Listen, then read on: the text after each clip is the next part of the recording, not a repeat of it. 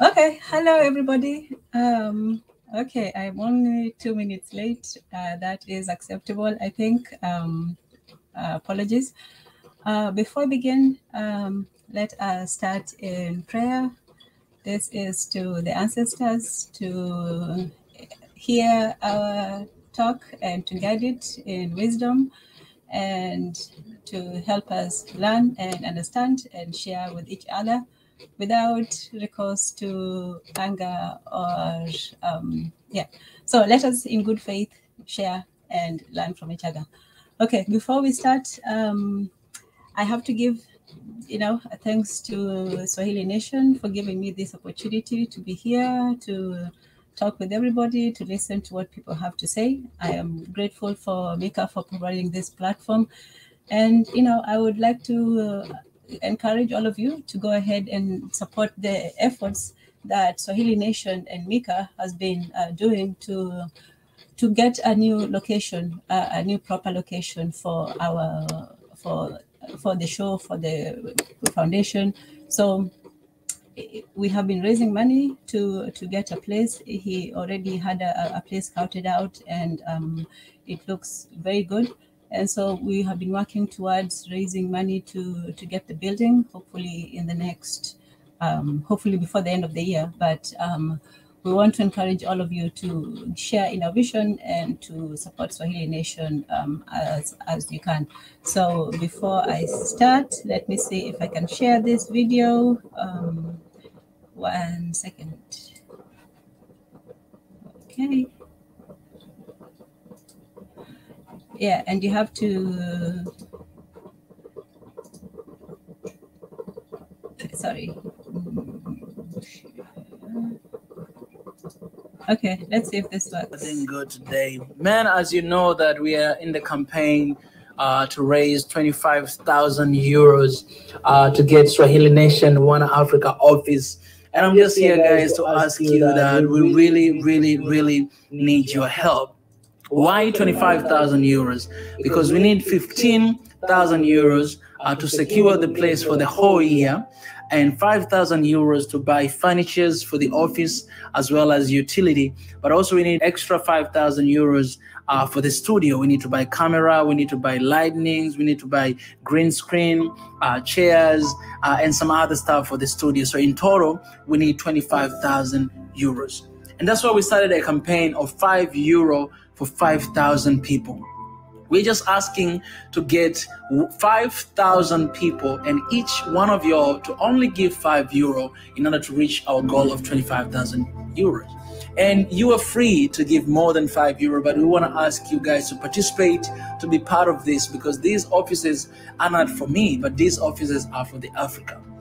You know, having offices and doing what we do, it will help us to do our work in a huge capacity, more than the way we do right now. Because all the time, I just do it from home. But there's a lot of things and a lot of opportunity they're passing by simply because you don't have office, the place where we can work. So we're asking you guys to join our hands and please be part of this change. We mentioned earlier that this is going to be the year of action. And guys, this is One Africa in action. Come and collaborate with us, do with us. And one thing I can promise you guys, every single euro that you will give, it will be used for a greater cause, for the office. And you guys will be able to see everything and all the reports and everything that is happening. We need you guys. We cannot do this without you. So please help us out. Until right now, we already raised 1,000, almost 1,500 euros. But the journey is still long. We still have like more than 24,000 euros to raise. So please help us to spread the word. Share the link of GoFundMe. Go to our page of GoFundMe. Just write Swahili Nation One Africa Funding. You'll see our page there on GoFundMe. And please donate anything you can, and we'll highly appreciate you. Thank you so much. Have a great day. I love you guys. Okay, so okay, so that is the quotation to help out with the funds. And sorry for the earlier noise. I am making coffee, and so it is bubbling, and I'm waiting for it. So, okay, so today's topic, Well, I couldn't come up with a name for it at first. It was simply, the second one, for polygamy that we started a few weeks ago, I think a month ago. And that one got a bit heated. I'm hoping this one won't be, and I'm hoping it won't be too long.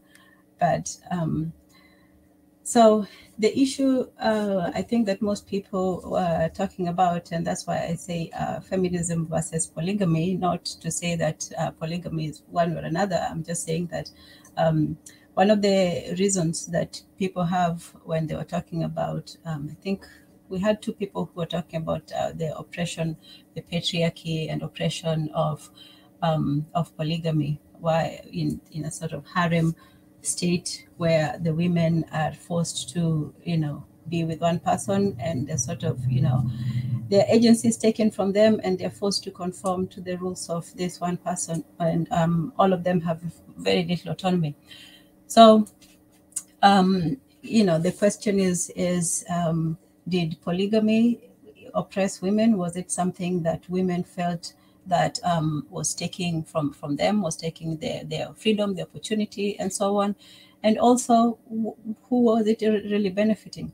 So we talked about whether it was, an African tradition or not. Some people agree, some people disagree. Some people say it was influenced by people who came from outside. Some people say that it was something that we used to practice. Some people say that it was a reaction to war or to calamities and population imbalances. So however you look at it, it is being practiced right now. There are a lot of places where it's still going on, either formally or informally. So it has been happening, and this was something that was even before colonization. So either it was something that maybe it was religious, brought in by religion earlier than colonization, or it's something that we practice. But either way, I don't think it matters that much. Not saying that it's not important. It's this, that African tradition has always been very adaptive, because it was more of an oral tradition. It was a sort of an active tradition. The traditions where they're set in stone, things are written, this way, and they shall be this way for the next 2,000 and forever years. But Africa, even though we were deeply, deeply conservative, and we focused on the past, and we had respect for the ancestors and the creation, all of that. But at the same time, because it was oral, it was subject to people, using it for their own, ends, interpreting it according to the times and means. So it was not fixed. And there were times when I'm sure that monogamy ruled the world, and nobody had more than, their fair share of wives. And maybe there was a time when necessity called for it, where maybe, as people said, when there was war and famine and the loss of lives and so on. So maybe there was a time when also that was expedient. So it doesn't, it matters, but it doesn't. The fact is that it has been practiced, and why it was practiced, we can debate whether it was good. We can also debate that, and whether we should practice it. That's the third one. So I think most people, when they look at when feminism, especially feminists, look at polygamy, they firstly, I don't really think that they are too rara for the institution of marriage, and definitely not for the multiplication of it. I think most feminists looked at marriage as a sort of a burden, a sort of imposition on the woman. Before I start, there was this really, really good what was it? Oh, so I don't know how many of you know of Alice Walker. She's The Color Purple. She is the lady who wrote the Color Purple, and she was really acclaimed for her work. So when Alice Walker, her daughter wrote a certain book about her, and it wasn't a book. I think she gave an interview, and it wasn't very flattering in the book. And she was talking about the relationship between her mother and herself. And and she was talking about how the feminists don't really like, motherhood. They don't like it as a, oh yes, here it is. Oh yes, so I'm reading from an article. I'll try to share it if I can. So the day feminist icon Alice Walker resigned as my mother. So this is a story written by her daughter. And we'll get to why it applies to polygamy. So she said that Walker's success as a campaigner was as a detriment to her mother. Let's see.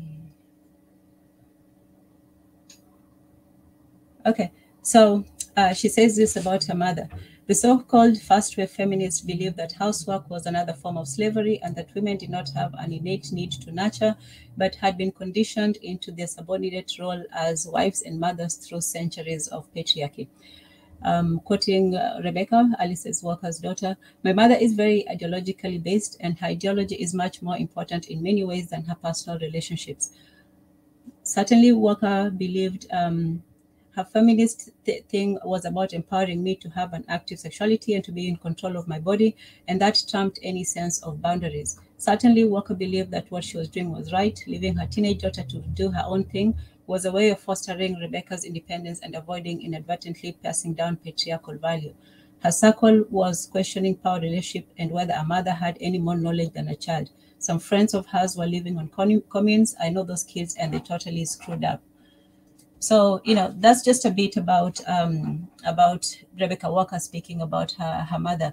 So to her mother and some of the feminists, the whole idea of marriage and children and motherhood and wifehood was almost looked down upon. It was something that they consider unnatural to women. They felt that the natural spirit that women had was something that was foisted to them by the patriarchy, and that women, if they were left to their own devices, would not want to be in such a system. And so one of the reasons that, some of the patriarchs, enforced this was by keeping women in the kitchen, by keeping them, tied down as mothers, keeping them as their property, as wives, and keeping them in their bondage and servitude as mothers. So for them, every form of feminine work or duty was looked upon as slavery. If they're from the domestic chores, from looking after children, from taking care of everything was considered slavery. And if there was anything good out of it, it was only because the woman had been so conditioned by by patriarchy, that she couldn't see that she was being oppressed. So in the last program, one of the main objections to polygamy, well, apart from the obvious one, was that it was an oppressive society. It oppressed women, and that women were under the patriarchy of a man. Several women under one man, or just individual men and individual women under one man. So in that terms, marriage is already patriarchal. So if you have marriage with multiple, women, that's even more patriarchal than regular marriage. And so, I can't say otherwise, or I somebody will have to explain a little bit more about that. But if you already have your assumption that marriage is inherently oppressive to women, then polygamy as well will be, because it multiplies the sin, so to speak.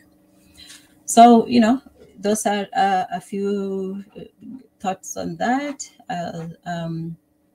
I still wanted to read a bit on what Miss Walker talked about her her relationship with her feminist mother. But let me go ahead and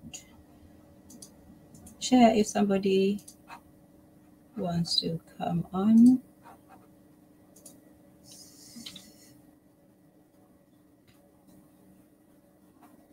Okay, we're there. Yes, so so Miss Walker was a very passionate feminist. I don't know how many of you have read the book. Not read the book. Oh, there was a book actually. There was a book and also there was a movie. So there was both. I don't know if I saw the movie, but there was a movie, and so in the movie it portrayed this. I think it was two sisters, and they were living in slavery times. And what's his name? This black actor. He was in Lethal Weapons. Well, he was the bad guy. He was sort of like the oppressor, and he was very mean to them. And I remember there was a scene where he was on horseback and he was riding and trying to, to get to, I think, to kidnap one of the women, and he separated them, and they went through a lot of hardship and so on. It was her and Whoopi and Oprah, they were in it. So in that movie, you could see that there was a lot of anger towards black men. There was, they were viewed as the ones who, did a lot of the wrong. They were the perpetrators of violence and so on. And you can see how maybe that colored her experiences. And I don't know too much about her. I can't say I'm an expert on Alice Walker, but from what her daughter said, she did not have a very good relationship with the men of her, of her people. So, she seemed very, in any case, she portrayed, most, some black men as very predatory, as very dangerous, and maybe that's why, she chose her partner that way. But in any case, she wasn't maternal. She wasn't, from what her daughter says, and you can never take, things too much at hand, because sometimes it's one person says this and the other person might say something else. But from what the daughter said, she wasn't a very warm mother. She let her do what she wanted, and just, let her be independent. And so that might have led to her making, deciding on her own what to do. And sometimes that might be good. It's good to give children that that independence, that choice, but it's also good to give children guidance. So if you give them choice without guidance, they'll end up lost and confused. If you give them guidance without choice, they'll feel, imprisoned. So you should give them one or the other, or a balance of both. So in any case, Alice Walker's, she was a feminist. She was married, that's another interesting thing, that feminists, they do get married. It's not an impossibility. They're not against marriage. That may be just the way it's practiced, but some of them do get married. She got divorced afterwards, but she was initially married. And, even in that, she was still very angry and bitter, and she wasn't very, maternal. She wasn't there for her daughter, from what her daughter said. And sometimes that also, in another part, she equates it with, being like her friend. She was one of those, your mother is your friend, not your mother, sort of thing. And that works sometimes, well, maybe not sometimes, but that doesn't work most of the time, because you can only be friends with somebody who is your equal. You cannot be friends with somebody who, you're either dependent on or you look up to give you, guidance, resources, and things like that. So you can never be friends with, you can't be friends with your children. Your children are there to, unless they're grown up children, where you feel that you have given them enough guidance for them to communicate as adults. Otherwise, no, you're still the parent. So a lot of people, in this age, they feel that, oh well, children nowadays know enough already, and I don't need to teach them all these things, and life will teach them. And life will teach them. But unfortunately, it won't teach them the things that you want them to learn. Sometimes it will teach them to be independent. Sometimes it will teach them to, not think for themselves. Oh, Hey, pro-Black perspective, good to see you. I have been here by myself, just talking away. Good to see you. Okay, trying to do 2 or 3 things at the same time. So you have Alice Walker. Her daughter was talking about growing up with her mother, and she was talking about how difficult it was to be in a place where her mother simply looked at her as a burden, looked at her as somebody who took her time and space and just wanted her to be by herself.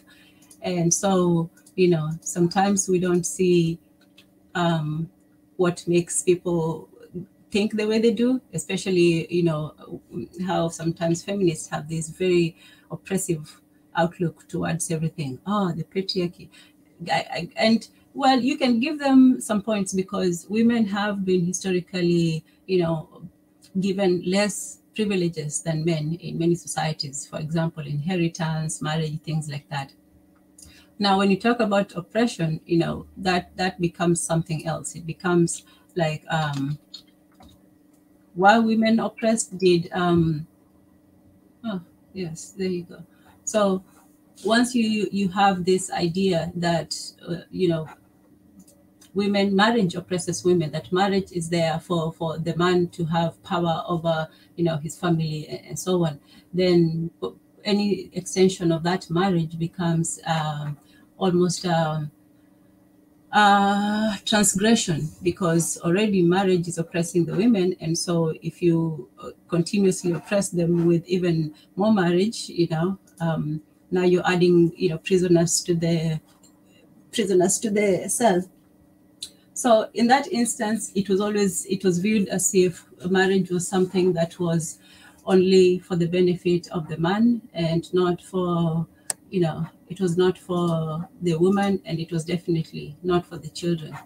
And that was not always the case. Sometimes, it was the women in some cases who actually chose to be in those sorts of relationships. Sometimes it was the women who, in African society, sometimes it was the women who chose the other women to be with them. So we talked about the African customs and when it comes to marriage. Now, there were different rules about it, but most of the time it was consensual and it was family based. It was based on the community where two families or two communities joined together and they had this open, social involvement, participation where everybody was involved. And that was applied for, the first wife. And so that was always something that women always had, that every party had the right to know what it is that they were getting into. The woman would be investigated. This one for the first marriage, we were not even into polygamy yet.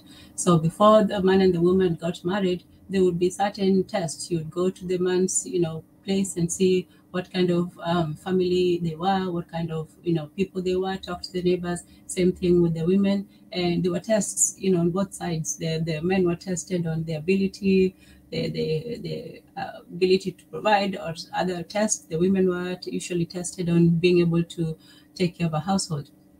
So marriage was a very important aspect of African life. It was taken very seriously, and it was done not on a whim, but on very many considerations, including, the dowry, including the celebrations, including all of those things. They were always a big consideration when it came to marriage. So polygamy was not something that was taken lightly. It wasn't something that somebody just went out and said, okay, here you go, I need a wife. It was something that, like I said, it was between family bonds. So if you're adding a third person to the family, you have to know that everybody has to get along. And the aspect of it was always that you had to keep peace. You had to be able to keep peace in your household, whether it was one or whether it was many.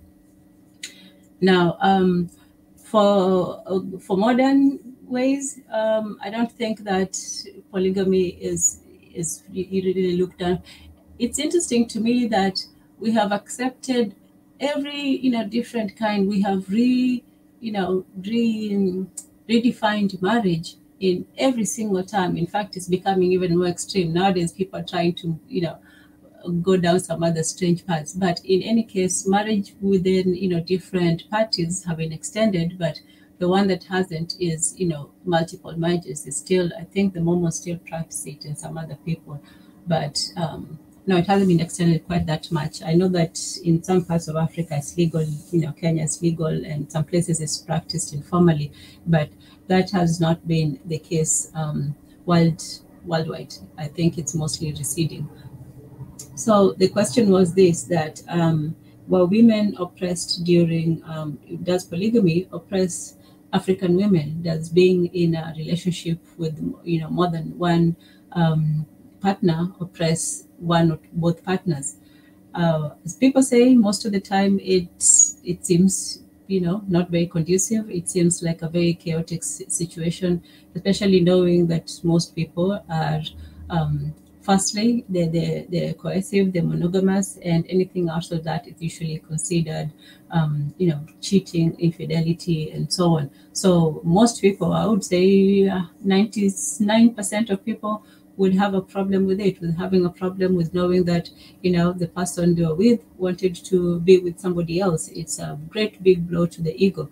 And so most people really wouldn't like it. It wouldn't be a first choice for most people, for anyone maybe.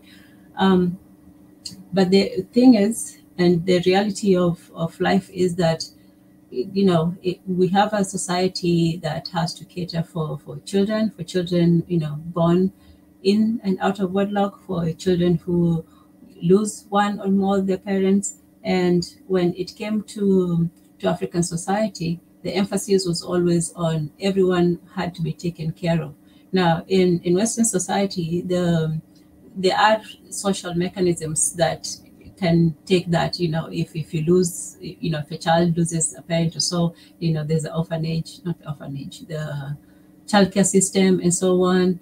Women, if they lose the spouses, they have the court system, the alimony or child custody system, child support system. There's programs in place so that if something happens to you, you won't fall completely through the cracks. And so people don't really have to come up with these structures on their own, because society already creates it for them. You don't have to worry too much if you lose your job tomorrow, or if something, well, you do have to worry a little bit, but it's not going to be the absolute end of the world. And I think that has maybe inured us to the realities of life, that if things are perfect, we wouldn't need any solutions. But since they're not, sometimes solutions have to be found. So one of those solutions was, now the problem also with polygamy, I would think, was the whole idea of that whole imbalance, that if somebody has more than their share, that others will lose theirs. And I don't know how the numbers work, but that seems like a fair enough assessment. So, when it comes to that issue, I'm not sure, whether that's a real argument, because we have seen societies where polygamy was practiced, not just in Africa, even in Arabia and other places. And I don't think there was ever a risk of things going, one way too much. I think the only places where that imbalance has occurred is when maybe it's a government mandated program, like maybe in, the one child policy. But most of the time, things do seem to work themselves out. Okay. At this point, let me just take a second to read from a very, very important document. I think everyone should read this one. The name it's written by a woman. Her name is Maureen Iketwonye. I hope I say that right. And she writes about womanhood. We touched on it a little bit on the first program. Womanhood as a contested space between local histories and global designs. Decolonizing Feminist Project document. So in the introduction, she says, what does it mean to be a woman today? Is it even possible to talk about women without the Me Too gender agenda preset narrative being dragged into the conversation? What cultural frame of reference do we use when we evoke juridical concepts like women's rights and the loaded implicit historical meanings? What ontological earthworks do Africans mobilize when we substitute our empirical genealogy with the dominant Western imported dreams one? Do African women really realize the implications of the Western self-fashioning corporal constraint inundating their minds? Oh, I know that's a lot. What she's saying is, do we really understand what we mean when we speak about being a woman, womanhood, femininity, all of that? Is it what we know to be that, or is it just a Western concept that we have seen through, media, education, and other forms of propaganda? So she says, we cannot discuss womanhood or personhood without the language and culture structuring the thinking of those that utter the words and the genealogy of the cultural imagery evoked in those utterances.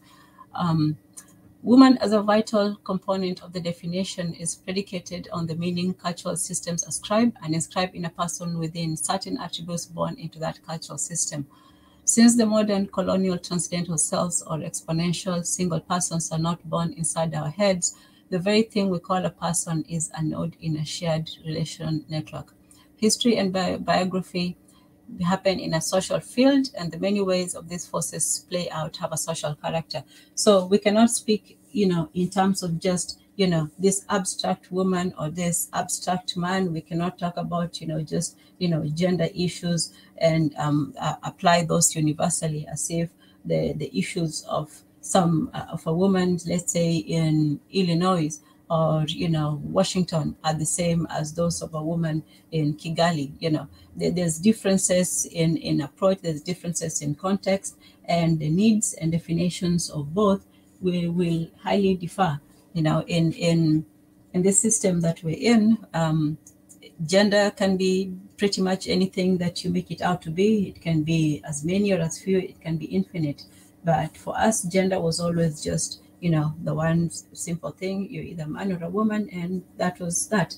So even in defining the terms, women's rights and things like that, we have to really know who's defining and whose definition are we using and in what context. Because the right of a woman in Africa, for example, 200 years ago, was she wanted land, she wanted a place to raise her children, she wanted to grow her crops, sell them in the market, or produce something with them, or weave, and so on. So those were her main concerns at the time. And who knows what the other, some people had the need to move from place to place, for the Maasai, for example. Some people needed different environments. So when we talk about the right of the women, every single woman has a different right, and the context matters, especially the concept of what a Western woman needs in modern terms is very different from the concept of what an African woman needed in, even in these times. So what she says is that the danger of neocolonization is the universalization of needs, of issues. So that the fact that this neocolonial transformation coincide with the brave new age of mindfulness, woke, wellness, love, self, pop, vegan, slay queen trend in an autistic environment is self-evidently Huxleyan. The crucial issue is therefore not gender per se, but what the physiognomic images or gender is a proxy of. Planetary delimitation designs from particular centers of calculation reloaded in the image of the universal woman or the Western standard model of modern colonial womanhood. So what we're saying now is that just like with the universality of the man, that all men are supposed to be one way or another, and all men are measured or, looked at supposedly, under the Western eyes, the same thing, goes with the women. So the standard of the universal woman becomes the Western standard model. So you see, people trying to, lighten or, have weaves that, blonde weaves and things like that. People try to have, these fake things that it's not really, it's not really them. It's a more westernized standard. So when that universal standard of femininity becomes the norm, then also the standardization of women's rights becomes also Western rights. So African women will look at their position in society and attribute that to a lack of power, a lack of influence, and say, well, we don't have what they have over there. Maybe that's why, we need to do things differently. And sometimes, you need to change to make things better, but not because your neighbor or somebody else is doing it. And so people tend to imitate, and sometimes they don't really understand what they're imitating, and they tend to go on with the wave of imitation. And so this is why we look at, the factors surrounding polygamy. Are we looking at it from a feminist viewpoint of oppression, or are we looking at it from a realistic viewpoint of African principles and what was there in place? So in looking at it from that standpoint, we can say, well, who did it really benefit? What was it there for? Was it just for the men to sit back and relax and have a good time? Or did the women also get something out of it? Because the first thing that you have to say is that it was not a forced relationship. It was not something that women were not dragged to go and become second wives. Well, that I know of. I know that maybe in some cases, maybe a war or, there are always exceptions to rules. But in most cases, all of these were voluntary agreements, and people did enter into them voluntarily. So on the outset of it, it doesn't look very oppressive, but then at the same time, somebody can say, well, you might be oppressed, but you might not know that you're oppressed. That's another thing. So, for example, when the feminist looks at women, at the traditional woman, she sees someone who is oppressed and she doesn't know that she is. She sees somebody who is a slave to domestic chores and to other needs, and she doesn't know it. And so it's the feminist's job to come and rescue her and to save her. And so that was the supposition of the feminists, that polygamy and marriage in itself was an oppressive state for women, and maybe not for men, I don't know, but it was certainly one for women. And so in order for a woman to be free, firstly, she had to throw off the burdens of marriage and that of womanhood, and she had to become sort of she had to become almost independent, and she had to throw off the shackles of the man, of the family. And so that led to the 60s, when people become really free, and they become well, it was 60s, so people just became this sexually revolutionized, and they say they were going to explore themselves and so on, or to explore life. And because they were trying to show, they were trying to undo what they call the shackles of purism, the 1950s old traditional wife. So that's what happens. It seems that in Western society, it always goes on a fling from one extreme. Either one person just goes all the way, or sometimes it goes to the other side where they just go all the way crazy. So in the 50s, it was and before that, it was very prudish, where you could only, do certain things. There were very many rules about what you could do and say in society and so on. And then after that, it was a very loose, you can do anything, be free, and that sort of thing. And after that, it became, maybe like in the middle, it became something like going back and forth between the two. I'm trying to share this screen. Let's see if it works. Okay, so yeah, so this is So this is Rebecca Walker. She talks about how Alice Walker touched a life generation of women, and she argued, Alice Walker argued that motherhood is a form of servitude, but one man didn't buy into Alice's beliefs, and that was her daughter, Rebecca. So she speaks about growing up in a very feminist household. She talked about, I was raised to believe that women need men like a fish needs a bicycle.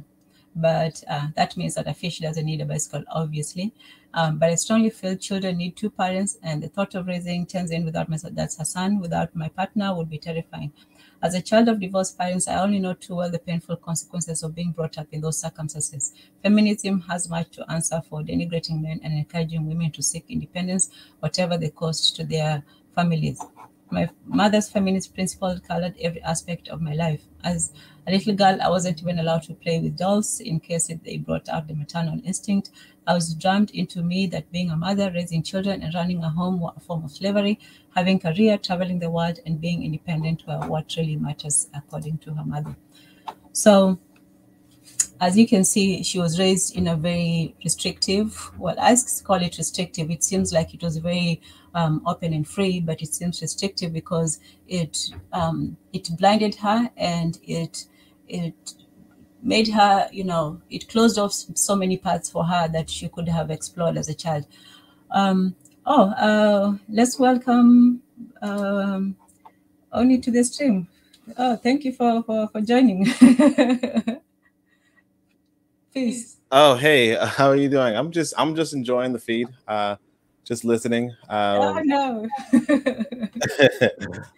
Yeah, just like I guess you're saying that feminism. I guess you're making the argument against feminism versus polygamy. Yes, but I'm saying it's not one-on-one, but yes, that's the argument. Okay. Well, I'm here to listen, here to enjoy. Okay, brother Oni, but I was hoping to get a break from talking to myself. That's God's work, not mine. But I'll continue. Let me just go through her article a little bit.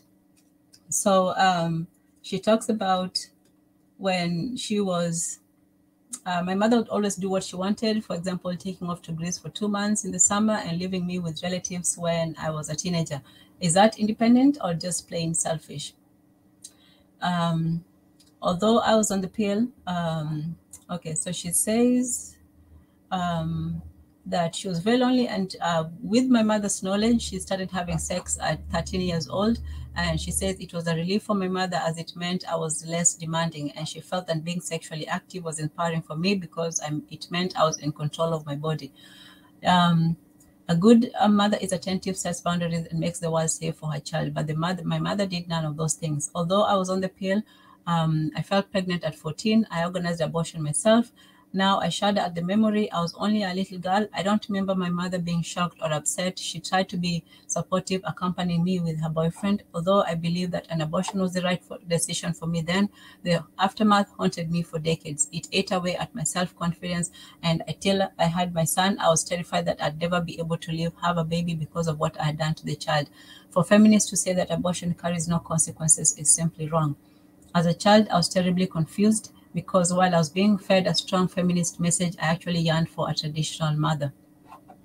So, sometimes some of the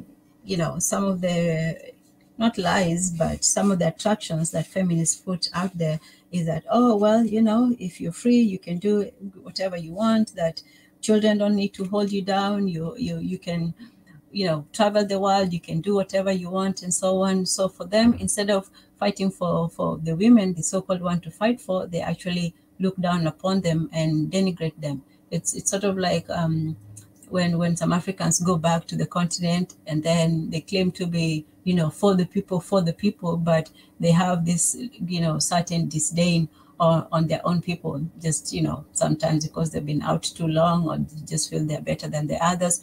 And, so feminists also have this attitude with traditional mothers, that they feel that even that role, even though they push for choice, they want choice in a particular direction. They want not the choice for life, but the choice to to choose death.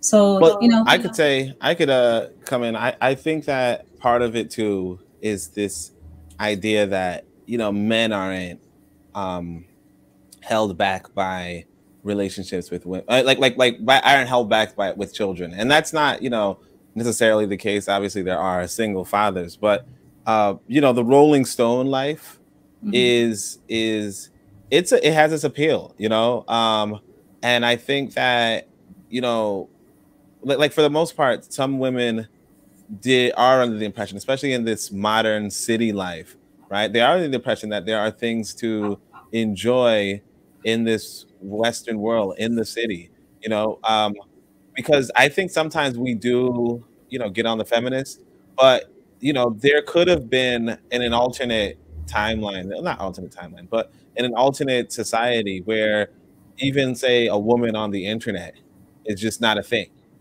you know and I mean, the suppression, or the not suppression, but yeah, kind of the suppression of the female, uh, or even the lack thereof now, is kind of like we do in some respects owe that to the feminists, whether they are the Western feminists or the African feminists, particularly if we're talking about in a Western nation, because again, not too many women would work, or not too many girls would learn how to read, let alone how to do math, and I think this what there's like it's unfortunate that struggle against that sort of a system may lead to a disdain of families and so forth, but it also becomes, well, do we really want our daughters to not be a part of the modern world,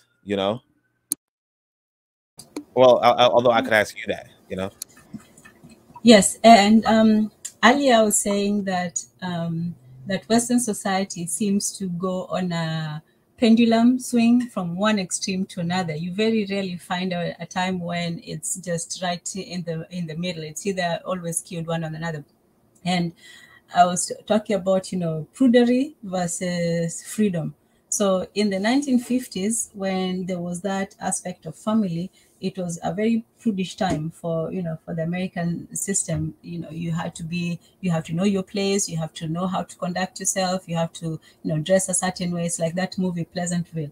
And so after a while, those chains sort of had to break loose, and then people just went crazy. And then the 60s came, and then it was just this sexual revolution where they just went overboard. So for them, it's either one or the other. When it comes to their treatment of women, it was just, from pure oppression. Like, the woman was property. Up to 1950s, a man was allowed to beat his wife with a prescribed cane. He couldn't kill her, but he could beat her, certainly. And this was in America. Not just that. In America, it was legal to, well, I mean, they wouldn't call it this, but it was legal to rape your wife, like just to force your wife to have sex with you.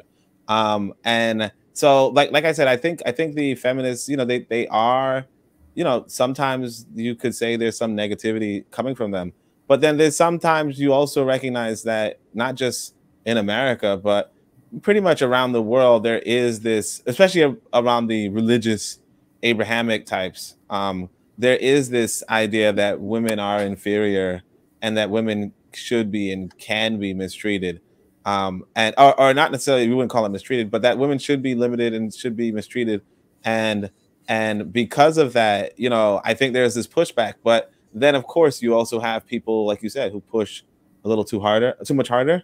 But that's, but like it's like, would you rather marry a person and then they could just force you to have sex whenever, or, and which, like, which doesn't, for the most part, it doesn't sound too bad, right? I mean, it doesn't sound too bad in the sense, like, what if you want to have sex with this person? But the reality is that if you don't want to have sex with this person, then, or if like I said, if there's a joke, well, I don't know if you call it a joke, but there's a popular joke among men, white men, which goes, what do you tell a woman with two black eyes, right? And it's like, nothing you haven't already told her twice, which is awful. But Wow. you know, I don't know why you find that funny, but but like it's awful. But the reality is that, you know, like this is where this feminist movement was gaining circulation, and now we kind of living in this time where it's like, hey, you know, maybe we want families, maybe we want so on and so forth. But they were coming out of a time where you could, you know, you could slap a woman across her face and it's like it meant nothing. It's like, you know, but of course, you know, these are the same people who were kicking black people in the street. So it's just, you know, to what extent do we look at to what extent do we look at the progress in a sense and not necessarily associate it with a regression, you know?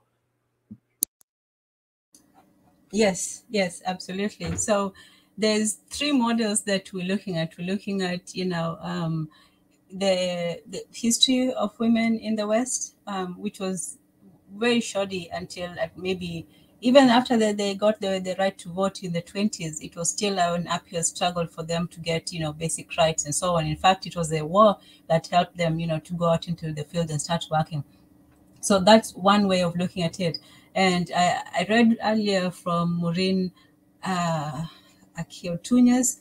She talked about womanhood as a contested space. So she's talking about how, you know, even Africans, we define our femininity, our womanhood, femininity, and our rights and struggles in a Western society, in a Western context. And so, you know, when we look at African polygamy, the African practice, that's what you know, the question is, was African polygamy also oppressive to the women as, you know, Western monogamy? Or, and I'm not saying that polygamy was everywhere present in Africa. I'm not saying that at all. In fact, even in the societies where it was practiced, it was very practiced by a small minority of men. But the practice was there. And whether it was traditional or not, I don't know whether we can go far enough for that. But the main argument against polygamy from the feminists was that polygamy was oppressive to women, that marriage itself was oppressive, but polygamy was particularly oppressive because, you know, instead of oppressing one man, you know, this one man got to oppress, you know, 6 or 7 or however many, you know, he had. What's your thought on that? Well, I would like to ask you, what does oppression mean to you? Well, I don't know. To me, I know to me that it means somebody is stopping you from doing something that you want to do. That's my lay woman's definition of it. The feminists, to them, it was maybe something similar.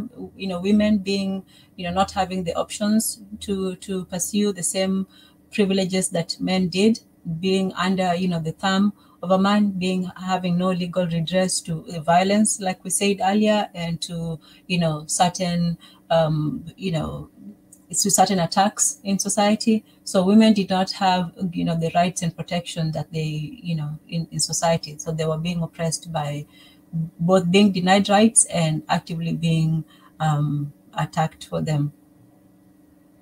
I could say this. I did have a friend who was like she was in a let's say her father was a polygamist, right? And so, you know, she obviously had multiple, you know, mothers in a sense, right? The thing about polygamy, as far as I can tell, or the thing about these sort of societies, and I do think that they are kind of linked to the Abrahamic religion as well. But the thing about these societies is that, you know, the choices that women have, the women that the woman that you would want if you were a man, the woman that you would want as a polygamous man would be, let's say, the 16, 17-year-old girl who doesn't go to school but has domestic training, right? Now, if she is satisfied with that, then you wouldn't necessarily call her oppressed. If that's all she can do in that community, which is, you know, marry a man and give her life to this man, then you wouldn't necessarily call her oppressed. But if she didn't want that, right, which it's not necessarily something that she, you know, it's not necessarily that something that you could expect somebody not to want, right? But in the event that she didn't want that, let's say, you know, the Westerners come along and say, well, you can go to school, you can read, you can watch movies, you can do this. You don't have to essentially be a domestic servant, right? If she has that inkling, which could be a perversion from the West, but still, then the argument for oppression, as in, you know, are you limiting these women, comes up, you know? And so I think that whether the like what we call oppression sometimes is, I think oppression sometimes is defined, I can't remember, I used to, you know, read feminist literature, right? But what we call oppression may be something along the lines of like you parallel to a cage, as to say, if you put a cage around a bird, right, is the bird oppressed? Now if the bird doesn't want to go anywhere, probably not. But if the bird does want to go somewhere, then yes, you know. And I think when it comes to a lot of these polygamous relations, these polygamous societies, especially the one that my friend was detailing to me, yeah, it's really kind of undereducated girls who then become like kind of domestic, like unpaid domestic servants, you know, who are like, you know, who have sex and, you know, have children and take care of those children, and of course the husband takes care of them. And I mean, is it, and now that might just be the way of the culture. So in that respect, you might say that's not oppression, that's just how we are, and that's fine. But I could also see how, if you're, particularly as the world is shifting towards, albeit by the Western hand, towards women being educated and women doing more than domestic labor, like would you then, you know, like, yeah, would I continue to say that that is, I mean, again, I don't know if I would say that's oppression, but I understand why somebody would say that, you know, girls kind of being bred to just breed and serve men is probably unfulfilling from the outside looking in, you know? As I say, would I personally go about with that kind of a life? You know, to be sure I'm being provided for, but would I want to live off of somebody else's labor and have no real say outside of my domestic situation and maybe going to the market? No, I wouldn't. But you know, again, like, am I just westernized is probably the I mean, like you could just, like, somebody could just argue, hey, well, you're just westernized and that's why you don't want it. But I mean, yeah, so that's pretty much my thoughts, especially considering what my friend, you know, reported. So how come you say that it's for, you know, the uneducated, or for the lady who was uneducated? You don't think educated women can be domestic? Do you say I don't think that women could be domestic, you said? Educated women can be domestic. You say that to get such a wife, you would probably go find a young, naive girl who didn't have too much education but was good in domestic affairs. But are you saying that educated women are not good at domestic stuff? Well, that, I think that, I'm not saying that they're not good at it, but it might be that, like, realistically, if, like, let's say if you're a man, probably you would, like, if you're a man looking to have the most amount of children, and pretty much have a domestic servant for a wife, yeah, you would probably want an uneducated woman. Wow, you're sounding more and more feminist, because that was their exact objection to marriage, not even polygamy, was that marriage made a woman into an unpaid domestic servant, a slave, in fact. I'm speaking as a man. I would say that, like, realistically, because I did go to the continent, you know, and I did notice that, like, some of the women around there, that if you were a well-to-do man, right? Mm-hmm. Yeah, actually, ideally, you would want like a housekeeper, you know, like you would want a housekeeper, you know, like I don't know anybody who doesn't want a housekeeper. You know what I mean? Like even rich people want housekeepers. So I think that if you can get a housekeeper, and you can have sex with them and you don't have to pay them, that's a pretty good deal for anybody. But the question is, what person in their right mind would agree to that? And it's like probably somebody who was undereducated, you know, not to say that. But what difference is that and a wife? You said Exactly. Yeah. So I mean, like ideally, I mean, I'm saying like for instance, I was involved with an educated woman the other day. I was, and I tell you, I sat down. I sat down with my food. You know, I'm watching a. I think she was working her job. I was visiting. You know, I was kind of bored because she's working for 8 hours, which was really boring. So I decided to, you know, binge on Netflix, some fantasy series. I'm eating my food. You know, food's gone. You know, breakfast is finished. I leave the plate on the table, right? And she comes down and is like, "Take your plate up." And you know, I got nothing wrong with the plate, you know, because women and men kind of clean differently. You know, I mean, I don't see anything wrong with a plate in front of me and a cup of drink, whatever. Um, she's allowed me to get at the plate, and then you know, when it's time to, you know, cook, she does cook, but she tells me to clean up beforehand and all that kind of stuff. And her excuse is, "Look, I was working. I'm at work. I can't clean. You have to share in the cleaning duties." Well, you know, and so on and so forth. And the reality is that if like realistically speaking, would I have preferred if I was sitting down watching a show, some woman came over, cleaned for me, cooked for me, you know, you know, and I didn't have to do it.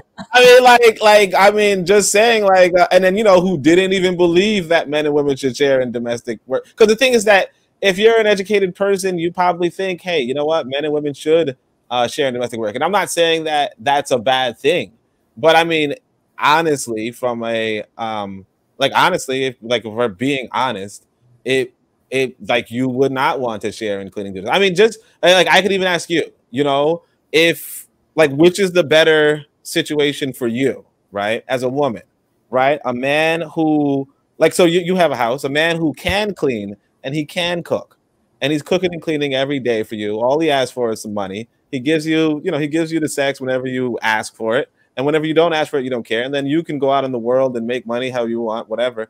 But pretty much he's just there existing and taking care of your kids and so on and so forth. Like, what's the better deal for? I mean, compared against the guy who works as well, but you both kind of work, you know, kind of like, you know, you both kind of work the same. So he's like, hey, look, let's share in cooking and cleaning, and let's you know, let's pretty much share everything evenly, and you know, we can have our conversations, but when we have our conversations, if we don't agree, then we're going to squabble, like, you know, like we're going to disagree openly and all that kind of stuff. And he's not necessarily going to listen to you. You're not necessarily going to listen to him, and you guys have that kind of stress there. Um, which is better, the servant or the kind of the equal in a sense? oh, the latter, definitely. You You know, like the equal? the one who goes and does something and comes back at the end of the day. Not the one I leave in the morning and find him the same place. The same place, but cleans your house and take care of your kid. So you want to share? You want to share in taking care of the kid? No, because Wait, it's not do just you about, want to share and taking care of the kid, or would you rather somebody else take care of your kids for you? I would like somebody to help take care of the kids. I think that Okay, well, this is you know. So the story of polygamy, I don't know if you remember from. I think it was Kenyatta says it right in the Mau Mau. No, Kenyatta. He says that originally women were in control, and then the men got all the women pregnant at the same time and took control, and then that's kind of like how polygamy came about in among his people, the Kikuyu or something, right? Now I don't. Obviously, it's a false story, but what you just said kind of explains because every man is like, you know what, I do want somebody to do all this shit for me. What are you talking about? Why would I want to quarrel and fight, you know, have political debates and all that? No, I'd rather some woman like some woman readily available, you know, when I want sex, she's there. You're saying you rather bargain for sex and you want to share in school duties, you want to share in parenting duties, you want to share in cooking and cleaning. Like, okay, well, I mean, if like I said, if I was involved with a woman who said she wanted to share, she would rather share than have one person do it, I would say, well, why don't you do it? I mean, like personally, and I think women and men kind of are built different in that sense that women do clean differently. They do, they do clean differently. Like I said, I think, like I have a cup in front of me right now that I had left out earlier. Like I don't care about a cup, but a woman might say, "Why are you so nasty? Pick up that damn cup," you know? And like some women, the subservient women, may say, I'll pick up the cup for you, because it's not that big a deal. But a woman who is educated may say, look, you need to clean up after yourself, right? You know, and yeah, if I'm a well-to-do man, right, and a woman, especially a woman of low means, is telling me that I have to do my equal share, you know, yeah, that's not it. And then, and if a woman is using the excuse that she's earning more than me, or even that she earns, or that she's busy with work, and again, like you now have a woman who's away at work and all that sort of stuff.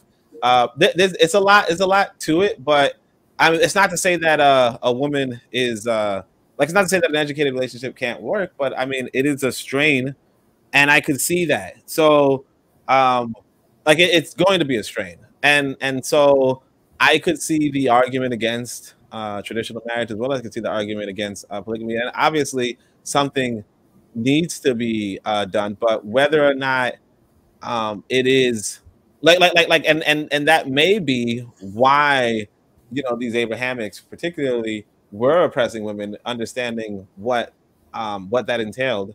You know, particularly if one person was an earner versus the other person, and then why you would want one person as the earner versus the other person.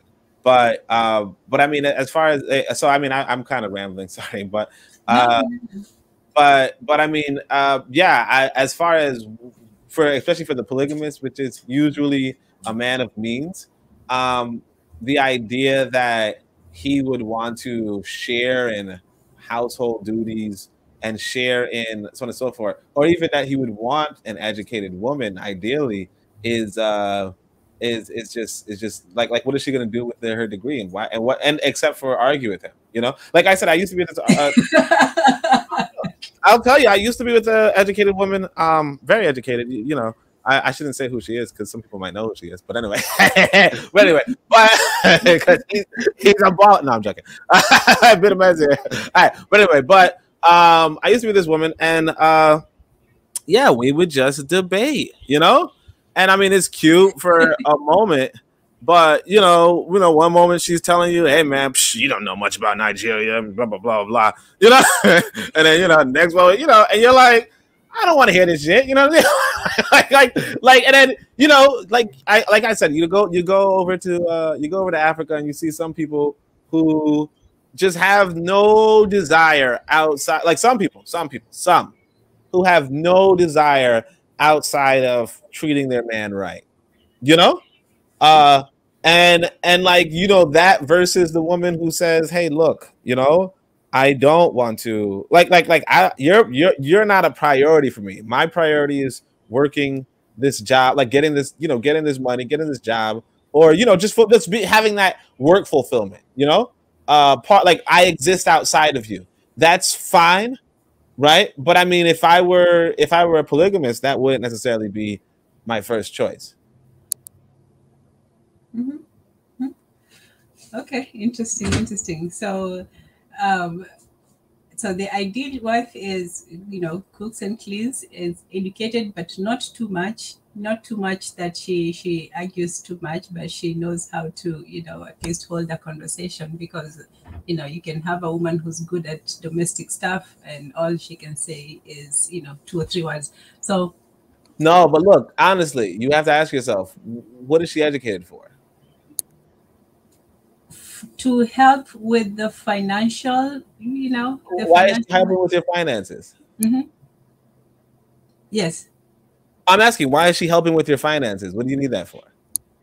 Well, because in this system, I don't, most people's income, one of the reasons why people get into marriage is to pool resources. And so if you have 2 people working, that is more than, just the one individually. So yeah, you wouldn't, in the polygamous, real polygamous examples, you don't have 2 people working, or let's say, like, I'll use my friend, they're in the Sudan, I guess.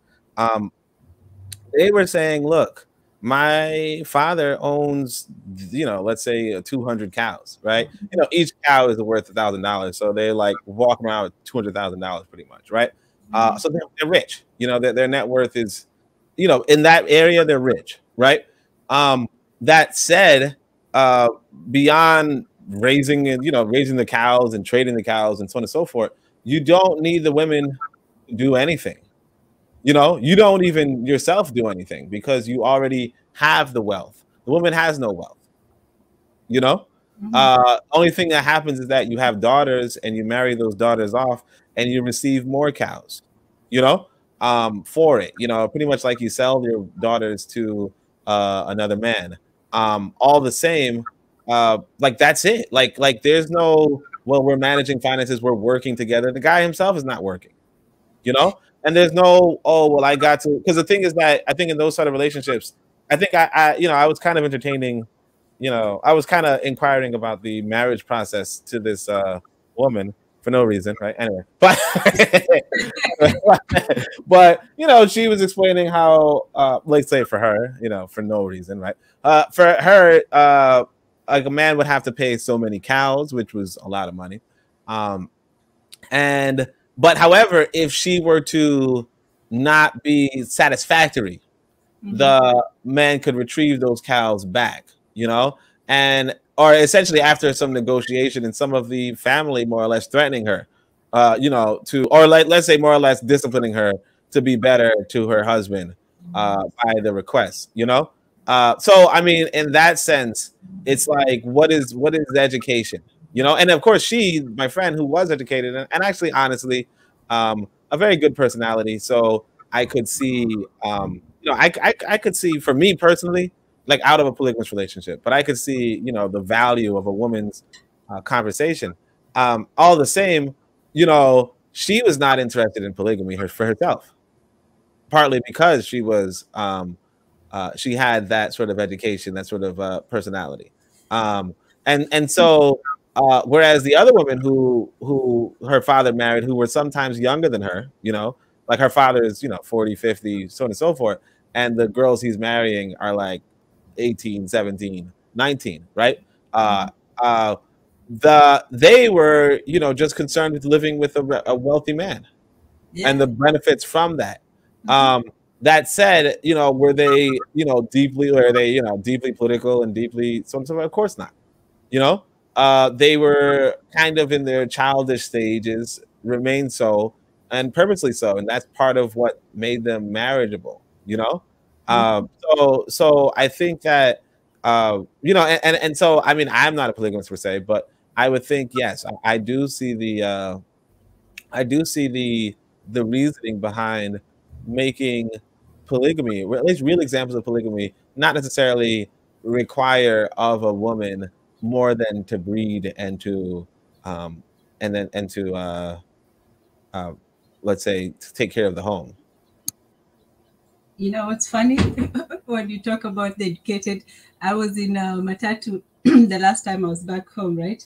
And then there was a debate on the radio about whether to, because what was happening was people are meeting in university, college, and so on, and then they work for some time, or if they don't find a job or the man is working, then they send the woman to continue and get her master's degree. So let's say they met in when they were doing their BAs, and then now the man sends the woman to do her BA. And the question was, would you send your woman to be educated? And then this man said, no, you send them to go get their masters, and they come back and now they think they're your masters. I mean, he's not. There's no cap. I mean, I mean that like I mean that the thing I'll say is this. I'll say is this. I don't. No, I'll tell you this. Realistically, I'll tell you this.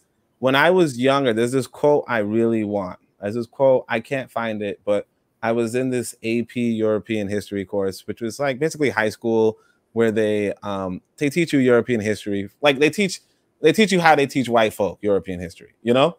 And so I come across this quote and I didn't find it again, but there's this white guy from way back who says he doesn't want to educate people, right? Because when you educate people, and he's in Europe, when you educate people, they do not want to work. You know what I mean? So like, for instance, somebody with my degree and background does not want to be a coal miner. You know what I mean? Because, you know, I mean, for those people who don't know, I like studied, let's just say I studied physics, right?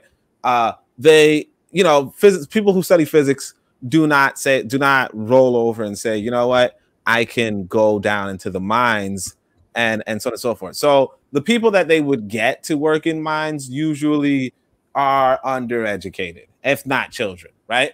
And that's kind of the same principle with if you're trying to take advantage of people, or basically one of the things that education does is, and I think Nyere says this as well, but one of the things that education does is it kind of teaches you to not get taken advantage of, or not to be in that oppressive situation. So I mean, yeah, when the man says, you know, when that man in the radio says, hey, look, you know, women go get their masters and then think they're your masters. That's exactly what education is. Like that's part of what, not, I don't want to say Western education in particular specific, but that's part of what education will do. It will, and so if you want us, like if you you're in this existence as a human being, right? If you want to take advantage of other people, which some people do, and that's part of, I think polygamy does have a part in wanting to take advantage of people, right?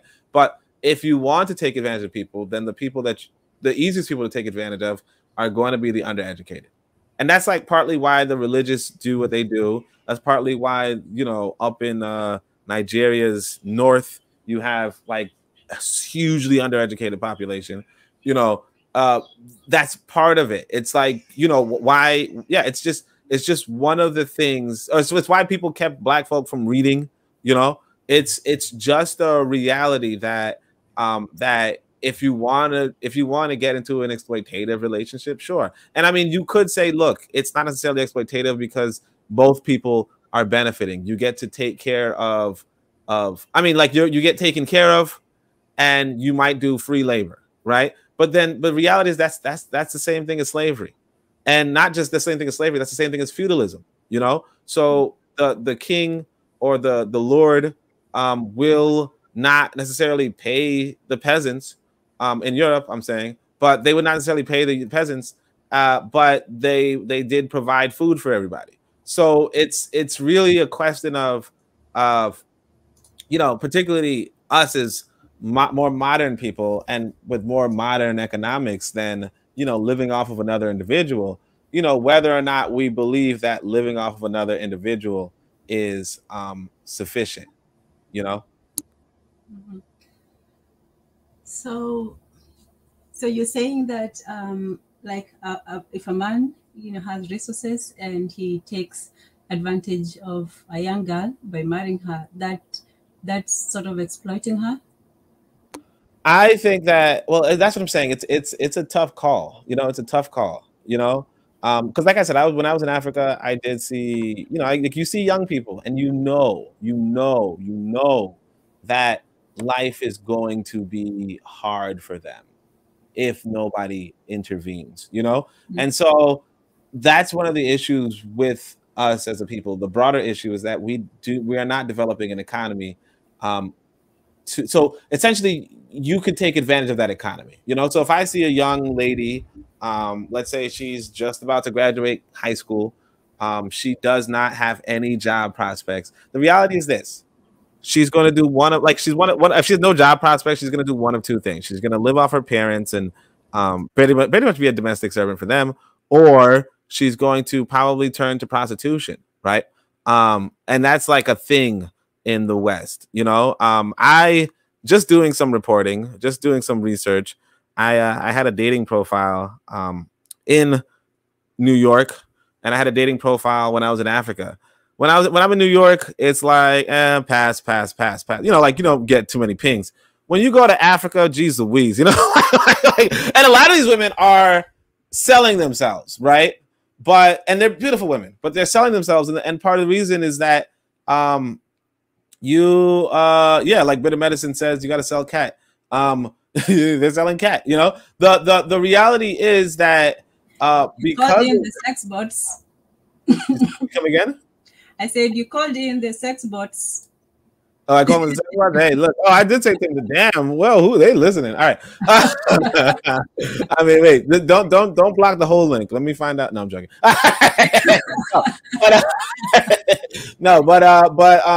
No, seriously. The way how it is that you know, because the market is lack. So if a man, so like you said, if a man comes along and pretty much saves a woman from prostitution so that he could be her prostitute, you know, is he doing a good thing, or is it just taking advantage of a wider flaw in a broken system, you know? And I think that's really what it comes to. If the economy is such that wealth is in cows, and only men can own cows, right? And the daughters do not inherit anything. Then if another man comes along with a big ranch and he says, I want your daughter, and he gives the other guy cows for his daughter, you're saying, I mean, you could say, hey, he's not exploiting them. That's just the system. But at the end of the day, it's like, well, why don't these women have cows?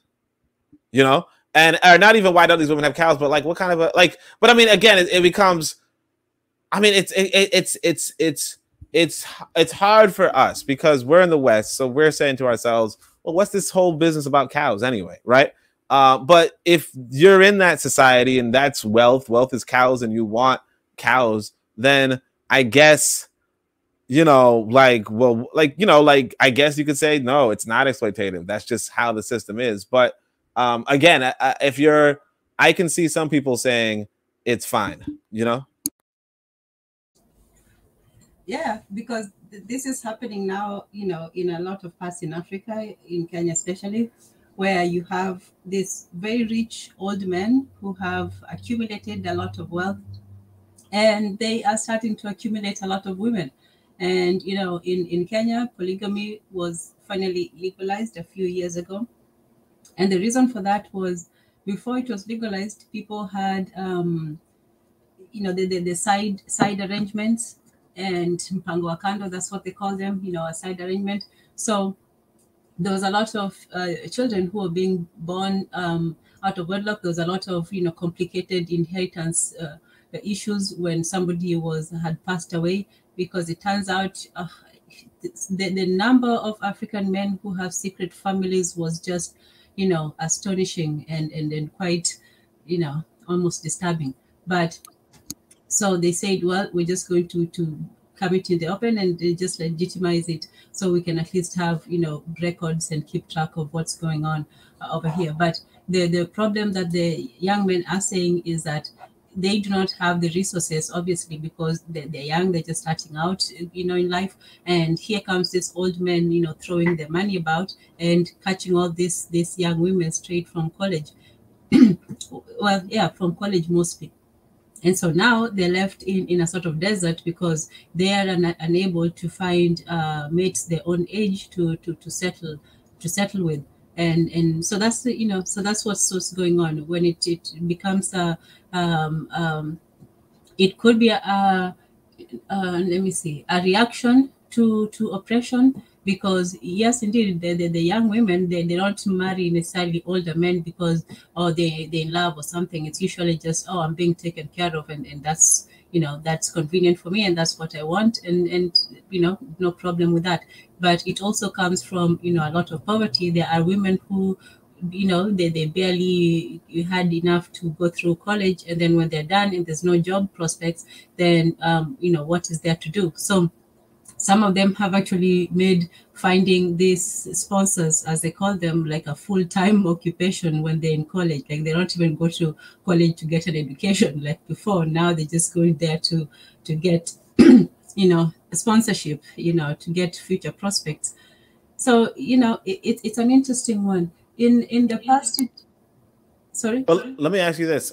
So do you find it exploitative? In this system, yes. Yes, I do. And that's why... Feminist. I'm joking. Got him. No, I'm joking. That is not fair. But in this system, I do. And because in this system, it's based on economic incentives, financial incentives. And I don't believe that is what it, or not entirely based on, because what you see here is just a transaction of it's really sometimes just legalized, you know, legitimized prostitution, because you're just exchanging your body for your money, for his money. And so, but not necessarily, because there is also the social status. So it's not exactly the same, because that social status is also important. That's the difference between, you know, a regular lady of the night and a lady of the day. So it's not entirely that, but when it comes down to the brass tacks, that's the transaction. You're getting a good life for, for, yeah, what are you getting it for? You're getting a good life, huh? That's what I'm saying, though. It's like, it's hard to say. Again, so I think there was this one person did a study. I can't remember the percent, but it was a tremendous percent. I think it might have been Kenya, but they were saying a tremendous percent of girls between 14 and 17 were engaged in prostitution, you know? And basically what would happen was that these Westerners, these, you know, Italian men, these, you know, I don't want to say Russian, but sure, Russian men and, you know, American men and English men would go down to bars and they would solicit minors, more or less, for sex. And this they did with their parents, the parents knowing what their children were up to. But this is how the money comes in. And so the reality, I'd say, yes, this is exploitation, you know? And then, you know, if one of these men are to come along and say, hey, look, I have money and you have a body that I can use. Therefore, you know, either be my single wife or be a part of my harem, right? Then I would still think that that is a prostitution arrangement. I think it might be a little more dignified. All right, I'll say it's still exploitation. I think it might be a little more dignified, but it is like, I believe it's the same thing, right? But of course, you know, unfortunately, when we talk about exploitation, you know, we also extend it towards, you know, even realistically speaking, somebody has capital and somebody has labor, you know, and so they have the money, we have the body, and they tell us go work and do this. So and obviously, you know, that's just almost an exaggeration. You know, some people will use it as an extreme and say that every capitalist exploits every, you know, labor, proletariat, or, you know, every bourgeoisie exploits, you know, and I don't necessarily subscribe to that, but I also realize I don't subscribe to that extreme, and I could also see how the marriage example can be seen as extreme, but then it comes back to, well, what is the real practice? And I think the real practice is kind of how you said it is, where it's men up there in age who have accumulated wealth, who are then taking up the young ladies at the expense of the young men, right? And sometimes the young men are going to get in trouble sneaking into this old man's house to mess with his women. You know, but I mean, it's funny until the boys get killed, you know. But the thing is that yeah, I mean, this is the one like, I'm talking about. Do I know the one you're talking about? The video, you know, I hate to even bring up his name, but no. Yeah, but that video. A video of what? Of what's his name? There was this older guy with a young woman in the house, and you know that R. Kelly is in pom pom pom. Oh, R. Kelly, yeah, okay. What the hell is going on between the two? All right, let me stop. Baby, wait. No, let me stop. Okay. But I remember that from when I was a kid. But yeah, the Isley Brothers, sure. Yeah, I guess kind of like that. But you're contagious. All right, let me stop. Why would you bring that up? All right. Okay. The young man sneaking into the house of the older guy. I'm talking about traditional Africa, not you know, these dudes. But all right, I don't do R. Kelly. I'm sorry. No, I know, that's why I say I hate to bring it up. Yeah, he's a mess. That boy needs to find a toilet. But I mean, that's also another example. He's a rich man who would take advantage of a minor, and it's like, you know, as other people would say, like, would an educated person be urinated on? Probably not, you know? Like, probably not. It'd be like, hey, bathroom's over there, man. You know what I'm saying? But But like, yeah, if you don't speak back, you don't talk up, you don't speak up for yourself, then yeah, you can be used by somebody with money. And part of me is and I think like when it comes to, because like some people might see the labor example and say, well, they're using us for money, but technically they're, obviously there's that, like, that's transactional, but it also has some sort of historic, like it has some sort of basis, right? Whereas this marriage thing, I come think again? what you said earlier about the difference between what is it, a prostitute and maybe a concubine, is that one has slightly more dignity. Was it a concubine or a wife? Something like that. But and I think that's very important. I don't think that we should dismiss that whole dignity part, because that's the difference also between you know that's what gives an employee even that thing that they go to work every day, because there's still some dignity in that work. There's still some dignity in the title, in all that. You may be doing demonic work, but you're still doing, you still have a title, you still have a certain position within society. So that alone gives you, that moral boost, that, that extra stuff that you don't get just from your salary. So you get that social dignity to it. So it's very important also when it comes with the women, that if they're performing a certain service, that it comes with the dignity. The reason why two women can be performing the same thing, but one is looked down upon, is one is getting paid, instantly, and another one has a credit card written out in her name. So, it's similar things, but it's how society perceives you. And so in terms of, being an employee under capitalism, even if the work itself is demeaning, the title or the position is still given some sort of value.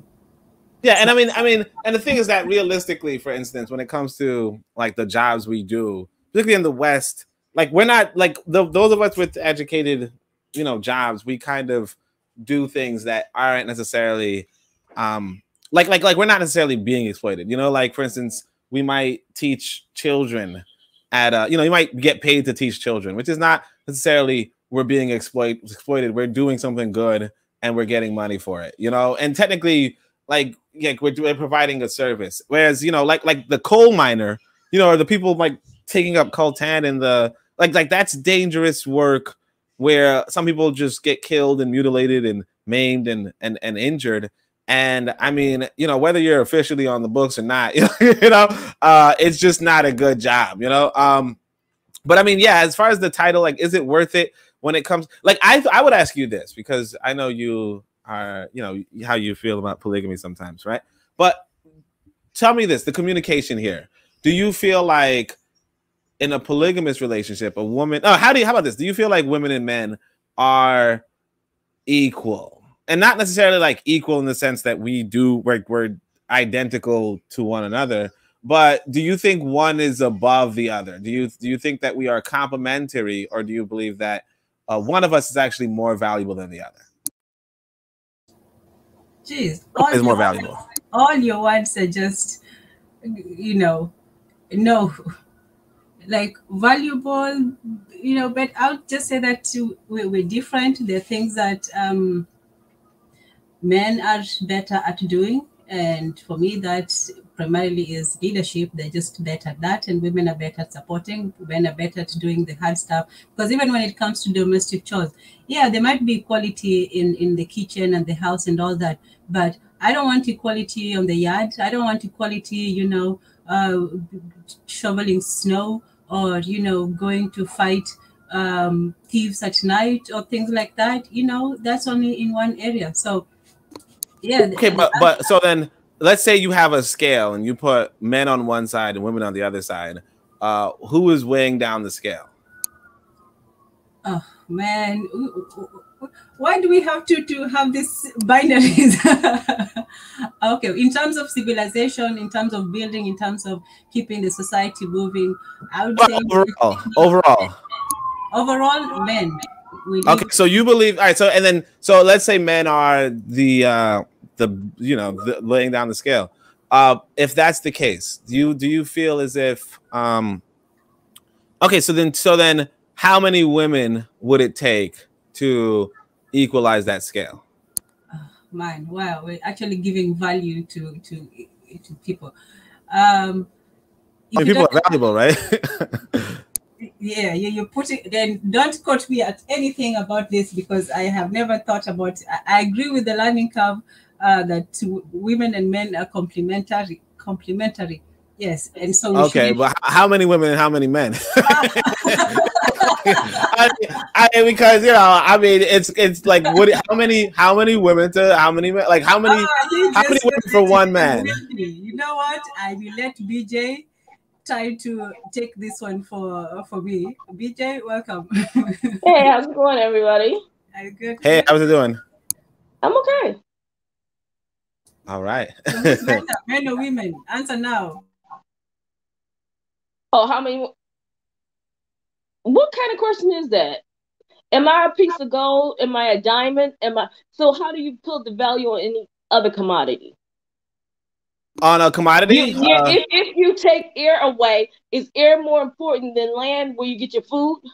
They both have equal. Either one, you can't survive without air, and you can't survive without land that's going to give you food. So take one of them away and see how you're going to survive.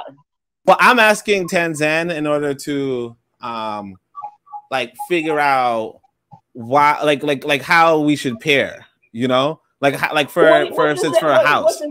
How should you pair? What does that mean? Okay, so basically, I think it's monogamy versus polygamy. You know, and the idea. So you're saying polygamy. So tell me what the man is going to do in that role to raise all his children equally, and to treat polygamy. All his wives equally. Well, that's what I'm saying. I'm not saying polygamy. I'm asking Tanzan about polygamy. And well, I was just asking you, how does that work? Me? I'm not the polygamist. That's why I'm asking Tanzan. So Tanzan, how does that work? How do you get equality in an unequal scenario? Yeah, how do you get equality? Well, I wasn't going for equality. I was just going for efficiency. And I meant equality for the women, because you got this one man and you got 5 wives. How is that going to? And then all the children that will come down. How do you find equality within that? How do you prevent the one wife is getting more attention, she's getting more access to the husband? Then what about the other 4? What about the kids? Do they look at that differently? How did all that work? I mean, because back in the day, I sort of could see where you had all this land and you needed lots of kids for the farming, and that's what we had large families back in the day. But now, is the majority of the people still working on the farms? No, they're not. So how does it work and how to make it equal? Well, I would say this, that it's not, I wouldn't say that the goal is for equality. I would say that the goal is for community. And in terms of, preferring, preference, this, whether one woman will have more than the other, I think the analogy I would give is that one of children, that even if you have, let's say, 2, 5, 7 children, you're always going to love them all, the same but differently. Well, ideally, but you're not going to be worried that, oh, if I get a second child, I love my first child a little bit less, and so on. So I think that's what I would say about that. Does that sort of say something? And then there were also rules. From what I knew with the women actually had, they would sit together and they would decide when somebody would get, the man, when it was their turn, when it was convenient for them. Like if a woman was going through, her time or whatever, or she was pregnant or something like that, then the other women. So there was some sort of arrangement between all parties. And yeah. But can we have that same scenario in the world we're living in now with all the internal conflicts, because we're not unified. We don't work as a team. Just within your regular family, there's conflict because, I deserve more versus you. Why is daddy taking you out and I'm not? I mean, and these things carry through versus, where you say we're all for one. Well, she needs the time now because she's going through this. We'll get our turn later. You don't see that anymore. It's all about me, me, me, me, me, me, me.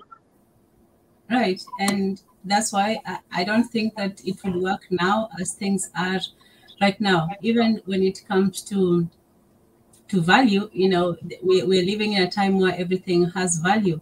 And if you do that, people are going to just see it in terms of value, in terms of money, in terms of what can I get for myself, not in terms of what can I give and bring into, the community.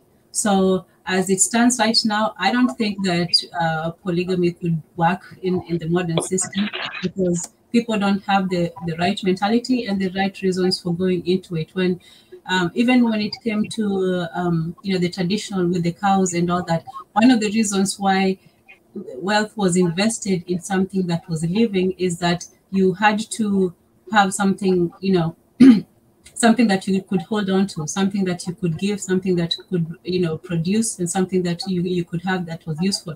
And cattle are very useful during the lifetime and even afterwards. So it was something that kept on giving, but your wealth at the same time was limited. You couldn't get, a billion cows. It was limited by the number of land and by nature and all those things. So wealth was still, manageable. Wealth was not something that was just wildly, all over the place. So in that terms, people didn't look at wealth as something like, oh, a woman says, oh, if I share the wealth, I'll get less of it. In fact, for most people, ironically, the more women a man had, the more women were attracted to him. There's a guy right now who has like 100 wives, and he's still getting married to more. Like, what are you all thinking? But that's how it was. It was just people were not looking at it as, what am I going to get? Is they're saying, this man is successful, I want to be a part of it.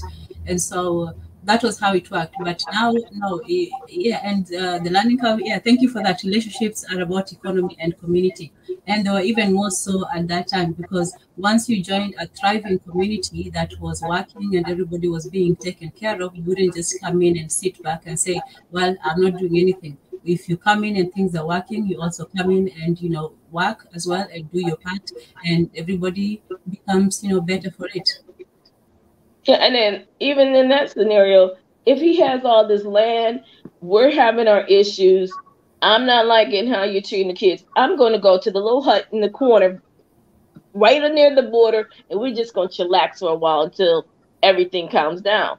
Nowadays, you're living in a 3,000, maybe 4,000 square foot house. What are you going to have? That is very true. There would be nowhere to go chill out after a heated one. So yeah, for so many reasons and more, it wouldn't work in the situation. And also, even just the idea, it's not just the women that have a wrong orientation, especially about working with other women. The first thing that a woman would say, well, oh, I have to share with another woman. And not that the aspect of competition between women does not exist. In fact, for a lot of the the tribes, the co-wife was actually called the jealous one, or the one that I feel jealousy towards. So the jealousy was acknowledged. It wasn't like women were saints at the time or something. But at the same time, there were ways of resolving certain issues, of either bringing people together or having them, live separately apart. There was, arrangements where they would all be in one compound and they would share, eat together, all that. And there was ones that, every woman had her own space, her own household and compound.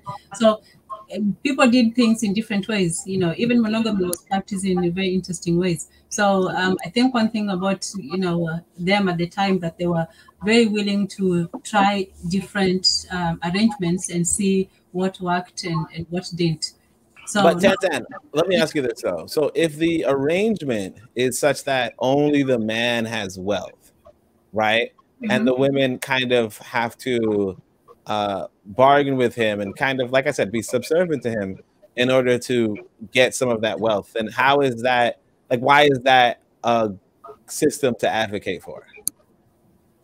well, because they're getting his wealth and they're also making their own. And they're getting... How are they making their own wealth? Because they also had their ways of making money. They were workers. They would go to the farms and produce. The women were weavers and baskets. They had skills. Skills for whom? For themselves and the household.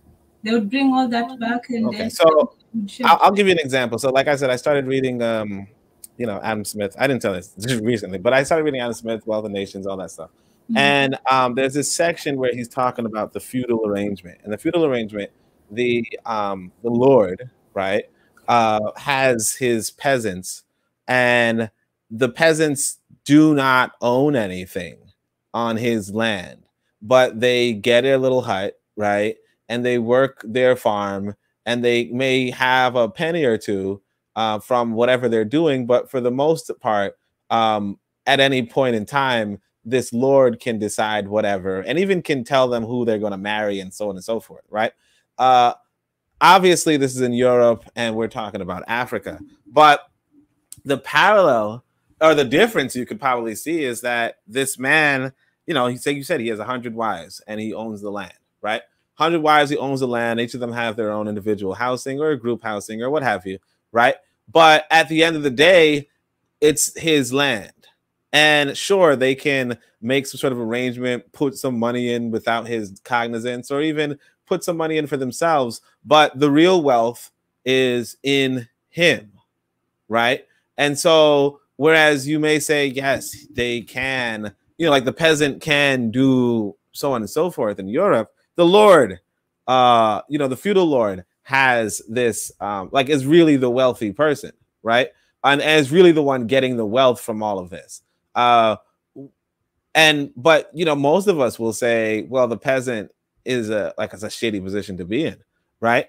Especially if you're comparing it to the Lord. So now going to the woman versus the man, you're saying, or you're suggesting that in the example that the women are basically living off of the wealth of somebody else based off of the societal construct that, for what it's worth, really limits the wealth of women, right?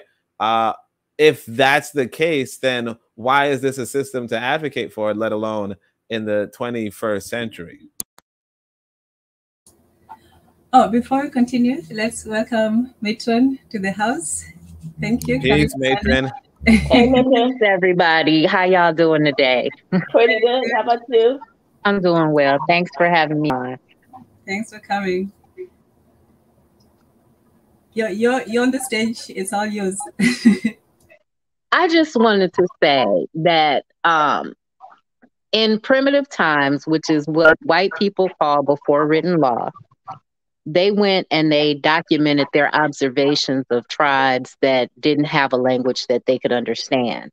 And everybody, especially in Asiatic cultures, I guess, and in African cultures, they lived, every household lived the situation that was best for them. So when a woman married up into a different familial group that had more wealth and resources and things like that, she was usually forced to stay with that family. But in families where it was a more lateral move for her economically, she could work in her husband's household and enrich him, but she could also go back to her father's household when things went wrong, and she could enrich that family, which she still had an inheritance in.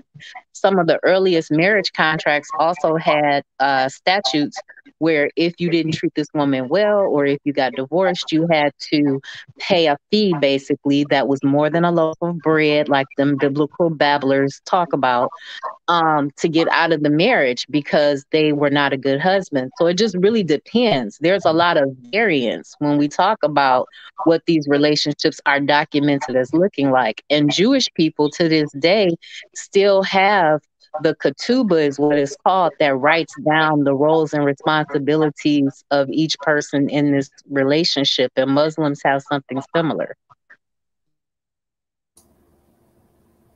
Yeah, yes, they do. Yes, they do. I know that Muslims also have certain injunctions against or for, you know, how the marriage is supposed to be run. I know that when it came to women, you said a very important point that she could either build her husband's wealth or her father's wealth, and so when Oni was saying, well, the man has it, the woman doesn't have any wealth. For me, it wasn't so much, you know, split like, oh, this is the man's wealth, this is the woman's wealth. You know, the wealth was part of the community that you're in. So whether you're in your father's house or in your husband, you are always part and privy and you know, had that wealth accessible to you. It was not, you know, delineated that very sharply between, you know, the man and the woman. And you would have yours, but you'd be a part of a community. Yeah. So it's like the households, and it was like it was for the people within the household, and everybody benefited from it. Yeah, to a great extent. To a great extent. So, Oni, did that answer your question a little bit? I mean, I think again, I'll say it this way, because I reminded, I forgot that we well, I think Matron mentioned the Jews, and I had to look up. There's this prayer that they have, this morning blessing.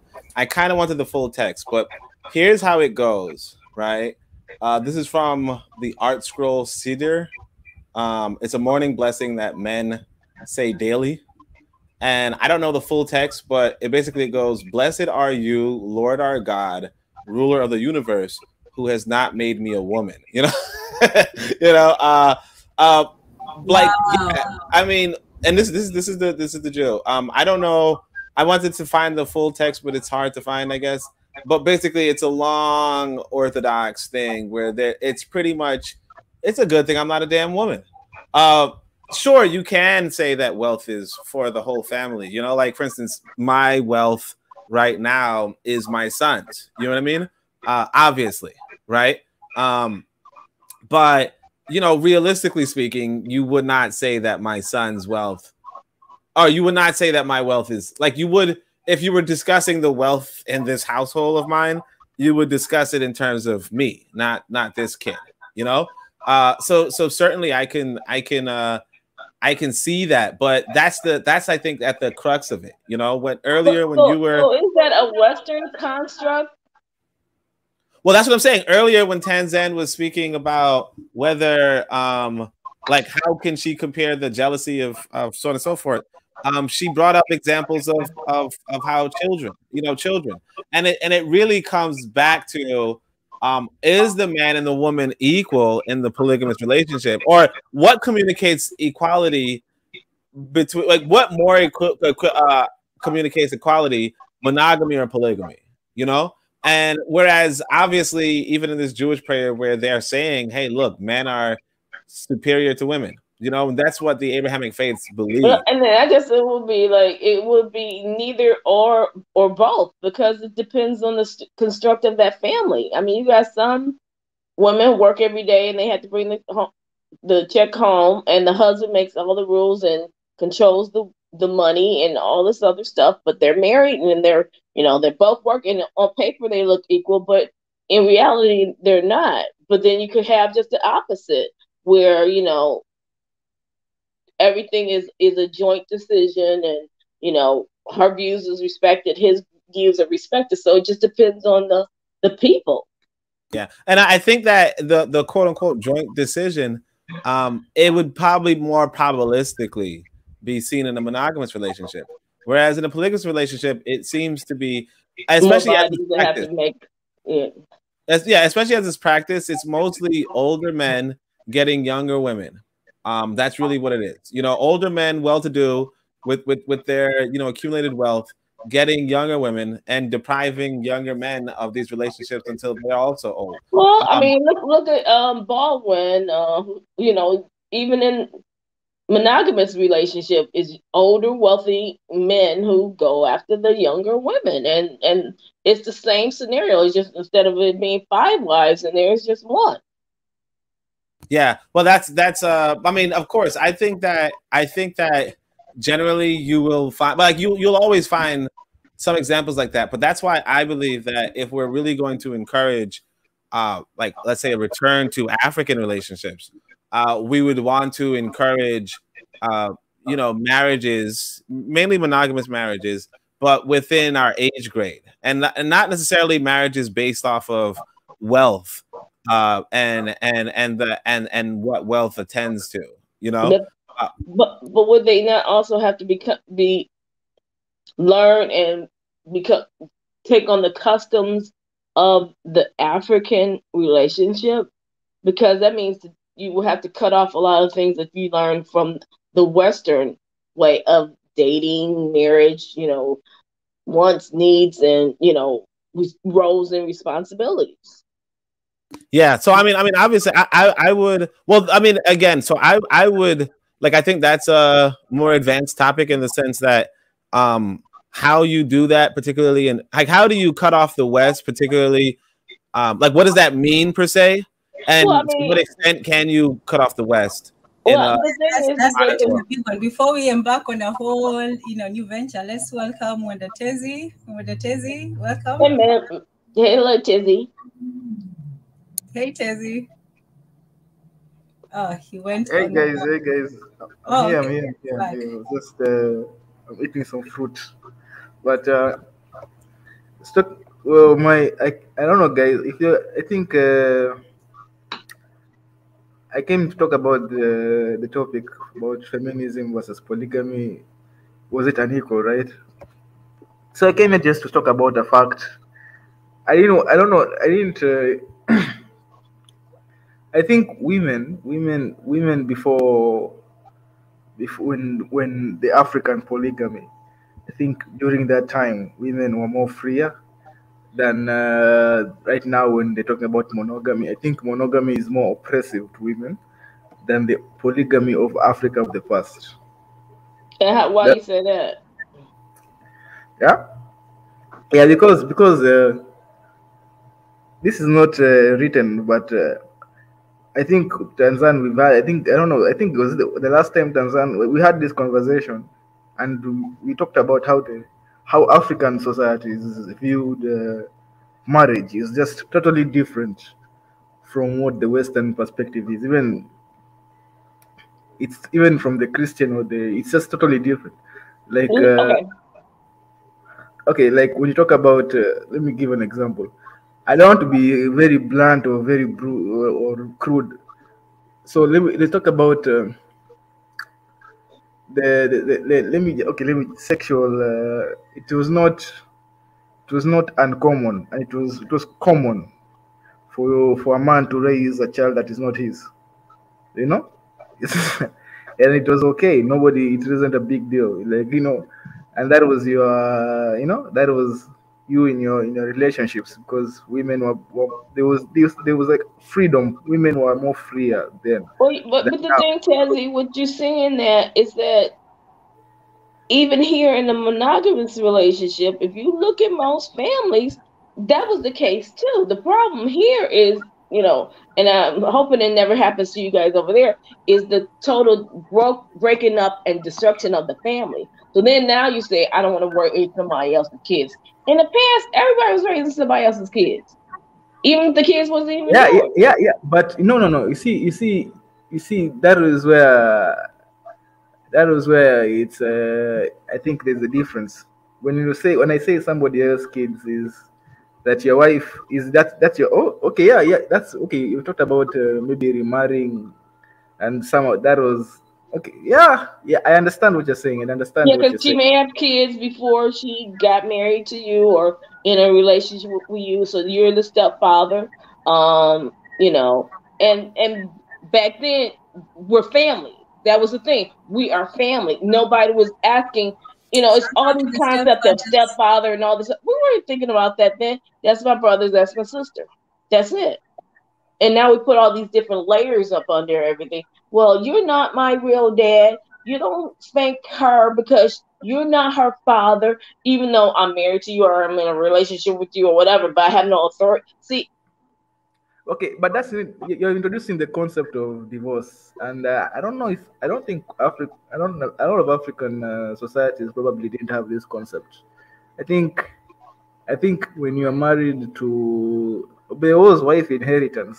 That was, but when you're married, I think when it comes in African society, marriage was more permanent. So so you're not going to get a situation where unless your husband died, right? Unless your husband died, okay. there was no situation where you're marrying somebody, a woman who has kids and she's coming with you. And in Africa, Sorry the to kids belong interrupt. to the men. They When it belong. is, Yeah, so yeah. sorry to interrupt. I'll let you get back, but uh, I don't know how many of you have seen it's a thing that's going around now on the internet. This lady, the guy brought her son some McDonald's, some fast food, and I guess she has one child with him, and I think maybe two or three by other men. And so she was angry at him for bringing just food for his son instead of for the other children. So just real quick, if anybody has thoughts on that, and then we'll get back to, does a man have an obligation to take care of other men? All of them. All of them? No, Yeah. no, that Yeah. like I hear what you're saying, but like in our society and in our culture, it's almost like saying if you have one interaction with a woman or you're in a relationship with her for a period of time and you have a child with her and the relationship doesn't work out, not only are you now attached to her and that child, you're attached to her and any subsequent children that she has. And I don't think that's an equitable connection or relationship that you should have. Now, he maybe should have bought a pizza or something because he knows that she has these other kids, but he's not obligated to take care of her and all her other children that she had or will have or ever will have just in order to have a relationship with his child. We went through something horrible here in America. It used to be illegal for enslaved women to tell who the father of their child was. And so just that fact puts men at a disadvantage because it's just like, well, I know I laid with her and the baby might not look like me, blah, blah, blah, blah, blah. Then let me, let me take care of this woman and all of these children. This is my responsibility. But we live in a society that's not structured for that to work well at all because women are kind of reckless when it comes to certain things that they decide to do after they leave the man that they done had a baby with. So therefore, if she's getting child support for the other two kids, so that money should never go to the other child. We're not talking about money. That's a Well, different I mean, no, because no, if but you're we're not. feeding But we're one, not. No, no, you're no. But you're feeding the you're others. talking about food, and I'm not trying to out-talk you. But you're No. talking about a father bringing food for his kid over to the house versus them child support checks that she get or that refund money. Like that's a different thing. If Well, that no, other no, it's sort of the same thing because you're saying that her, if he's taking care of her, he should only take care of her. But he And I mean, wasn't taking I care of get her. you. So you're But absolutely no. right. He's supposed to But have wait. responsibility for that child. But then, if you're gonna bring something home, you're gonna say this is only hers, and the other kids do not But get wait, anything. she wasn't it seemed like what I took away from the video is that they weren't in a relationship. He just brought some food over to her house to whether it was to help her out or they was on the phone and she said, I don't know what he gonna eat tonight when he asked about his child. You know what I mean? Like we don't know. Okay, that's a different scenario. So yeah, okay, I see You see what I'm your saying? point. He Yeah. he brought over a meal for his child. It looked like they weren't in a relationship, and she flipped out on him because whatever she told him, there was a need for his child to eat that he saw, and he came trying to be a provider for his child. Okay, because I thought they had a relationship. So okay, that's a little bit different. Well, I can say this. I think another thing that we're doing is we're comparing Africa with the West, and it's just a false comparison. I was actually I decided to bring my son on a play date, to this woman's house. She had 2 kids. We're not in a relationship at all, remotely, right? But I got hungry. You know, I didn't eat, so I was considering buying food for. So she has 2 kids, and she's her own self, and I'm visiting, so I have to, you know. But my son didn't eat yet, so I want to buy some food. Now, check this out.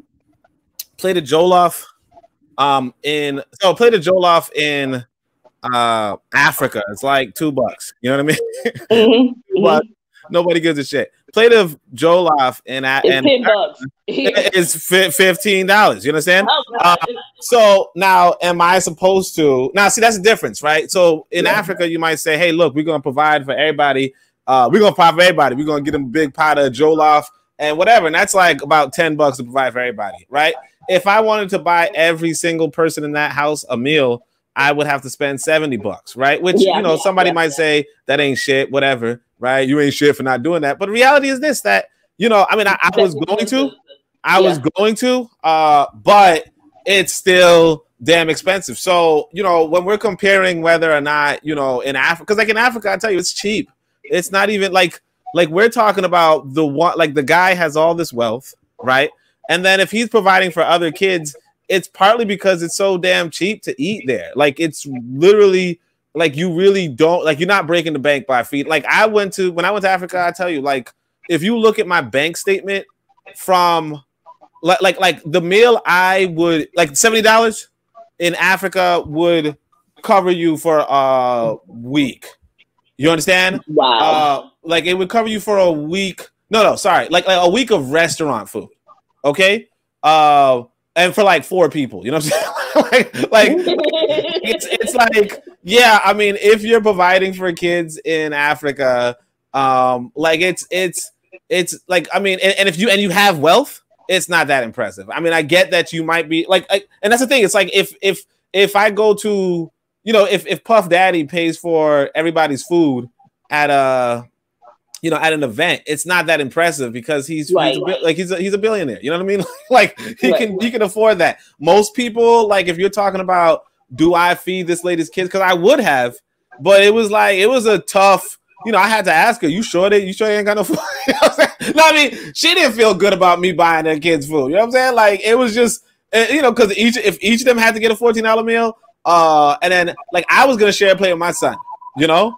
I got her a plate and she shared it with her kids a little bit, and she also made them their own thing. But it's like realistically, if all of us are buying, you know, that kind of stuff, it's different, and you can't compare it to when you're in Africa and, you know, a restaurant meal is $2.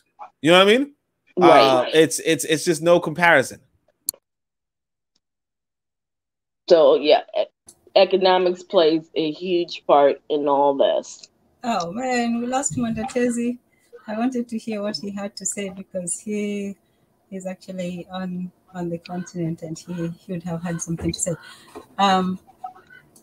But so what's in the background?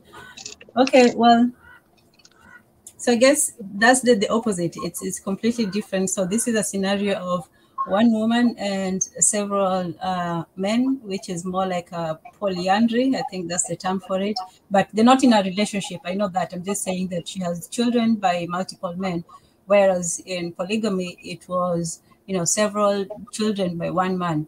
So in the one-man scenario, although there are several children, let's say that, you know, he has children by several wives, he will take care of them all equally, without you know, compunction, because all of them are his children. But if the women have children by other men, then sometimes, you know, unless he, you know, he's okay with it, usually it's, you know, brother or somebody in the family, so it's usually not like somebody from the outside. But for the most part, polygamy, that's kind of gross. Sorry, you said usually a brother? Well, yeah, but the more like inheritance. Okay, yeah, no. This don't sound good to me at all, but all right, continue.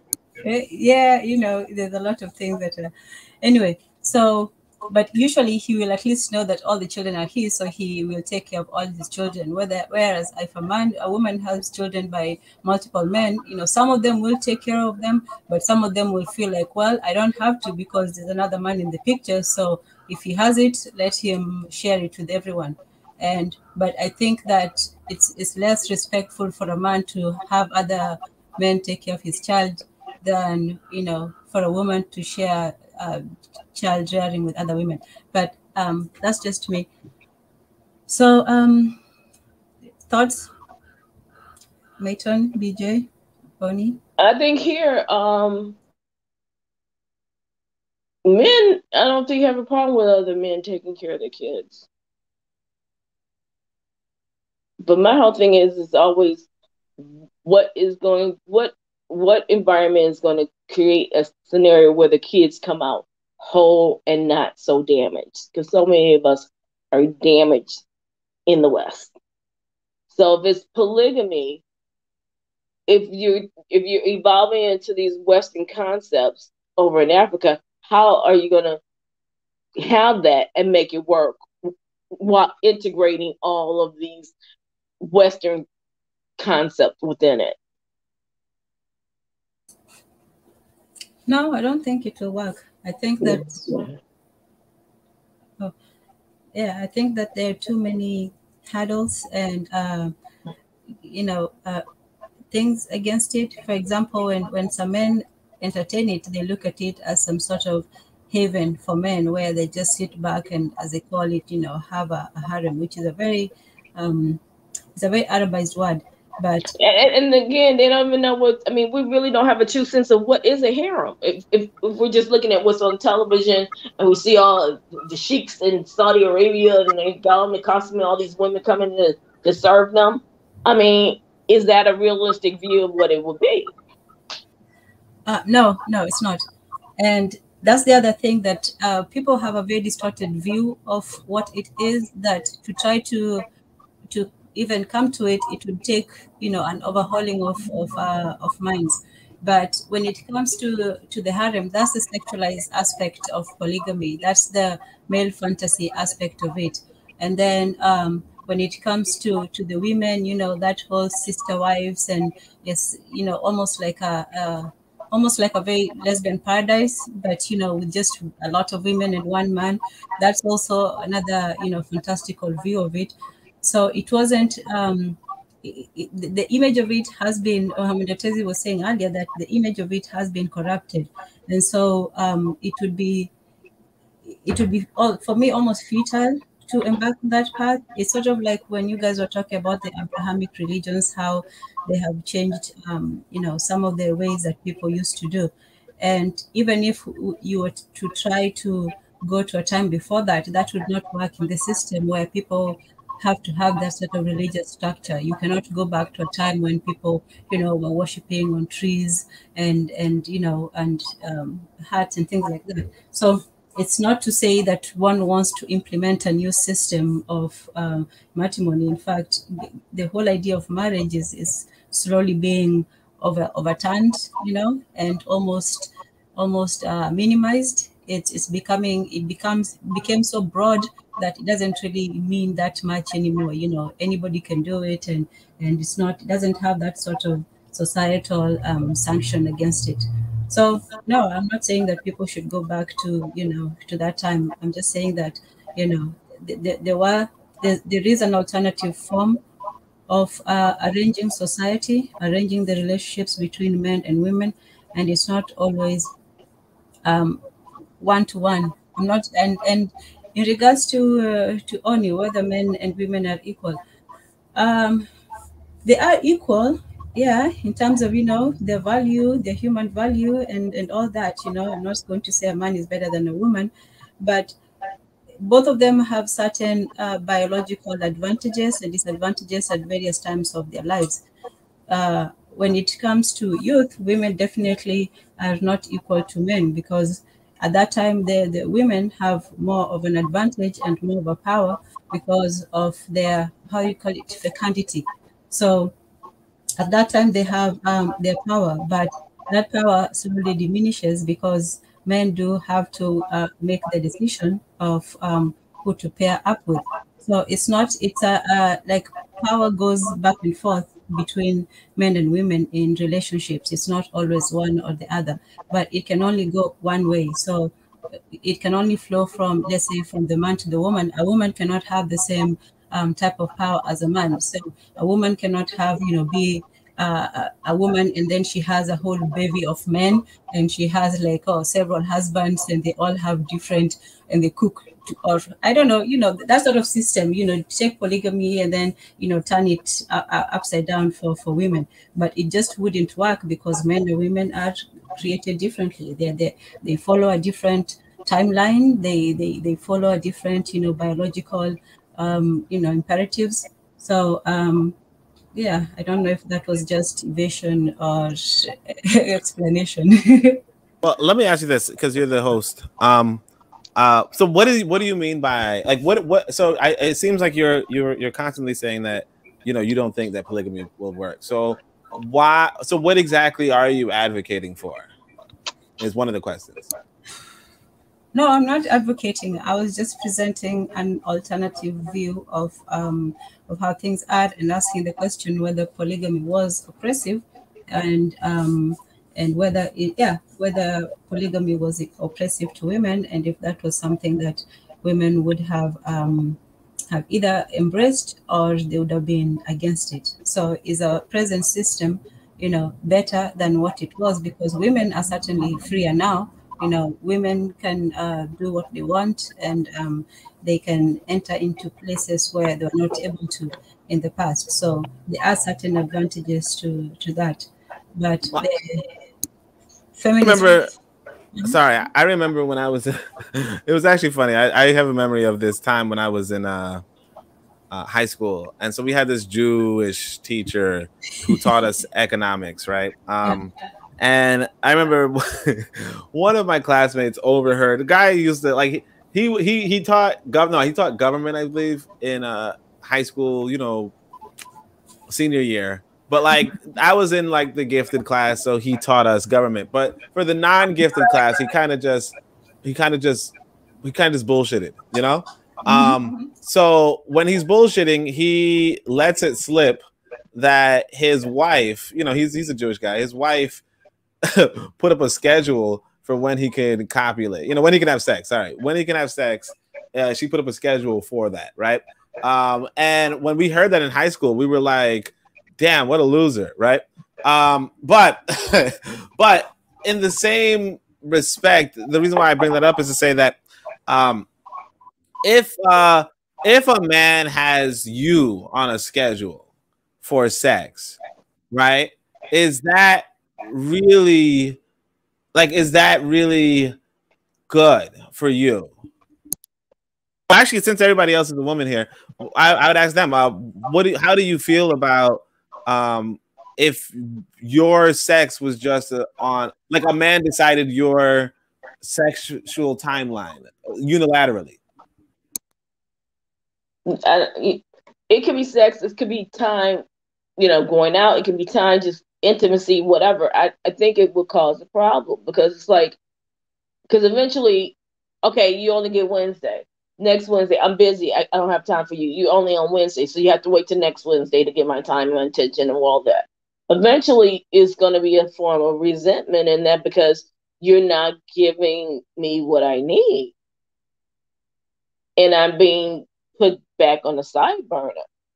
Do you feel like if a man said, look, I can't, you and I are going to spend time on Wednesday, and I'm going to spend time with Sheila on Thursday, and you don't hit me back up till next week, right? Do you feel like that is a fulfilling existence, or that can be a fulfilling existence? If there's a reason why I'm being ignored on Wednesday, because again, what will happen is, well, I see Sheila always gets her Thursday. I see Sheila's always getting what she needs. I see that when she hasn't need help, she's always getting help. And then technically, maybe Sheila is just that type of person that she needs that. But again, it will still form some resentment, because you're making sure Sheila gets what she needs, but what about me? Yeah, I mean, but like, let's say you and Sheila get the same amount of time. You just don't decide. You're just now a Wednesday, and that's all you are. Yeah, like, in terms of your social needs with a man, and of course, let's hope that you don't ovulate, or that you're not pregnant, because apparently, the idea of being that if I think sometimes they communicate that a woman should not have sex within the first 3 years. No, right, during her pregnancy and 3 years afterward, right? So now this man is out there, he's having sex, as he, it's a good thing, and because you're impregnated and constantly impregnated, you're not. I mean, but that has to go back to, is she fulfilling her needs? Because it's going to be needs beyond just me having sex. If you're making me feel whole and secure, maybe that will not be an issue. But if there's little things that start picking away at all that, it's not going to work. Okay. Again, it's like anything. If something is getting more on one end of a scale and this other end getting less, you have to put something else on the one that's getting less, that's lower, to balance it up. So and if you're not, then the scale gonna keep getting, unequal. I feel like the man wins in this arrangement. Yeah, because if he doesn't care, yeah, he wins. Well, yeah, he decides your schedule. Maybe not, because then you start getting all the conflict and the stress and the nitpicking and the nagging and all this other stuff will start creeping in. What does he have to care? He's well, that's what I'm saying. Like, no. If you ever lived in a house full of chaos, you're gonna care a lot. You're gonna care a lot. Unfortunately, I will say this. One of the things I'll say about sorry, what's going on? Okay, one of the things that I would say is that one of the advances recently, because Tanzania was talking about feminism and so forth. One of the advances that the West has in some regards regarding to women's rights is that nowadays violence against women is frowned upon, right? In the West, a lot of places violence against women is not frowned upon. Okay. One of the things I could admit, for instance, is that, well, like, for instance, I remember, in fact, I was telling somebody this story the other day. One time I was taking a Greyhound. If nobody knows what a Greyhound is, it's a dog, but it's a bus, like a bus transportation thing, where you can ride the bus for hours to get to a far destination. It's cheaper than flying, right? And so when you're riding on this bus for a long time, you might strike up a conversation with somebody sitting beside you, and before you know it, you're all having a wide conversation, right? At some point, this white man chips in, and he says what white men say, which is he's advising all the young men to go and find a marriage with an Asian woman, and the reasoning that he puts is that an Asian woman is more humble, more servant, and this will make the best type of wife, right? And but he says this acknowledging that, generally speaking, and he's talking about white women, but generally speaking, he's saying American women will be able to, we'll put up a fight, we'll resist you, we'll demand their rights, and we'll demand their equality in a sense, right? That said, this was not always the case, and that's why I think that there is this credit to the feminist movement, in so much as violence against women. It hasn't disappeared, but it's not as encouraged as it used to be. But at the same time, a lot of societies, particularly polygamous societies, especially a lot of societies, there is like the idea of violence against women. Like a husband with multiple wives, he can beat his wives. Something that whereas there are domestic violence situations in monogamous relationships and in the West. So my question is, why would you feel the need that you have to beat your wife? Why do you feel that that's an okay and cool thing to do? Why would I feel the need?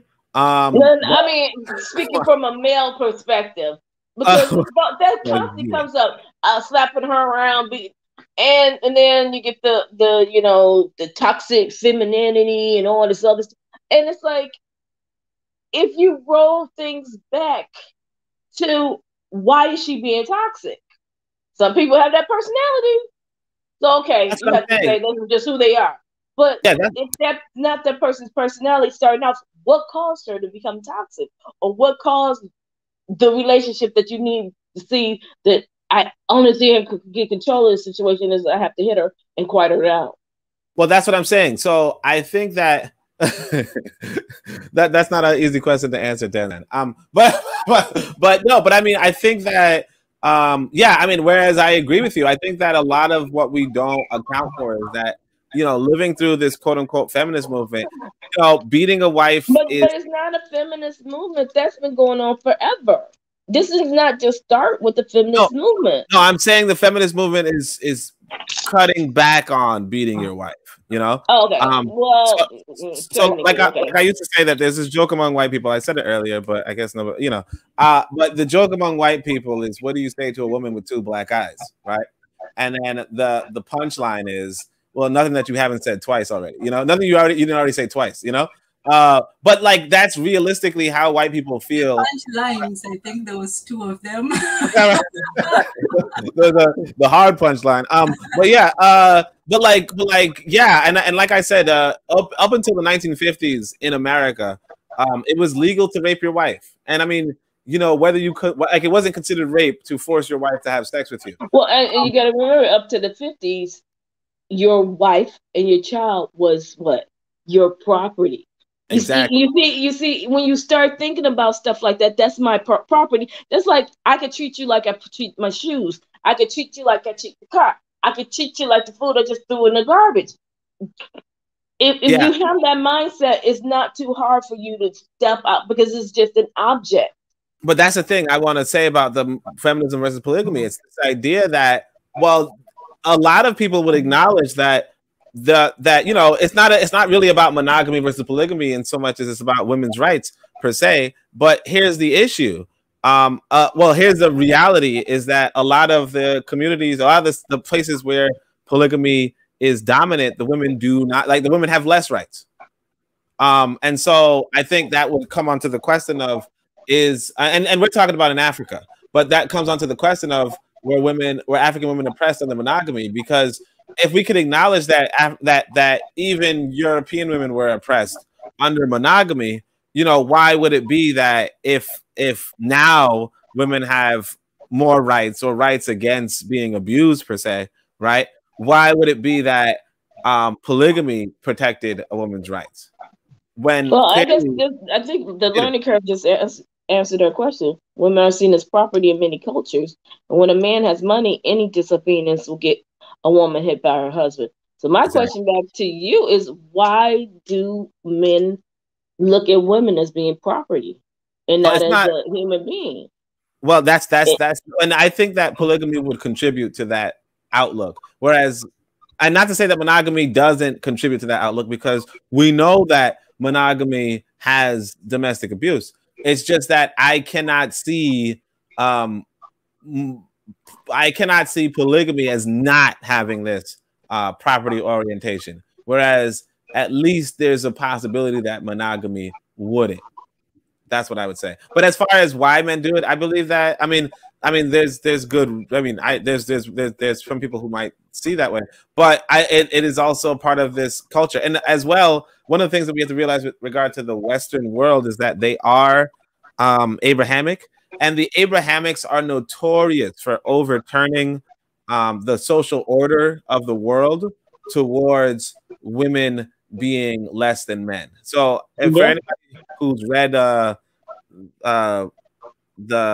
Europeans' Bible or what have you, anybody who's read it, the first book is Genesis, and it begins with you know, man was the first one created, and then woman comes from his rib or something, and then not just woman comes from his rib, but you know, she's the dummy who decides to curse all of humankind by eating some forbidden fruit and tricking the man to get it. And then I think even in that Genesis story, because of that, she is punished with blood, and she's supposed to serve her husband. And so this is the orientation that this is the lesson in the story and the advice, the social arrangement that that white men wanted for other white men, and everybody else kind of followed suit because it's embedded in their culture.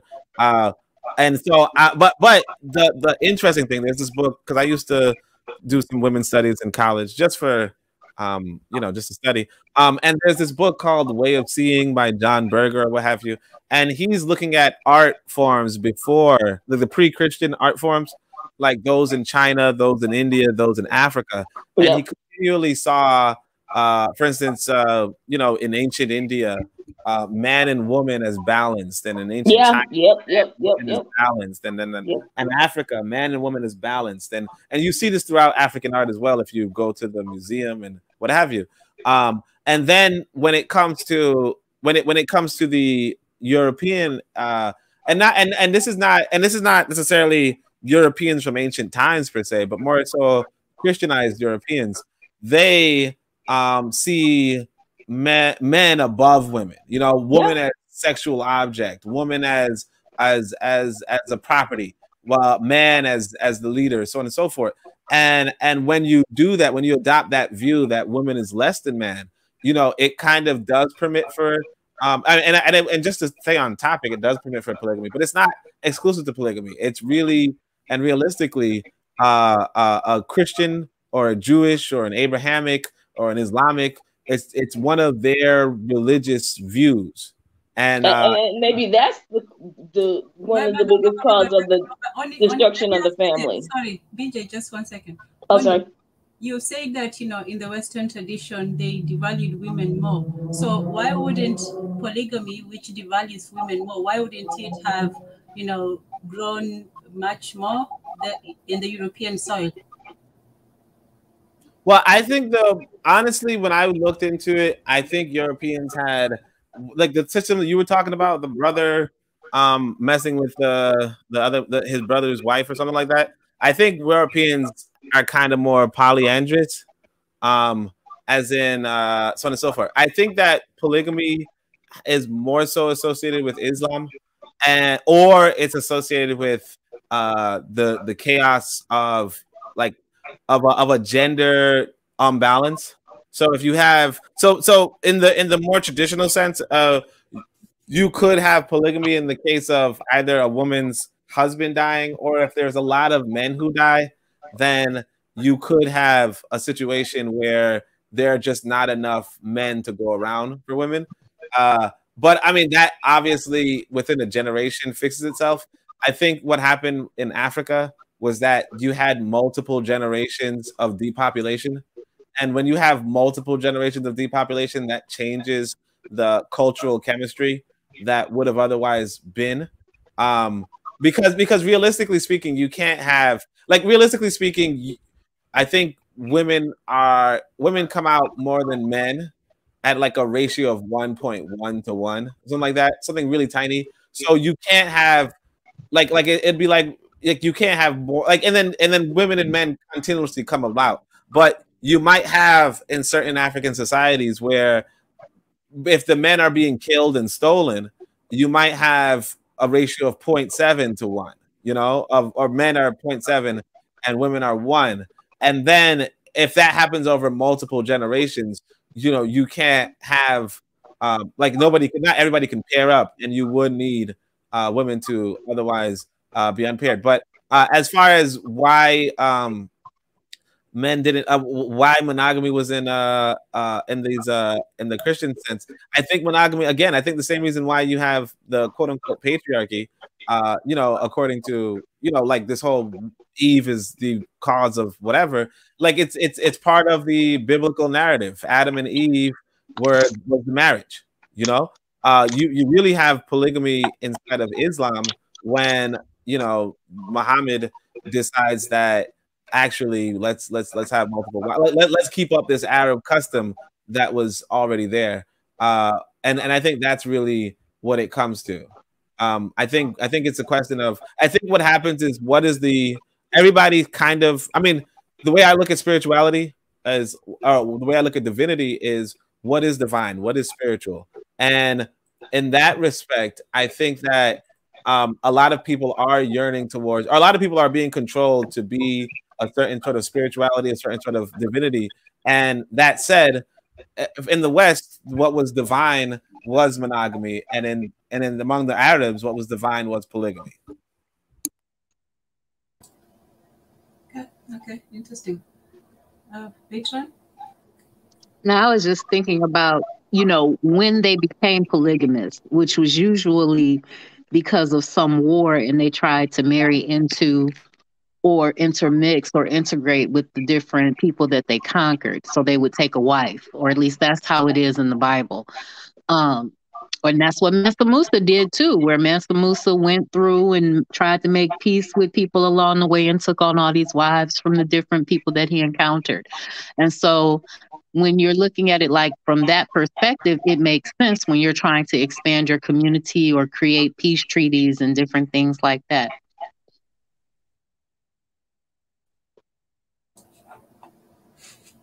Okay, so it served some political purpose in the past. And that's also one of the reasons why I was interested in the subject, because for me, well, from modern times, it's not really done. And this was because of Christianity. But in my tradition, I come from a whole group of polygamous women, like from my grandmother to my great grandmother to my step grandmothers to so many people. And then when they tell you the history, especially when they tell you the history of the great men, it's usually with the number of women that he had and the sons and what they did and so on. So I don't know where it came from. I don't know where, whether it was a part of us or not. But I wanted to understand why, some women would willfully go into it and say, well, I'm going to have my schedule. Which is what Ori was asking, if you put on a schedule. I would think that, you work your way around that schedule and make sure you get yours. You get mad if, you don't get yours, but, if you're getting it and Sheila is getting it, hey. But in any case, my grandmother used to take hers and then take her co-wives and then tell you, okay, now go give her your own. And the sons were always, they always had to give both to, their mothers and their little mothers. Samira says, is that pros, cons, or pros and cons? I don't know, in the past there maybe was some pros. I think right now there are too many cons against it. So many cons. Like, you see all these people, your brother polite and so on and so forth, and they have this message and so on, and they have people flocking to them, and it turns out to be, just unethical.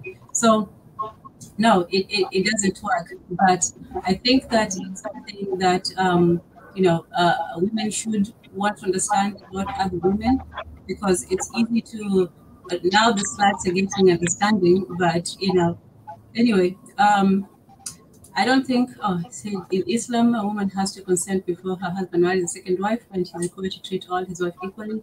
But that's impossible in practice. A lot of Muslims are against it. Yeah, I mean, even the people who are most for it now are becoming against it. So tradition also changes with the environment. Like I said, African culture is something that was not written in stone. It was something that was lived in, and it was passed through, the mouths of the living. So there wasn't anything that was, well, there were some things that were, held sacred, but there were things that could be adjusted with the advent of time. So. Well, it reminds me too. I mean, no disrespect to polygamists. What did you say? No, go ahead. Oh, yeah. I mean, no disrespect to polygamists, but I mean, I think it's also a question of, particularly if women don't have a lot of economic opportunity, whether it's better to be in a bad marriage than to be homeless, But just the same, when we talk about men who have wealth, it's like, oh, this guy named Nick Cannon. Nick Cannon's going around America right now, just impregnating, I would say, either light skin or mixed women. He's just going around doing that. And part of the reason why he can do that is because there are women who say, hey, you know what? I'm willing to bear a child if it means that I get 10 money. grand a month in child support. Exactly. I get access to money, moving forward, or I get to be provided for moving forward. So it's not to say that is Nick Cannon's example ideal. No, but we understand that there's a lot of people who, if that's an economic opportunity, it's kind of like even like if you say OnlyFans or something, is it ideal to strip in front of a remote, in front of a camera for money? No, but there are some people out there who would do that in order to make a living. Sure, and I think that's the same thing with like a polygamous background. Is it better to I mean, if the choice, like for instance, I may say OnlyFans is garbage, right? But if you're asking me, would I rather be homeless? Would I rather be on OnlyFans, right? You're gonna have a website called OnlyFans. You know what I'm saying? Well, my question with the Nick Cannon situation is, they never talk about after the fact. So, like, as these kids are getting older, how are they mentally and socially adapting to that environment that I have 11 stepmoms? I mean, they don't have 11 stepmoms. I mean, interact with each other. Yeah, I think I was gonna say it seems like they're adapting by getting the PS5 or something, Yeah, but they're young now. But when you get older, all that stuff starts to, when you become a teenager, all those issues start to surface, and it affects them. Well, I would say this. It goes back to, especially when now that your kids in school with you are saying, "Oh, your dad is, and your mom is, and your step, brother and sisters there, and how is, and then all these things start to come to the surface." Yeah, that's why wealth is such a I think wealth and wealth distribution are such important questions for us as African people to really address, because what happens is if somebody does have wealth, they can get away with pretty much everything, and there's a lot of people who will allow them to. Now, of course, if I as a man, if I talk too much about Nick Cannon, I just sound like a hater, And the reality is that we all acknowledge that consensual adults can consent to whatever it is that they want, So True. these women, these women can open their legs to a wealthy man and so on and so forth, and it makes sense.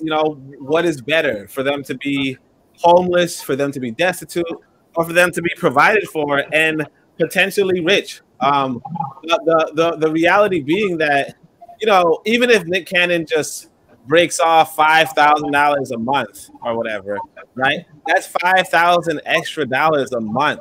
Not too many people in the West are going to be talking about that. While I'm talking about feeding some kids for $70, that's me, with little means, but so on and so forth. But if I had $5,000 extra a month, just off of the fact that I laid with this person once or twice, right? Once upon a time, and it happened, and for this is for 18 years, right?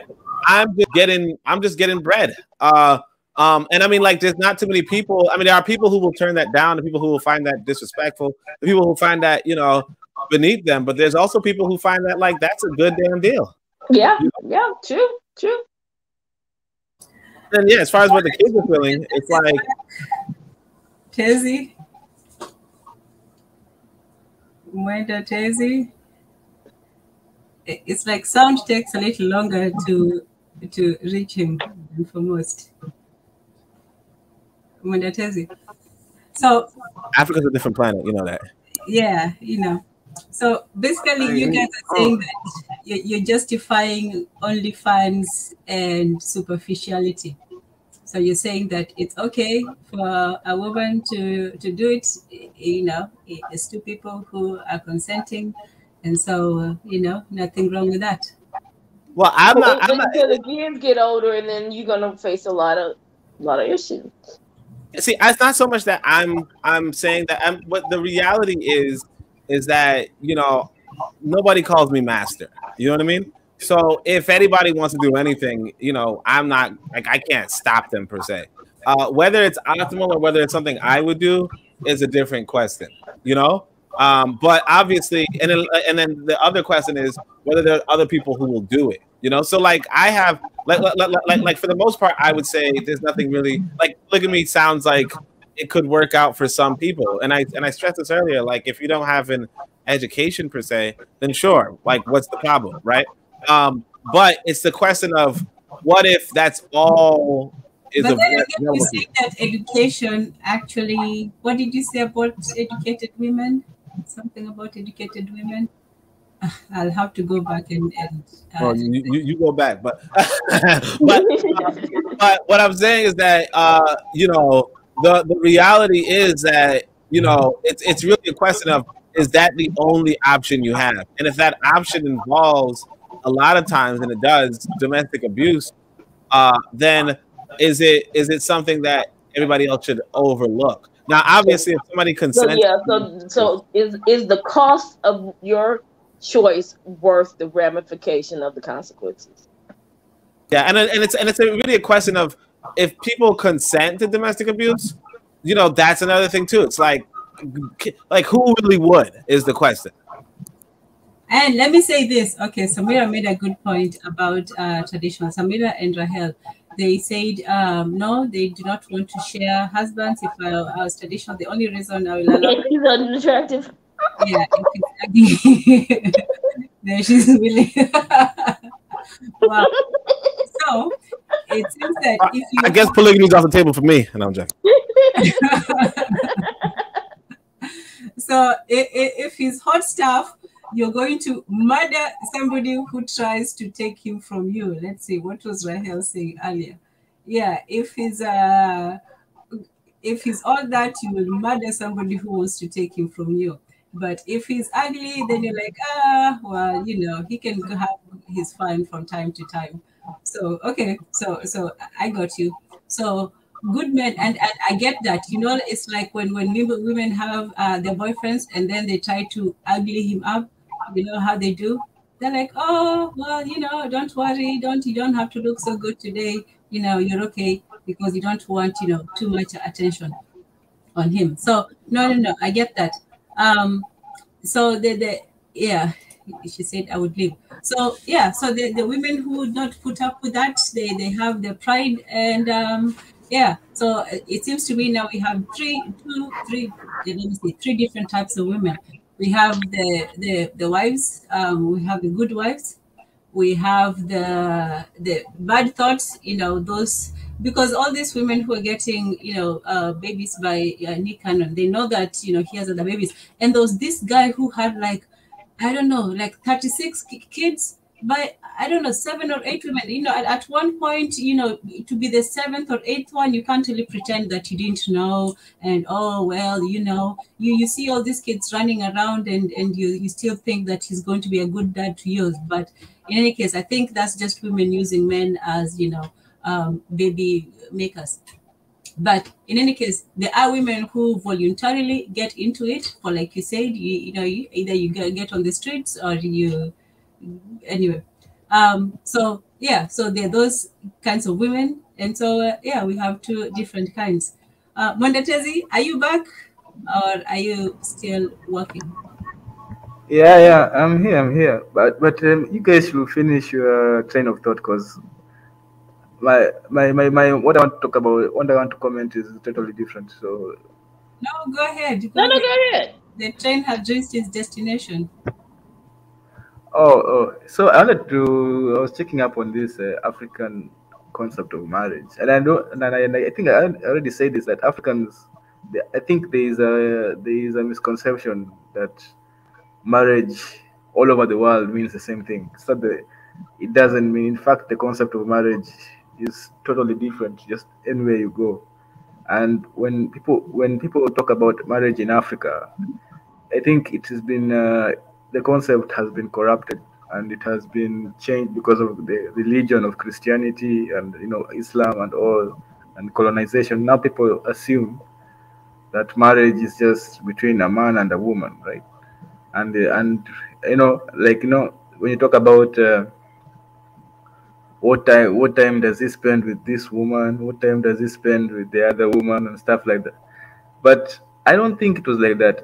I have from what I've listened to, from what I know about African traditions, that marriage wasn't the way we visualize it today, the way we assume the things we assume we need in marriage today. I think what we are doing is we are putting those needs of the current marriage today, we're putting it in those days, and I don't think that was the same thing. I don't even think, like, that's why I said that your wife will probably, like the Maasai, the concept of the Maasai, where your wife is really your wife for the night, you know, like that was it. Beyond the night, you will not, you know, the next night she's not your wife. Maybe somebody else will get her, somebody will have her, but she'll still have kids for the community, and they will go and they'll grow as an age group. So, like, those are things that people tend to not see. That's why I say maybe women those days were more free, because I feel like, and when people talk about the breakdown of the family today, like, I don't think it's the breakdown. I don't, because it's the breakdown of the mod is of the break it's the breakdown of the Abrahamic family, the family of father, mother, and children. That one is breaking down. But the African family, maybe that breakdown means that we're going back to the original African family, the way the Maasai did it, where your wife was just your wife for today. You put the spear on the door of the hut, and she's your wife of the night. Tomorrow, you don't know. You go, maybe even you put your spear on another hut. It doesn't. It's not defined as it's not defined as the way we would think it's defined. Because even when you look at I don't think. You're breaking up. You're breaking up a bit. Now you're good. Go ahead. Oh, as in when people talk about polygamy, right? I've looked at polygamy. I've looked at is it polyandry? But what's the situation when it's both? Because there's no name for that. I don't know the name for that. Where women are also free to have other men, and men are also free to have other women. What's the name for that in a society? Absolute chaos. It's not chaos. Here they call it open relationships. That's true. Yeah. I think that is it. I think because I feel like that was what was happening back in the day, but open marriages, yeah. And I feel like that was happening back in the day, but because of Christianity and the colonization, became now polygamous, where the man, because the man has his women, and but I don't think it was like that. I think women were actually free. I think everybody was free. That's what I believe, because women usually just had their own hearts, their own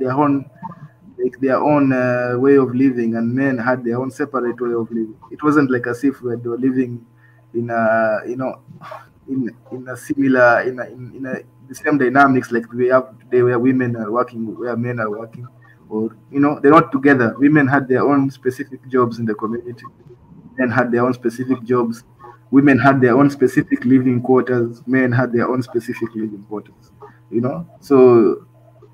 So I don't know how. So you have to understand, how was marriage in such a situation where everybody lives in a different place? Men live in their own place, women live in their own place. We have different jobs in their society. So it's like they're only meeting for one thing. So so in the concept of marriage, there it's not the same as today, where where you can say, oh, a man. I don't know. That was just the point I had to make anyway. I hope I've made it. Yes, that they were meeting only for one thing. Yes. Yeah, I was. Well, how about that? Well, who else is? Because I mean, there's a lot of women who are into open marriages, but is anybody here open into open marriages? Not, and this is not market research. No. BJ's a no. Tanzania, do your market research. I might think about it. I don't Matrix, have you to said you might think deal. about it. I might think about it. I don't have to deal with him every day. He not asking me where his socks at. We just get together and do what we do. And I have my house and he have his house. And when I'm with you, I'm with you. And when I'm not, I'm not. I don't know that. I don't know. That might be okay. Went fast. Glad you went fast. I was going to be huffing and puffing and, trying to not bring the house down. But yeah, what she said. Okay, we're gonna have to do a blood test. Maybe some of y'all Messiah or something.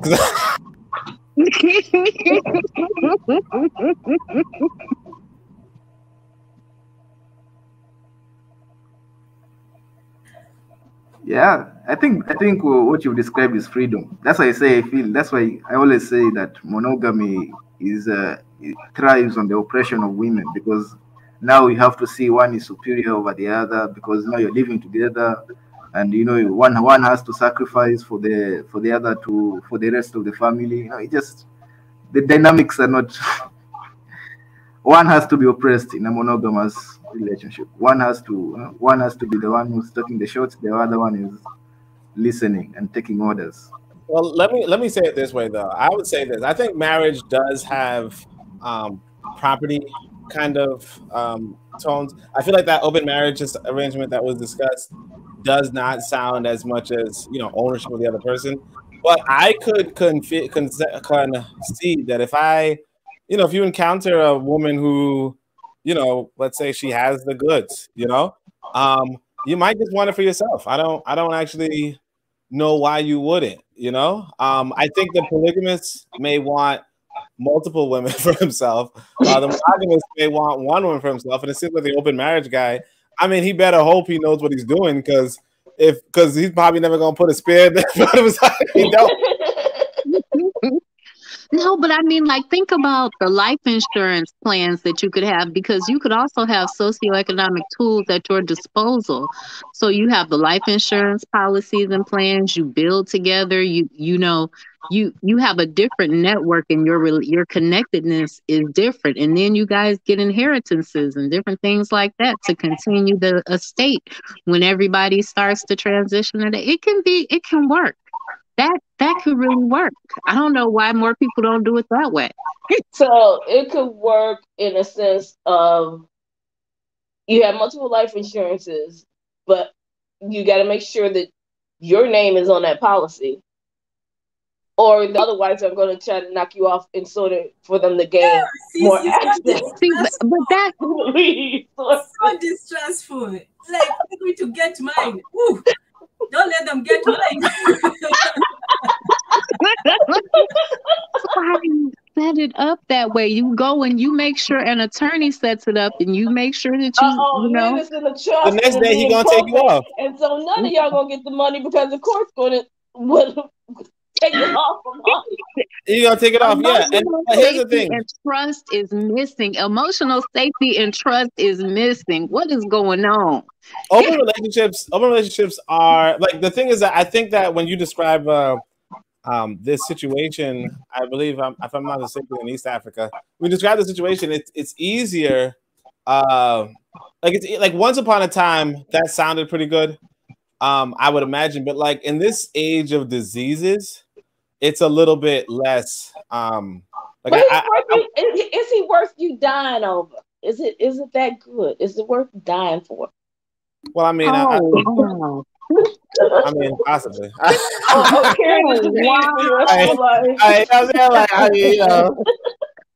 Oh, wow. Wow, quick to death. Wow, to the death very quickly. Death by snooze. Yeah, I mean, nothing is worth dying for. Don't die for anything, please. Well, some of these diseases, STDs are, they're deadly. Yeah, no. Don't die over it. It's nothing is worth dying over. But you might not even have a true sexual attraction to the person that you're with. Like marriage is a business deal. I have you know what I mean? We tie sex and all these other things into it.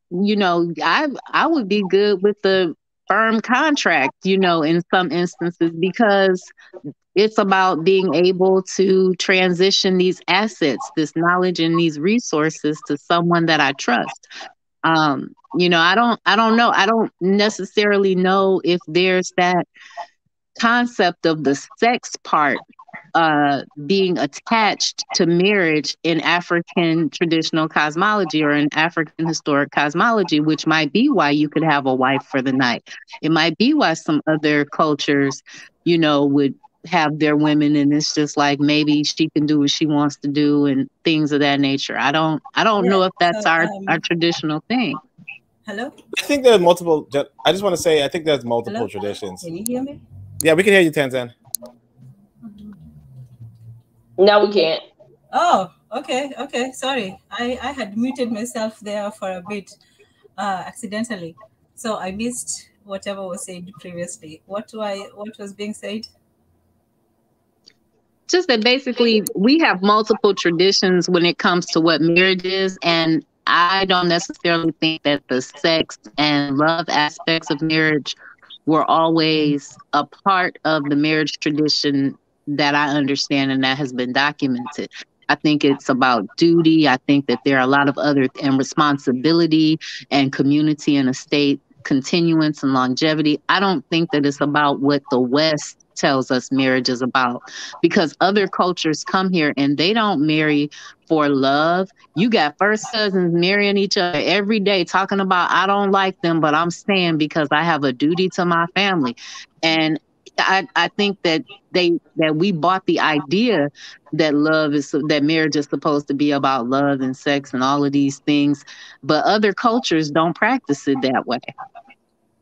Oh, Yeah. wow. I missed a lot of good stuff. Thanks for reiterating. Yeah, exactly. Yeah, I would say Yeah, another thing. I mean,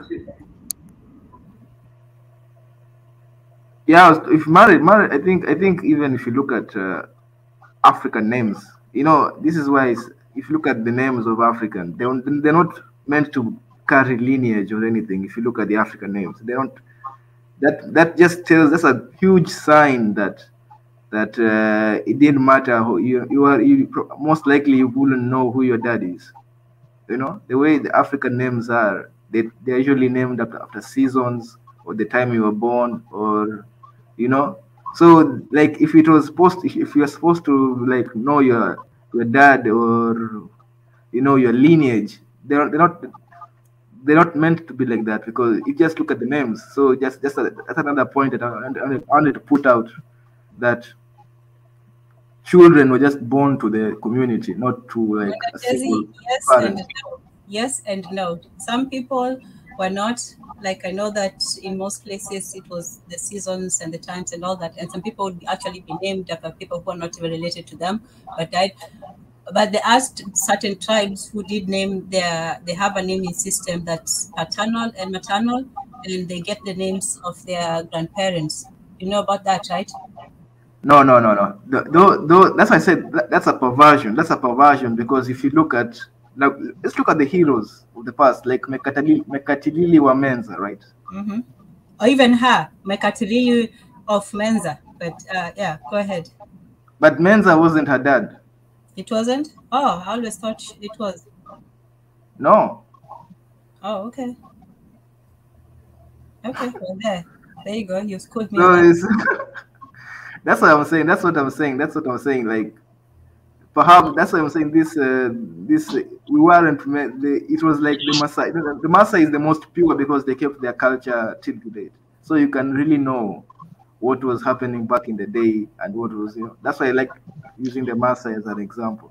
But even the names, because they kept their culture and their traditions intact, so the name didn't have as much value. Versus here, our name is important because it's like we know who our ancestors were. We know where we come from because we're sort of disjointed all over the place. But if you have a strong connection and community, that name is not as important, because whoever you're gonna marry, or whoever if you're gonna have a monogamous polygamous or whatever relationship, you know your people and you know the history. Yeah, I would like to add to that too. I think that a lot of the naming conventions in the West, particularly for African people here, it would be like what plantation they were on. So a lot of it would that their names would be going to their names would be that of whoever owned the plantation. But I do want to speak to more that more the earlier idea the matron shared about this different traditions in Africa. So the Maasai are one people, and then the other people, there are another group of people. They're pretty pure too, I would imagine, and that's the Dogon. And the Dogon have they actually practice sexual contact. Like sexual contact is described pretty in depth in their tradition to the point where uh, down to what position you do and what direction you face while you're doing it is detailed by the culture. And so I think that one of the things that we tend to ignore is that Africa is considered the second largest landmass on the planet, or the second largest continent on the planet. And there's a vast diversity in cultures and a vast diversity in cultural practices. I mean, there are huge similarities throughout Africa, but there's also huge differences because each group each group itself tends to create a culture in and of itself, particularly sometimes ecologically, sometimes economically, but they tend to create a culture in and of themselves. And that said, I think that I think the Maasai example of the open relationship is interesting. I think the Dogon example of sacred sex between individuals is also interesting. I think that when it comes to us speaking as what is African, we have to realize that there's going to be a diversity, and it really comes to the African proverb that says, "Do not break down a wall, and do not break down a fence unless you know why it was put up."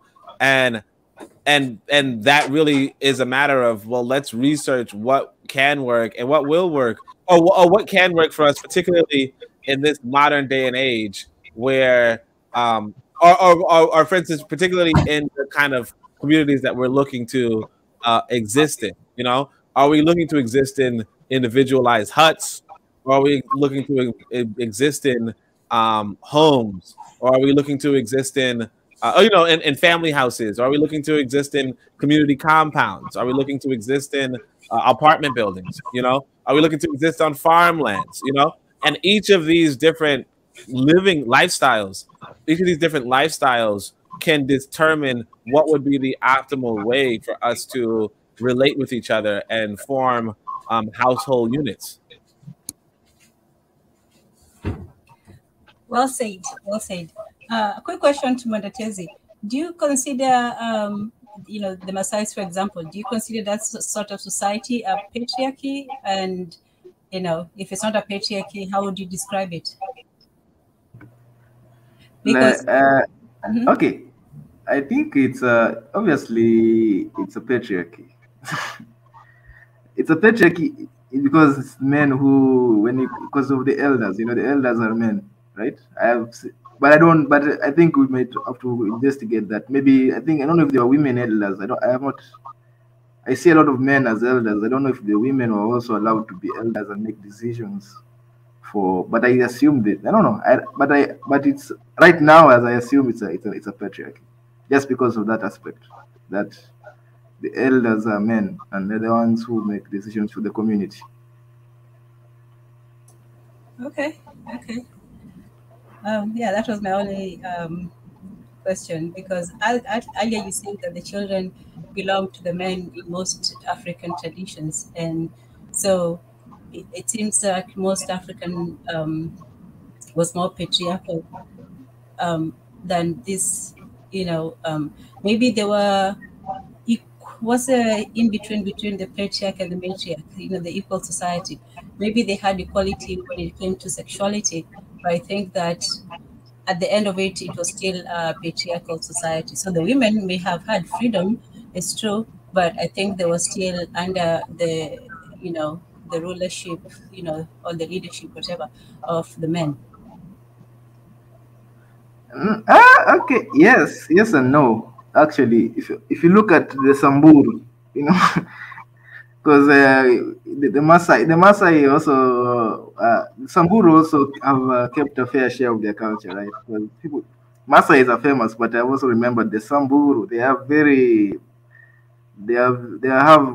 huge female leaders. They have great matriarchal figures in their even until now. You know, they have great matriarchal leaders. So yeah, in the Samburu, but Masai are patriarchal.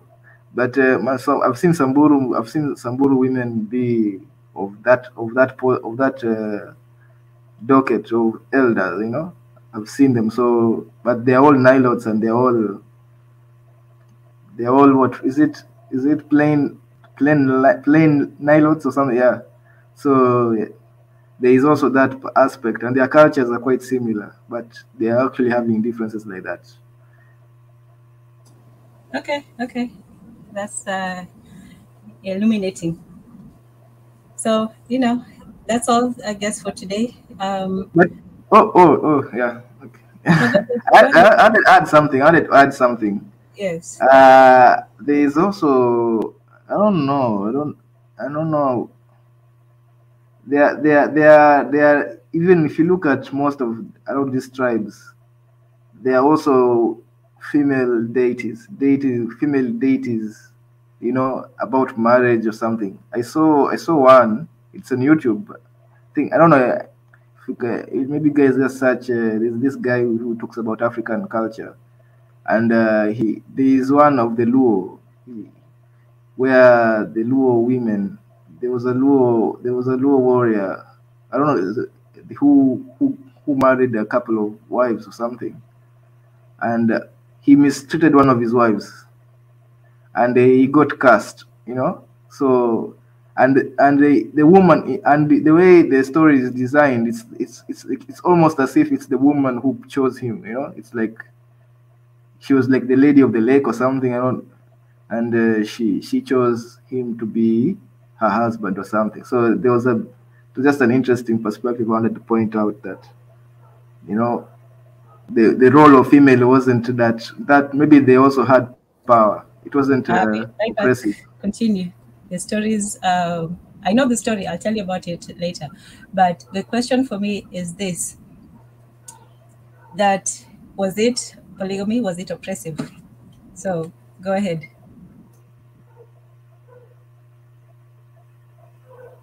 You asking me?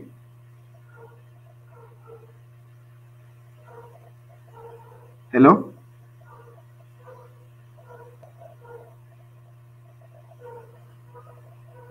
Yeah. Is somebody talking, or I'm just? Is No, my no one's internet? talking. No one's talking. No. Tanzan. I think Tanzan, you're muted or something. It seems like Tanzan is stepped out. But yeah, what was the question? I don't remember. Okay. Come up with a new one then. He's like, you asking me? You asking me to answer this question? Yeah. What's the question? You remember the question? Nah, I don't remember. I stepped away, so I didn't hear the question. So.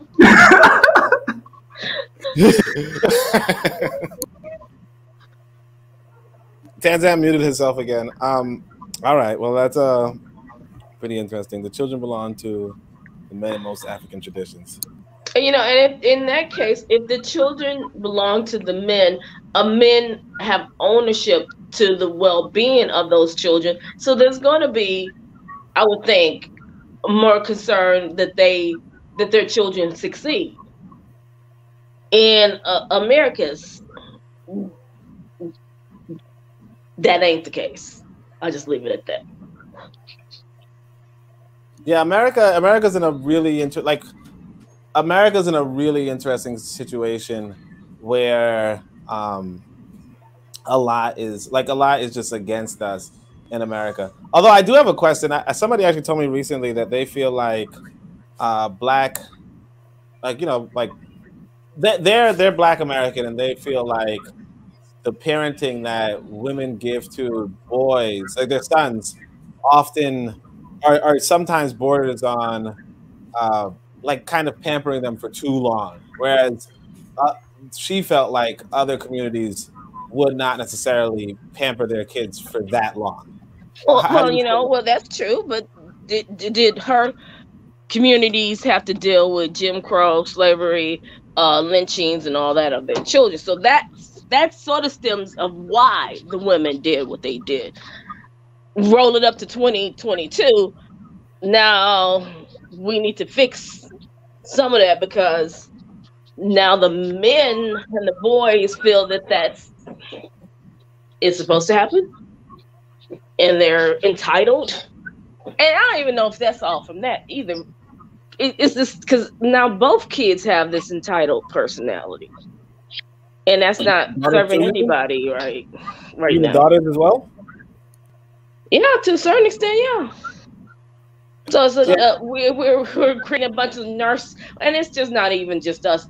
America is creating a bunch of narcissists, self-centered people that feels like I should not have to sacrifice anything. Oh, yeah, white folk crazy. White folk be crazy. They yelling at their parents and stuff. I remember that. Where's Tanzan? She just like dropped off. Yeah, I think I don't know. I think maybe she's having problems with the internet or something. Internet connections.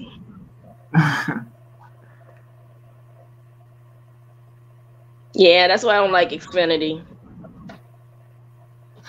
Oh, you think she's on Xfinity? No, I'm just joking. She's probably not, but Xfinity is a problem child.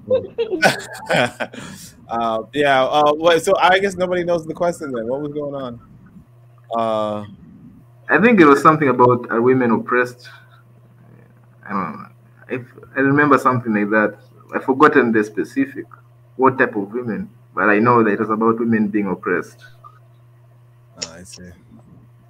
All right. Well, it looks like Tanzan might come back. I don't know. Are women oppressed?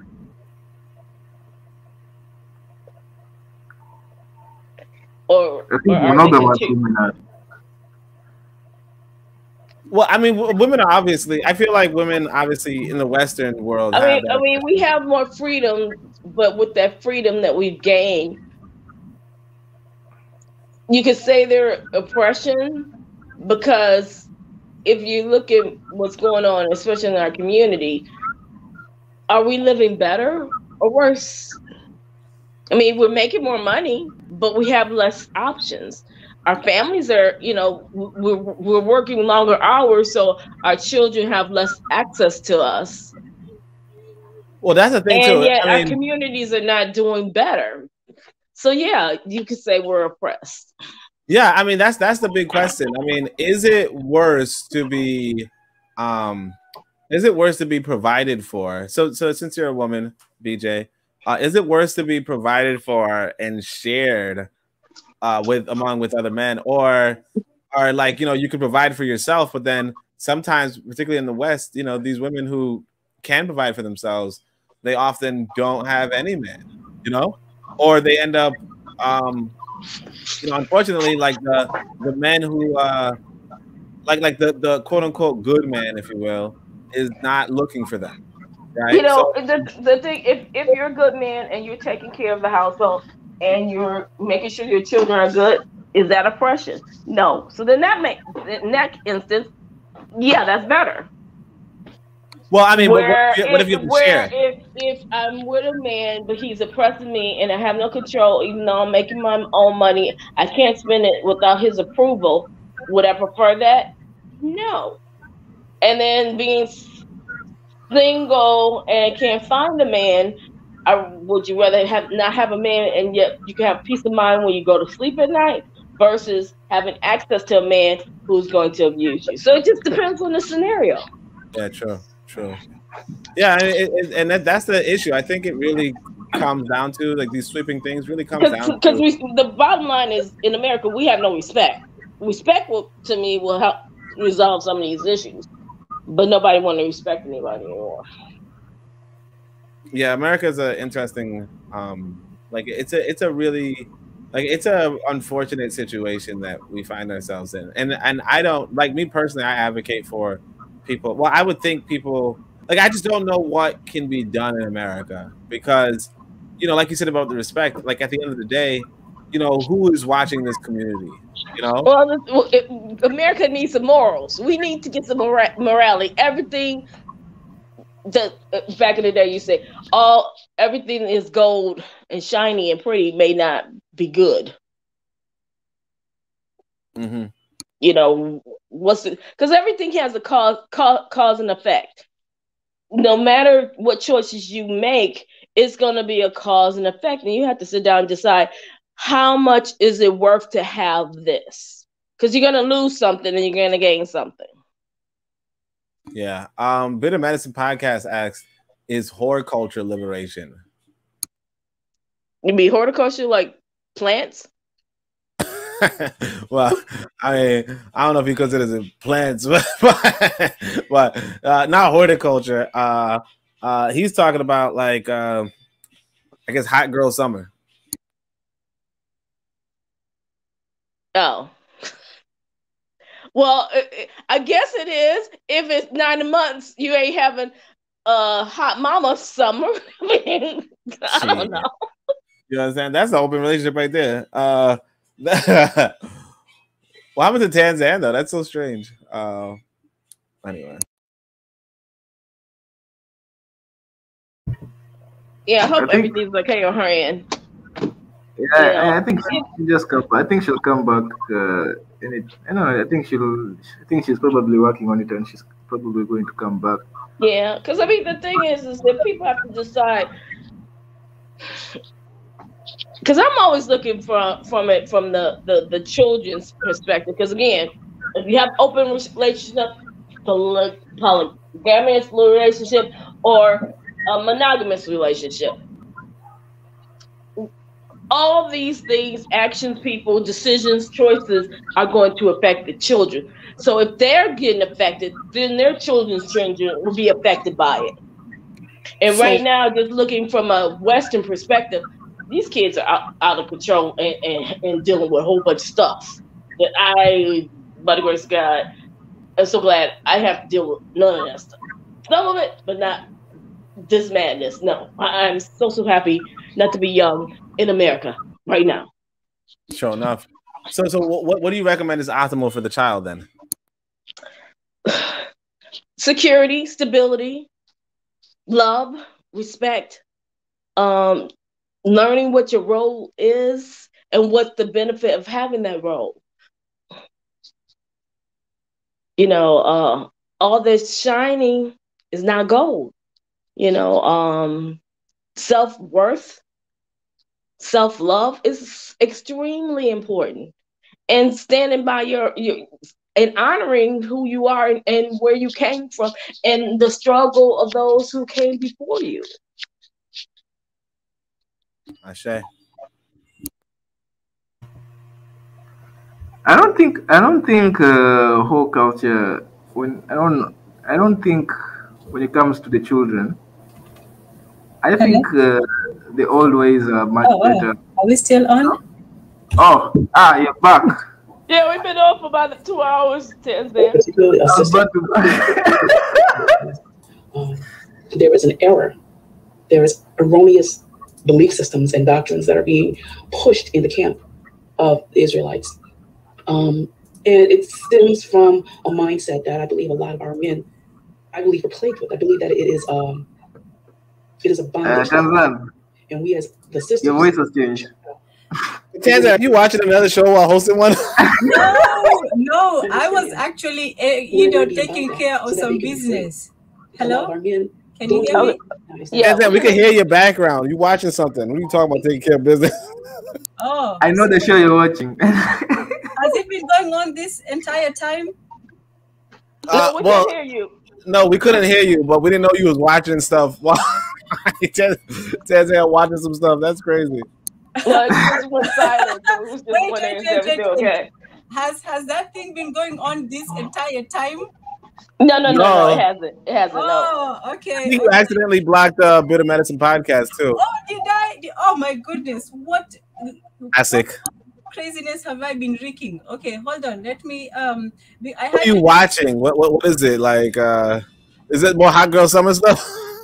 No. It was this lady who was saying that that she was very much against this new thing that is taking over the men, and that she was warning men against this. The whole what did he call it? Like a men trying to use polygamy to, justify their lustful designs. So yeah, that's all that was.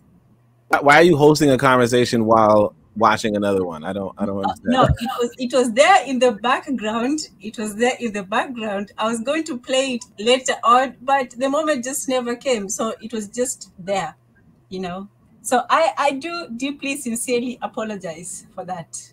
Classic Tanzan. No worries, Tanzan. No worries. Wow. We know how to entertain ourselves, so you're good. Would let it go. Okay, I will have to do some sort of demonstration. So, yes. No, I have a question. I have a question to ask. Mm-hmm. Do we're talking about how children, the healthcare, the mental health of children, do they benefit more from a polygamous or a monogamous? Well, a monogamous, in this day and age, because it will be less confusing. But what are the benefits towards a polygamous relationship in terms of child development? Free childcare, I suppose. I think as human beings, we are social creatures. I think that's changed because of the I think monogamy changed that, but I think as human beings we are social creatures. I think women should be having their own sisterhood, men should have their own brotherhood in society, and children should grow up with their own fellow children, right? That's how I think it's supposed to happen. That's how we are naturally. That's how it happens best. So I think when you talk about maybe in a polygamous situation, I think a true polygamy where the children of the relationship are raised together, then I think they benefit. They benefit more than monogamy. Yeah, I can see that, and particularly in a society where there's no formal education per se. If like you would have children, like for instance, right now I have like a only child.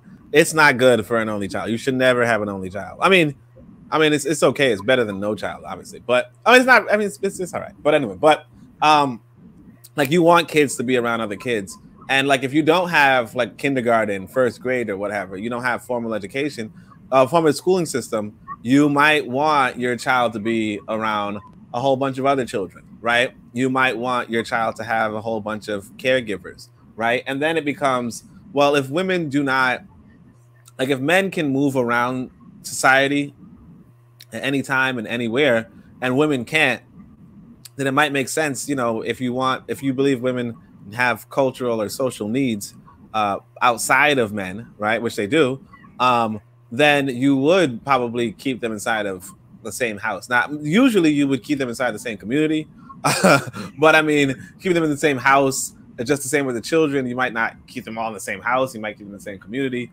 But so I would say that it could equalize if you have a close-knit community of monogamy. But realistically, yeah, I mean, a bunch of children with a shared father, shared ancestors, may not necessarily be that harmful to a child's development. But also I think the issue, I think the pro and the con I see in that polygamy would be that you can say that a woman would have she would have multiple, so you say a child could, how do you say this?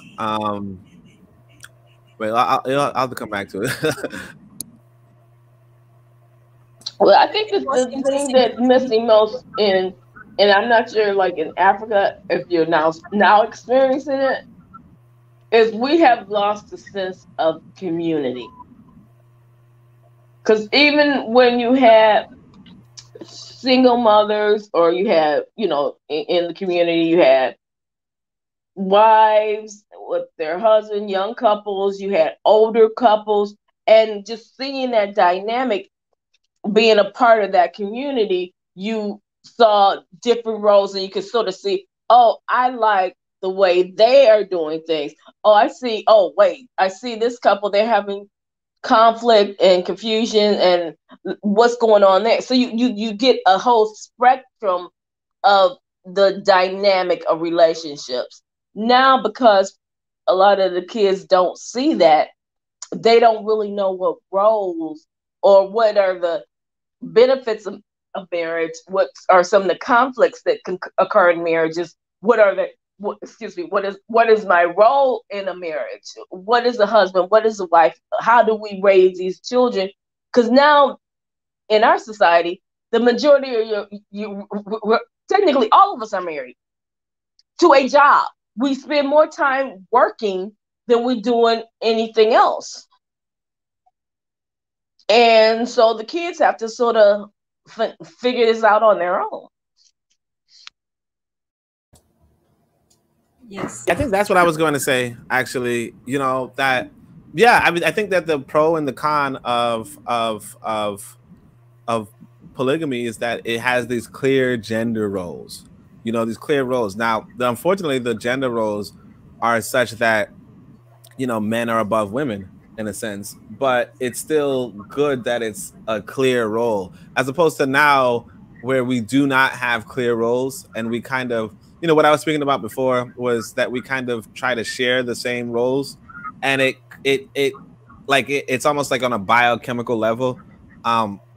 It doesn't work, because I would say, generally speaking, I think that on a biological level, right, women just might be more cleanly than men, just like on a biological level, men may just be more aggressive than women. Cleanly, like clean, like they, okay, yes. like I said, what I was saying before is that if I leave my pants on the floor, which I don't, but if I do leave my pants on the floor, it doesn't mean much to me. You know what I mean? Like if I see a pair of pants on the floor, and I don't pick it up till the end of the night, that's fine. Like what I would do, for instance, is I clean at the end of the night, or even I'll say it this way. You ask a man, when does he wash his dishes, and when does he clean his stove, right? Versus when a woman does, and a woman for more or less would like clean everything right after she's finished cooking, if not right after she's finished eating, if not right after she's finished cooking, if not during her cooking process. But like, it depends on the woman.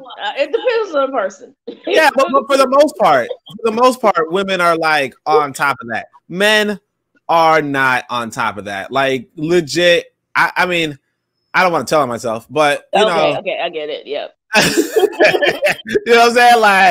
Like, I mean, that pot may never get cleaned up.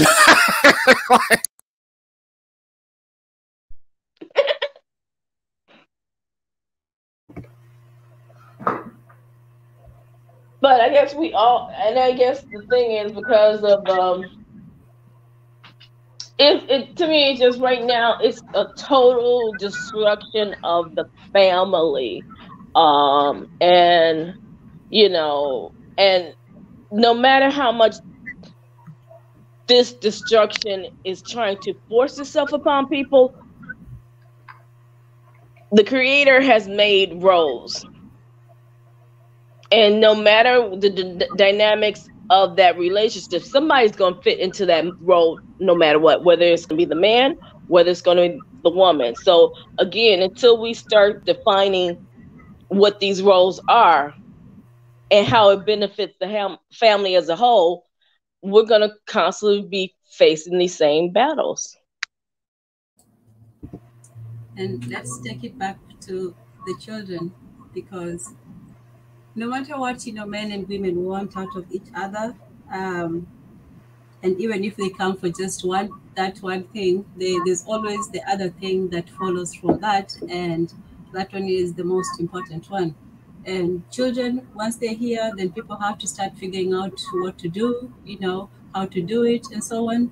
When the Tezi said the children belong to the men in most African traditions, so that was something that a question that was put to the community, and they said, well, in the case of divorce, for example, because there was marriage, and as Monetezi will tell you, there was also separation. You're not tied, together, but it was also a communal separation as well. So it was more involved than just, packing your things and going.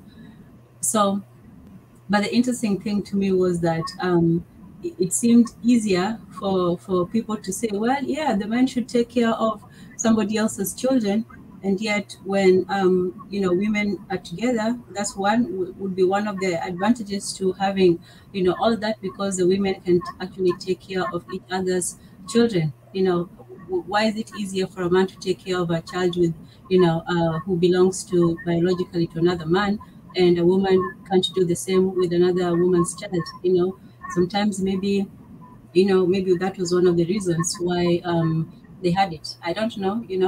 But there are some things that we might have had reasons for. They might have some things that the reasons why we did them was more for, I think at the end of the day, it was to look out for everyone in the community, and the most vulnerable were the children. So people might have their morals. They might have, oh well, you shouldn't do this and that, and so on, and you do have to respect the institution, because if people just go in and out of it and don't respect the vows, then that's meaningless. So you do have to respect that that vow, the importance of it. Otherwise, you're contributing to the trivialization of marriage.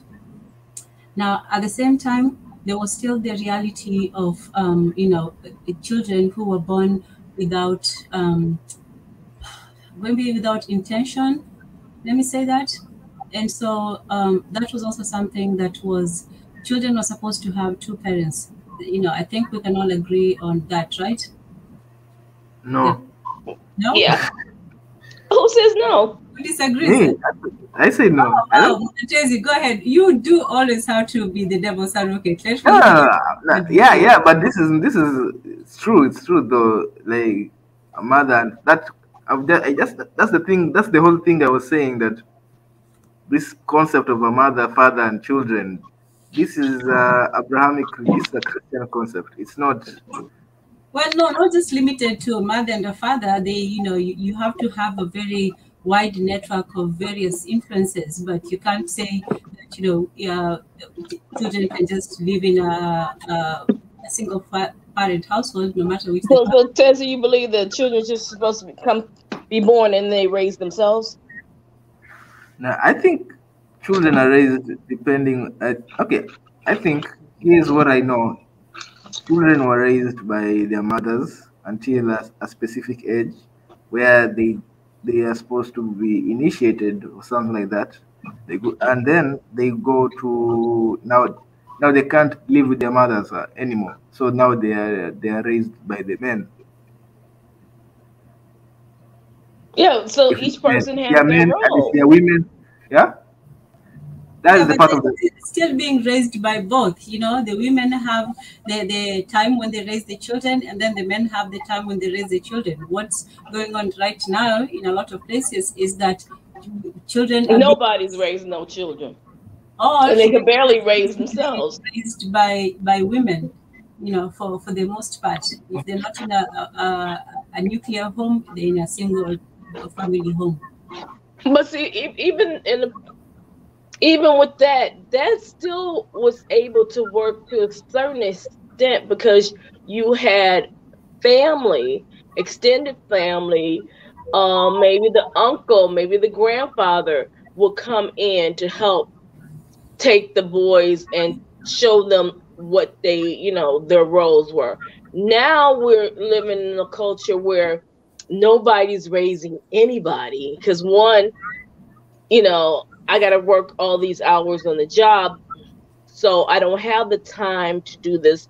And you might not have that extended family to, you know, come and bring that support for the children to make sure that their needs are taken care of. So now you have, you know, that the television and the video games and all this other stuff is sort of occupying that space where, like someone has said earlier, where, you know, going out in the community and being seen in different roles, and, you know, here's my cousins, here's my friends, and these are the things, and, you know, and you learn from that. You learn those social skills. You learn how to integrate within the Sorry, society. and can you tell me how to unblock Peter Medicine podcast? I thought I did, but I was trying to block that bot, but I ended up blocking him. I'm not sure how to unblock him. If anybody knows, please let me know. Yeah. You right click. Sorry? Right click on his name and press unblock. Okay. It just says that Peter Medicine was blocked. Okay. I can right click on any of his comments, right? Right. Sorry. Try the dots next to his name. And it should open up a window. Yeah, the dots next to his name. And then you see like black, maybe, I don't know. No, there's no blocks next to his name. It just says that he was blocked. Peter Medicine, if you can hear me, I once again. Okay, I could jump out and see if I can do it. Okay. Okay, take care, guys. All right, thanks. Mm-hmm. Okay, go ahead while I try to figure this out. Mwendetezi, you were saying that, Bija was saying that right now there's no community to actually raise the children, so the children are just left to raise themselves. And, you know, I still say that there's still a need. It's not that the nuclear family is going to be the sole family. I'm just saying that right now it's not a choice between the nuclear and the extended. It's a choice between the nuclear and the single. So if the nuclear is what we have right now, you know, traditionally maybe it was much larger, but I still think that the nuclear is, you know, the last, you know, bastion standing. So there's still a need for children to have both, you know, parents, even if now it's not, you know, in stages like it used to be, like the age groups thing. But right now, it's everything is all together. Men and women live together. They raise children together. They work together. They do domestic chores together. So that's unavoidable.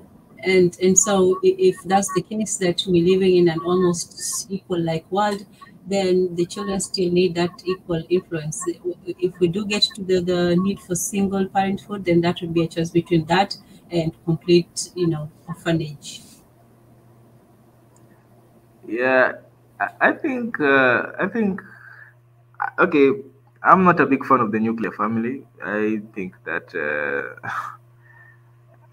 I'm a fan of that old school African where, you know, where you're raised by maybe your mother raises you until a specific age, then you just belong to the village, but you are always belonging to the village from the first place. So yeah, so I'm not really, when they say the breakdown of the nuclear family, it's not a big deal for me. I feel like I'm curious what happens next. That's actually what interests me. That what's next? What's the next formation? What's the next? How will the how will the next family look like? That's one of the questions that I was curious. Maybe somebody can say. But when it comes to the children, I think they don't need the nuclear family. I think nuclear families are.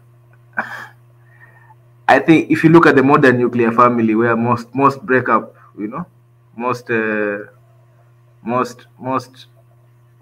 If you look at the statistics of the divorce statistics, it's not working. It's not functional. It's just it only functions when the woman is oppressed. That's when the statistics become looking like, oh, Now they look, but now when the women are free, the nuclear family doesn't function. It's because now there's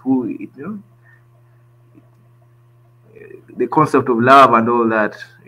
I think it's also a Western concept. I think our forefathers were wiser because they knew that in the end of the day, a woman is, this relationship between a woman and a man shouldn't be the biggest deal of your life. Shouldn't be the biggest issue of your life. You have other responsibilities, and that's just one of them. So, when you, at least then, there was, I don't know the concept of divorce back then. That's also something I don't understand, because I still feel like there wasn't, I don't know, maybe there'll be more research, or maybe Tanzania will enlighten us. No, I have no divorce statistics from traditional African societies. No, I don't know. I just know that it was maybe not as, but this is just anecdotal. It wasn't as common as it is now, and it was not difficult, but it was a whole process to go through, where it involved, talking it out, having the elders and back and forth, and a period of separation, trial, all that. So it wasn't an easy thing. And then once that was done, then they had to figure out about the cows and about the children. Yeah, that's all I know. Yeah, but okay, yeah, you have to figure out all those things, definitely. But I like the way the Maasai did it. That's just that's where Yeah, that's I the know you love the nomads. You love the nomads, but you don't see yeah, I love the nomad. They did it the way they are the most functional. Yeah, and you see right now, imagine if you don't even have time to take care of your children, and you're saying, "Oh, we are freer." You see, nah, it's just you have the illusion that you're free. Oh, and you know what? I have to remind everybody that I am trying to unblock Vita Medicine podcast. I have nothing against Brother Koku. I welcome him very much. If he can hear me, please keep trying. And no, it's not that your cupcake did work. It's just that we had technical difficulties on my side. Cap.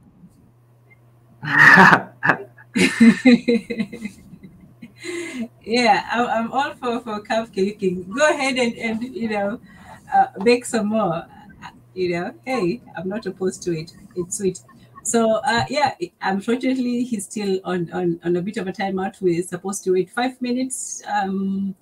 For that's what BJ said. Let's see, and hopefully. Yeah, so no, I wasn't trying to block him. He was just, his comment was just under those bots for a second. Yes. So Mwendatezi, you were saying, what about the divorce thing?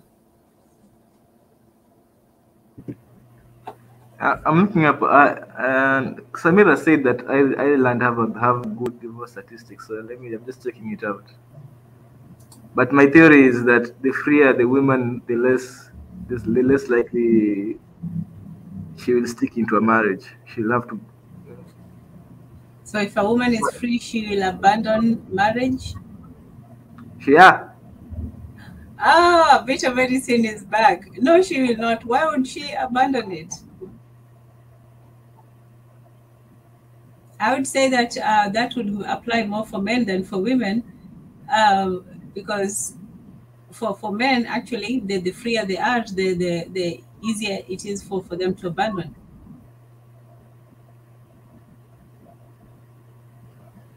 Yeah.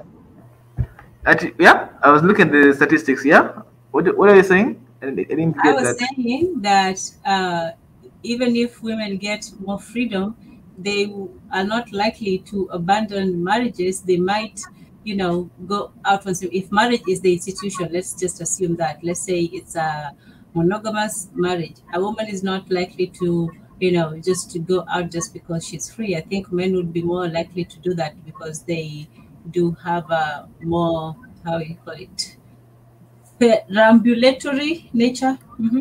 Okay, yes, okay. I have understood. I have looked at Samira. Mm-hmm. I've looked at the statistics for Ireland, and yes, they do have low divorce rates, but that is because it's very difficult to divorce in Ireland. They are a very Catholic country, and their laws are quite Catholic too. Because the conditions for divorce are like you have to live apart for 5 years. You know, very strict. That's when maybe, you know, and then they say that's when maybe you can apply. I guess they do not play. They are one of the first countries to. They were one of the last countries to legalize abortion. I don't know what the law is right now. I think they finally allowed it, but yeah, they are very Catholic. They are very Catholic. So yeah, that's why even their laws are very, you know. So divorce is not easy. They have said there. It's not an easy thing to go through. It's not the law. The government doesn't want will frustrate you. In short. So you that's why, think that it should be easy or it should be hard? Yeah, But what it should be easy. First of all, it should people should be, you know, when you remove when it shows you you know, if you make it hard, then somebody's trapped, you know. That's just what that's what you're saying. Go to you know? Yeah. Where do the children go? Who gets the children? I'm not hearing you. Who gets the children? When you divorce? Yeah. In where? Ireland? Yeah. No. In Ireland, I don't know. I haven't read it all. No, I'm saying you said that if you had it your way, let's just say that divorce would be easy. So how do you easily decide where to put the children? Now that's for the courts. Like for the courts to decide. Let's just have you play all of that, judge, executioner, whatever. So you're the court. How do you decide where to go place the children? You know, let me tell you something. I don't even like the system of the current system. So I'm not. Where the children should look. Me, I want the children should go to the village. The village should get the children. There's no grow up. So the village supposed to take care. And you know what the thing is with divorce? They said a large number of when women get divorced, they wind up going into poverty. So that's got to be a huge reason why a lot of people do not get divorced. Because again, if I leave you, that's a good reason to stay married. Yeah. Where is this? Where is this where women get divorced? They go into poverty. In America. In America, I thought with all the child support and all the systems to. Oli, please speak on this one. Well, yeah, I would say that makes a lot of. I mean, yeah, that's a lot of the recent laws only now are protecting women. I mean, but they still protected them, but still, and yeah, you're right, because recent laws sort of started forcing child support, where like you wouldn't have paid child support in the 1950s. Yeah, but it wasn't as aggressive as far as, you know, you could be jailed, you could lose your job, all these other things. So they had now they have a higher impact if you don't. So that allowed for, because a lot of women were, you know, I would say this, now you got the people like Nick Cannon's crew. They're like, hey, I'm hit a cash cow. So I'm like, that's a little bit different. I don't 100% agree with that, because you shouldn't bring a kid into the world unless you really want them. But, you know. Yeah, I mean, like I tell you, my friend who was in the Sudan and has polygamous parents, I think her mother did leave her father. But it's not like if women do not have the wealth, you pretty much leave and go back to live with your family in shame. You know, and not just that, it's like if you were bought with a dowry, your family has to pay it back.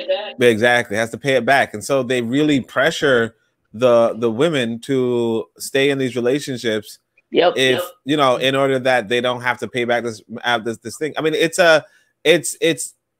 I don't want to pretend that. I mean, I think that there were freer societies in Africa once upon a time, right? But I don't think that we should attribute that to polygamy per se. I think that definitely, like it's been said that traditional Africa, which for the most part I believe was monogamous, right? But traditional Africa did have men and women in relationships with different gender roles, you know, different, you know, economic roles, you know, kind of more or less shared wealth, all that sort of stuff. I think that kind of a life is what we would consider the free woman, you know. I think Wazungu went over to Africa and said that first like on first glance they say, man, all these women are doing all the work, but when he looks deeper he realizes that the women are very happy and they're working on their farm, doing the light labor while the man is doing the heavy labor, you know.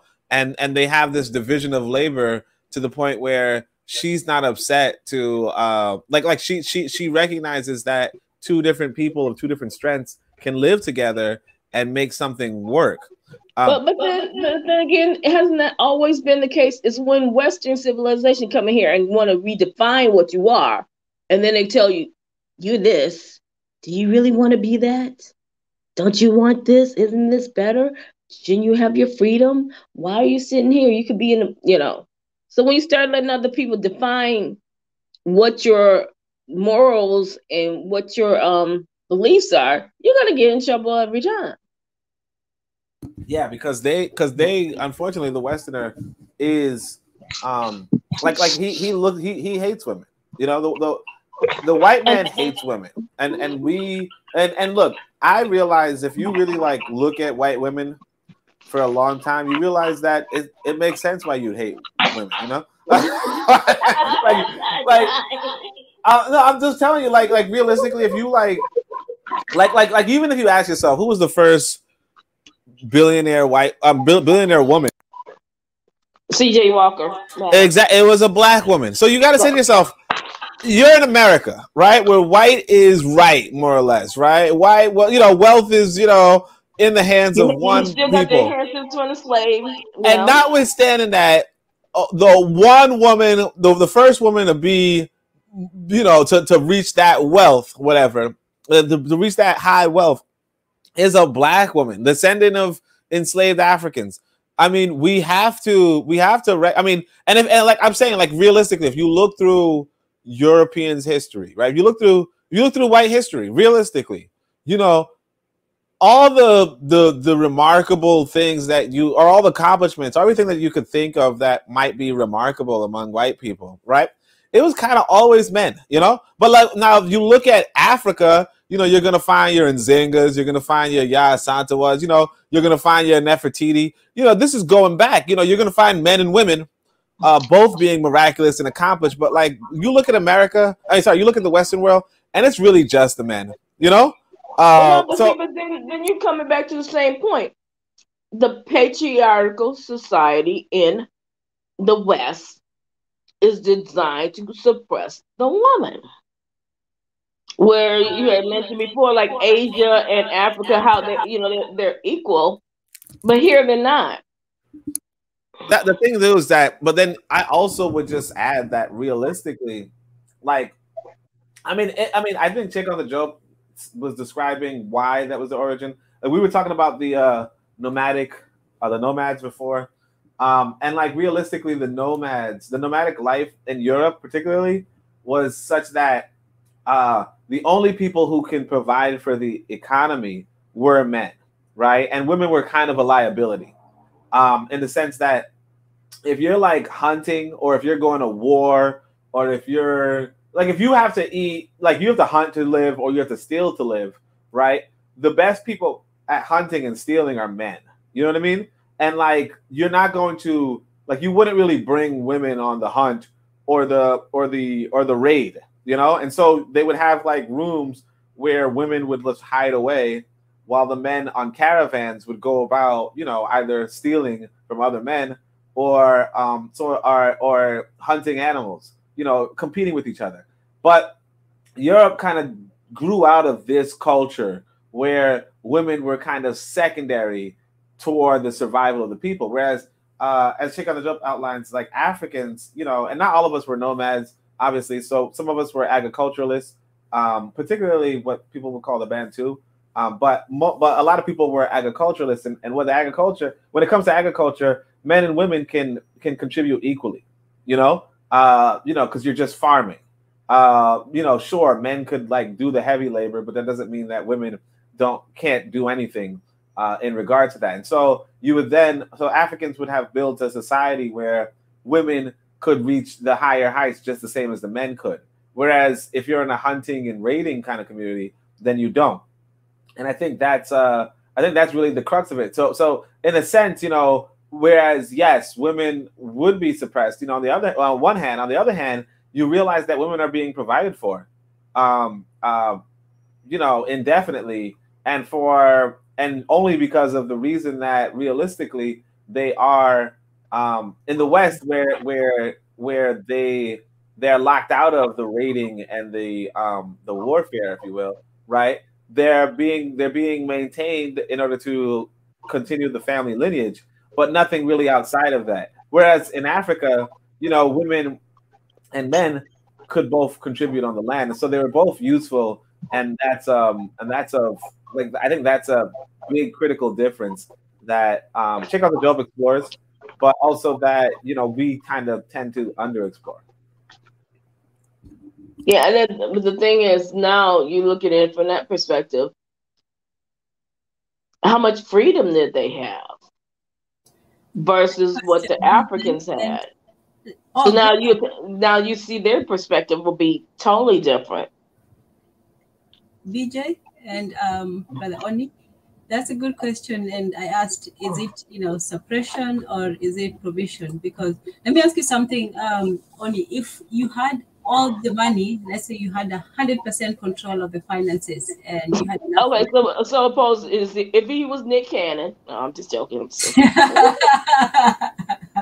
Wait, I don't want to be. Wait, hold on a second. I don't want to be that broke. No, yeah, okay, I'm joking. No, is it broke? I thought you had a lot of money. No, I was just saying I had more, but I'm just capping. Oh, okay. Whoa. Okay. All right. Hey, brag away.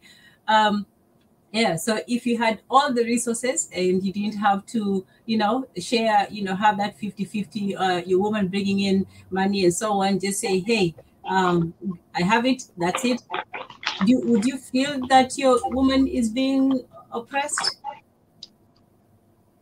Oh, you're saying if I had all the money, yes, and then I gave her what I feel like she's being oppressed? Yes.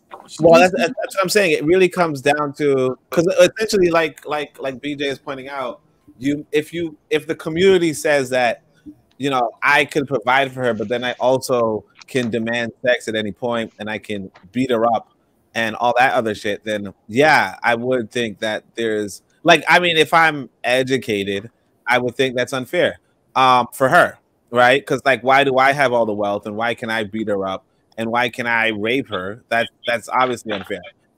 But I mean, if you're talking about in a free society where a woman says, hey, you got a lot of money, I don't cost that much, I'll cook and clean for you, I'll, you know, whatever, right?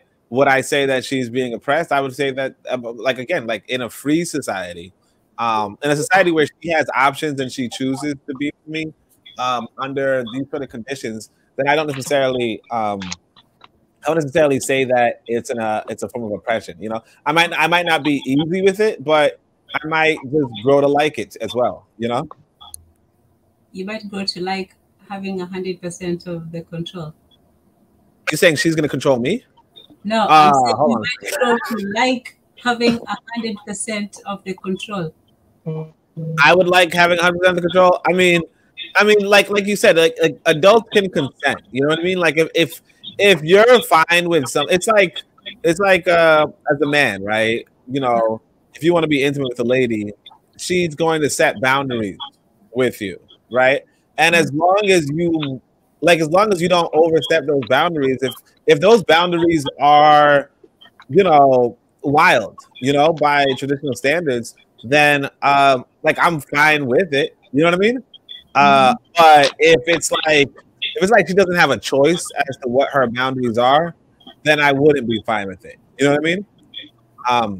Yeah, Or if she's that's what, if she's indoctrinated to believe that her boundaries should be limitless, then I'm not necessarily into that either. yeah, that's one of the biggest issues actually with monogamy, modern day monogamy, is that the society tells us that we're supposed to be like intimate with each other all the time. We have to live with each other. This is not sustainable for human nature. Like, it's just not sustainable. People need their space. Your wife needs her own heart. You need your own heart, and everybody. That's so how you you. can have another hut for the kids. Yeah. The kid, they grow up with the wife on the wife's heart until they reach No. Why initiation. did she have her own hut and the kids have a Yeah, separate hut? yeah, but she takes care of the kids until a certain age. Then from that time, now they go to their own heart, and that's when you take care of them as a man. But that is the best way, because now we are together all the time. You're just going to get annoyed of each other, and that's why divorce rates are high, because this is not a natural thing. It's not natural to unless you're oppressing and somebody is oppressed and just living an oppressed life. But if the life is supposed to be free, people are supposed to live in separate huts. Okay, yeah. Do these huts got Wi-Fi? I don't understand. Yeah, you can have Wi-Fi in your hut. Oh, yeah, okay. I'm not trying to live in no hut. Who trying to live in no hut? I mean, where you get the? I could concede that It's you not do. necessarily a hut. The hut is just a metaphor for different spaces. It's not no metaphor. It's a hut. You know what I'm saying? Well, I'm pretty sure he's talking about a hut. He's talking about a hut. You know what I'm saying? Ain't nobody. Ain't no pizza hut. He's talking about a hut. okay, fine. It's a hut, but it's your hut. You can put your Wi-Fi in it, and just your Wi-Fi and your foot on and relax for a bit. Okay, who pays for her Wi-Fi? So, Abba, yeah, I love what he's saying, but please tell me, where is society in peace? Yeah. Where's the peace at? Because I ain't seen no peace on earth at all. Goodwill, other than peace on earth, goodwill towards men, and they don't even say that anymore during Christmas.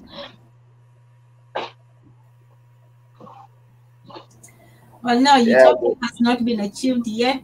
Paradise has not yet been found. Yep. And we're still living in purgatory. So that's what we have to deal with now. We're not living in that society where those questions had been asked and answered. And those were the answers that they gave. Some people gave an answer where they said, well, freedom is more important than fidelity. And so everybody can go F everybody else, plant your spear and, have at it. And But what? I have a question. Like, we need to define freedom, because when I'm talking about those the huts, everybody's living in there. That's freedom. Because in the end of the day, women. Let me speak about women, because it's women who are not happy with monogamous marriage. It's not even the men. It's the women who are not happy with it. They're the ones who are divorcing the men. So it's them who are not happy. Desi, why don't you bring some of the women on so they can explain to me and I can understand? Okay, yeah, because I think when we talk about freedom, especially, a good example is America. America has the longest work hours. People working, when it comes to working, Americans are the ones who are really worked, like in the top in the world, right? Like, Americans really work hard. They have, you guys think, hey, guys have 2 jobs. That's nice. Africans are struggling to find one. Yeah. So you see, and still and you still barely survive with those 2 jobs, right? So it just tells you what is freedom. Like, you can't take care of your kid doesn't see you, all these things. So, but you're told that you have freedom because you live in box that's like that's in a fancy place, you know. But I feel like there's just a lot of illusions in the modern True. world. True. Yeah. True. So Yeah, I want to ask Samantha Tezi, so are you saying that the women you're involved with are saying, hey, look, I just need you to go into a hut or something? Let me tell you something. Right now, the next modern technology is huts. Huts are very not. Tezi go corner the market with huts. Okay. Going back full, look at the architecture magazines and stuff like that, and the cost. That is they're doing huts with the printing. I don't know what they call it, the 3D printing. They're 3D printing huts right now in the US or something, and they're passing it off some sort of modern house, but it's a hut, you know, because huts are, they call it self cooling. There are so many good properties, by the way, with a hut, and especially a hut that has been smeared with cow dung. Now no, yeah? no. Just no. What? So, no. But anyway, no. No. Nah, you know, I'm not joking by the. I'm not. No. Tanzan can attest. No, I'm not. No. All right. No, we're not sleeping with no cow dung around us. No. They don't know. It's okay. No, I'm not. They don't know. They don't know. They don't know. You know, this is. I don't. I know. I heard of it. I heard of it. I'm not. No, like that's not the future. Sorry. But changing that. So wait. Because I remember this one brother. He was talking about in Africa. Because see, I'm saying some men in Africa are more patriarchal in the sense that, you know, I think he was saying that. I think he's from Nigeria, perhaps, and he was saying that when you're watching Martin, right, and the woman tells the man, go sleep on the couch. He's like, that's not a thing in Africa, mainly in Nigeria. But my thing is that this hut thing, how is that different from go sleep on the couch? Isn't that like go sleep in the hut or something? Nah, that's the beauty, because, you know, in the modern Because in marriage, that way, they're not in the house. You don't have to see them. Yeah. Everybody. That's the thing. Women have their own duties with her fellow women. Men, we have our own duties with our fellow men. We are really not. The time for interaction is really limited, and that is how it should be, because now, you know, because it gives you a better perspective of the greater community. Because even look at women are not comfortable with monogamy, but when it comes to the traditional marriage of polygamy, of just polygamy and open, what happens is now when they cook for the whole, for the village or for the homestead.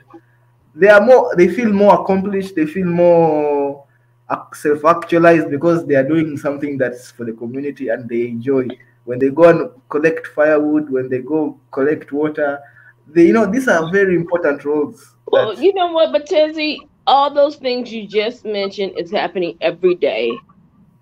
There's community events, people volunteer, they give to the community, they bring all their families over, they cook. So they doing this every day. The only issue is now you may not have it as a couple, but they're still doing that. So yeah, they do feel from all that.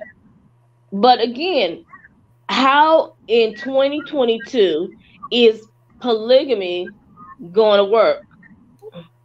No, I think he's talking about hut life. I mean, hut life sounds interesting. I don't know. Hashtag hut life. He's making some sense. I mean, you better get your URL up, Tezi, because people are going to be checking them out. They want to see that's virtual views. He making some sense. He's playing some game. I ain't gonna hold him. I don't know about the dung part. That's a little bit like. I mean, I'll just get some regular windows.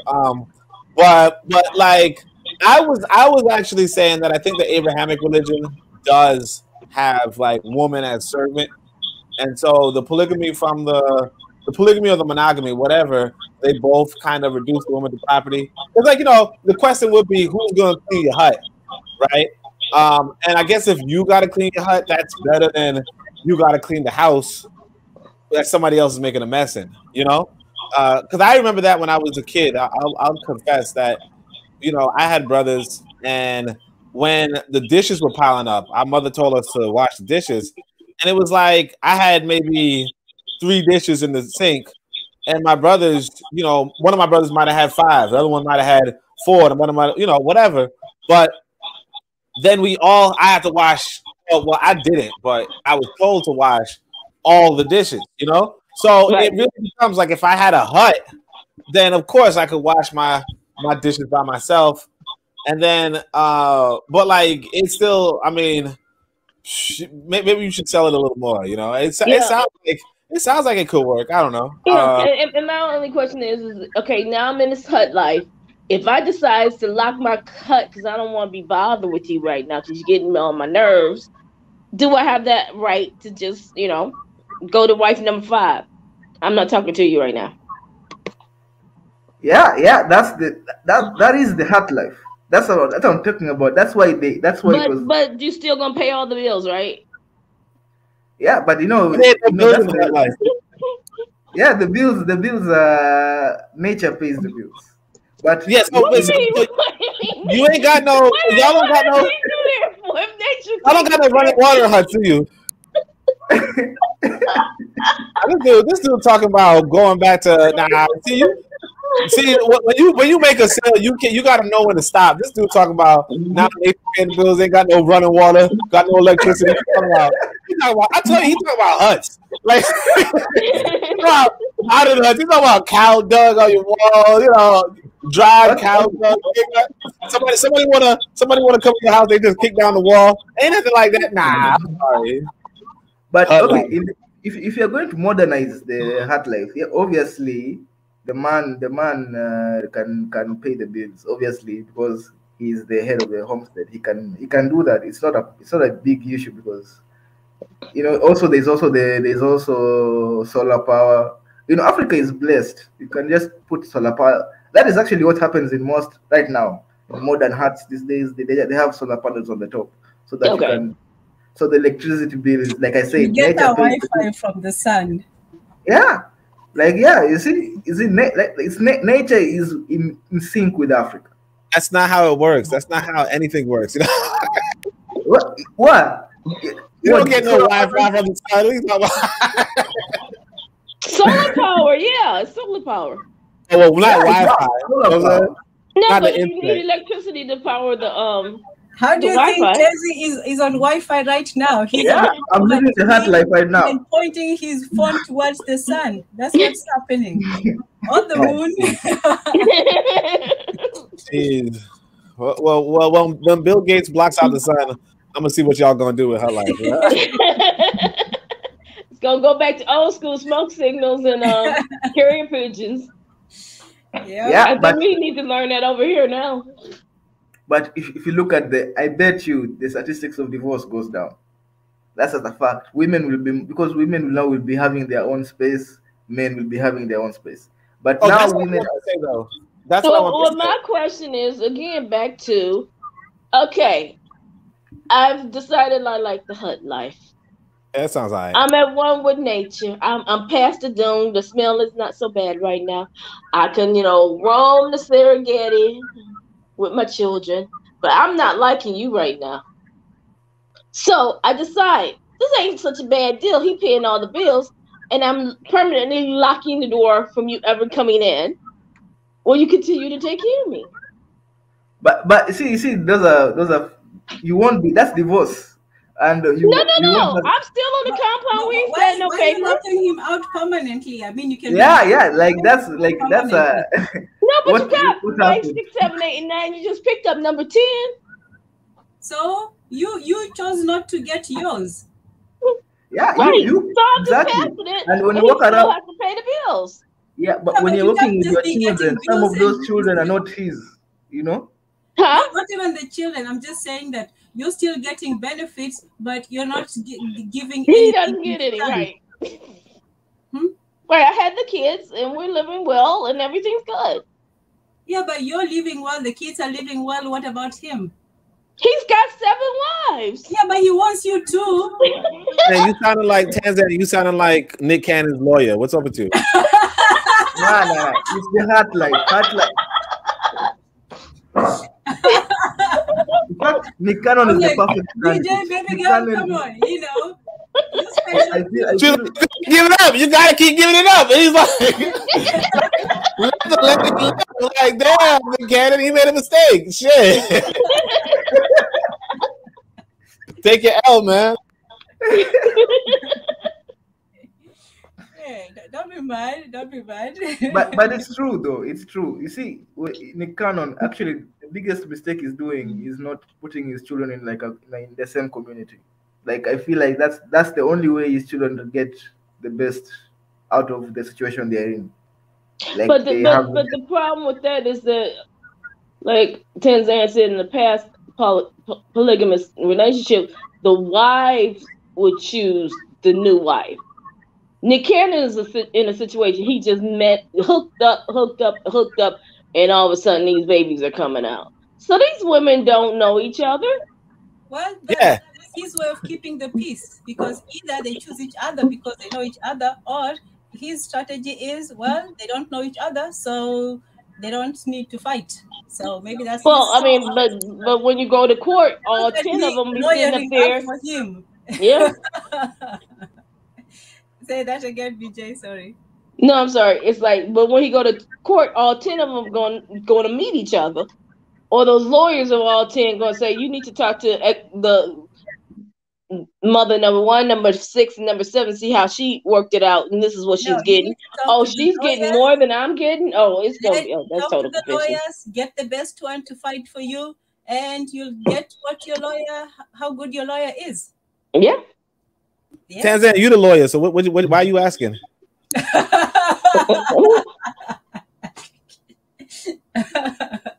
She really trying to get the best for her client. You just all your money to the lawyers. Don't worry your pretty little head about it. You know, just talk to the lawyers. You don't need to deal with 8 of these women. You know, you just need to deal with one of your lawyer. There you go. Tanzania looking for a payday too. You know what I'm saying? It's not just the women. Everybody getting paid. Everybody getting paid.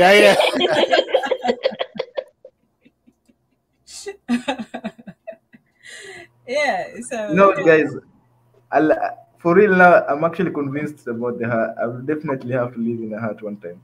That's just where I'm going to retire. Sure. No, I get it.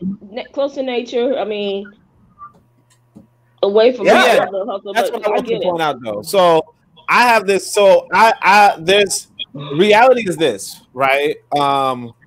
Okay, so I was working this job. This white woman was my coworker, right?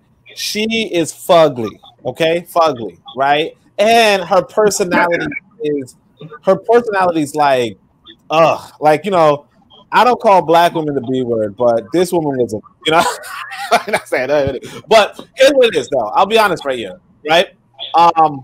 She was Why didn't you just give her your number and she might have changed? No, she's married. She got grandchildren. Look, okay, there's plenty. Who you think had the most affairs but the married couples? No, but I'm not trying to listen to one lady. But look, my point being this, right? She lived in a community for like 40 years, right? The community's population is 1,200 people.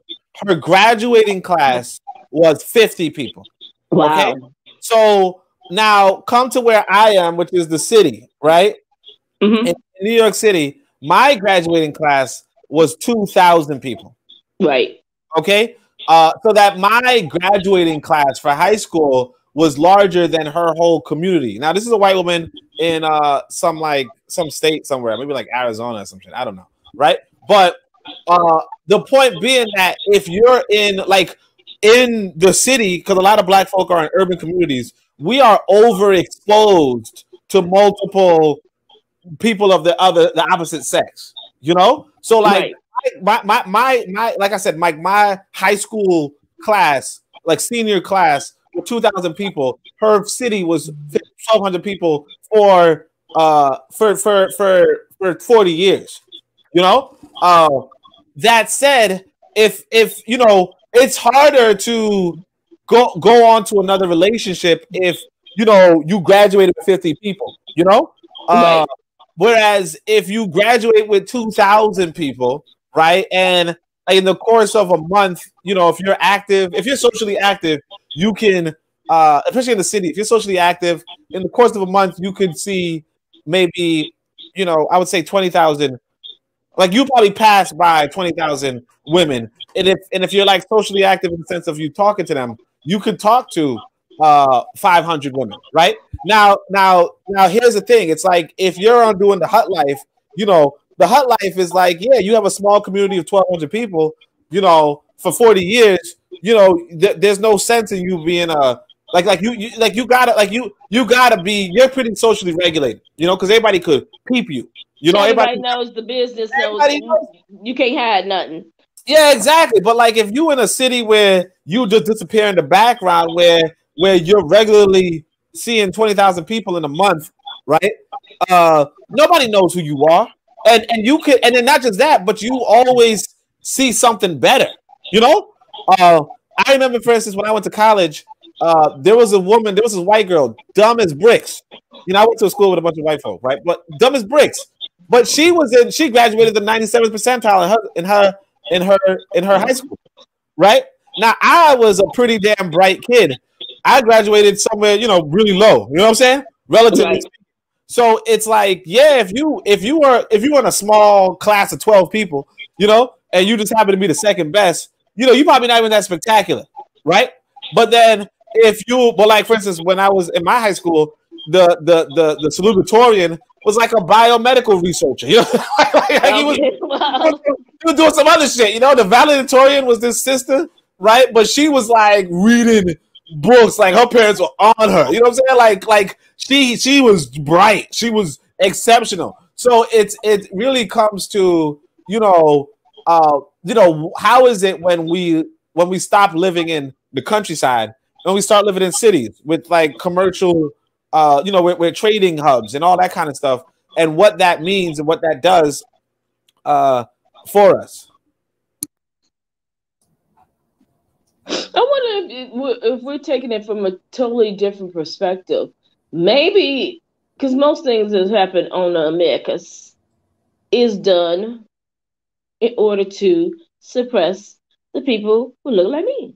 So if you think about it, if you have polygamy, and we're coming off of a plantation, and we got farms, and I got 10 wives, we got all these kids. Can you imagine the empire that could have been built? No, we can't have that. We can't have you growing like that. Yeah, just a thought. Might be wrong, but just a thought.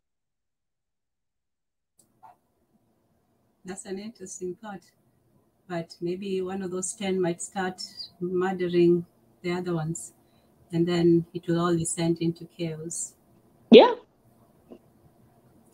So I guess in the end, it's what you think of human nature. Is that even something that men would want, you know?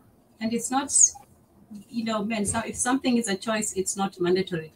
I think some people are also afraid of, well, if they make it, if they allow it, then people will just start marrying each other left and right.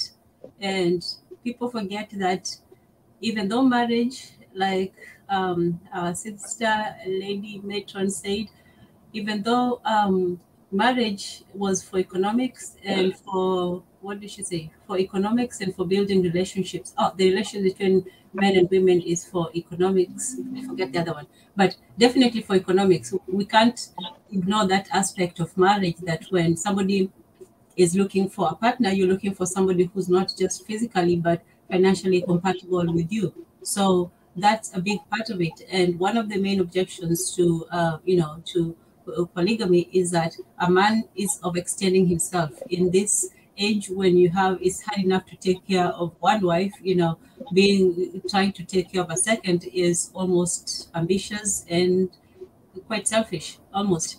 So it doesn't seem like something that is viable for now, especially when even marriage itself is on the decline. We even just advocating for marriage right now is not really, you know, very, very popular amongst, you know, some people, especially for the people who should be getting married are not. And the people who are in a position to, they're really waiting a long time to do that. And so I don't know what the hot thing was, but even the young men are taking longer and longer, young women are taking longer and longer to get married unless they do meet that older man with the money, and then so after that it's all good. But the whole idea of polygamy is sort of a stretch at this point, only because even the idea of marriage is still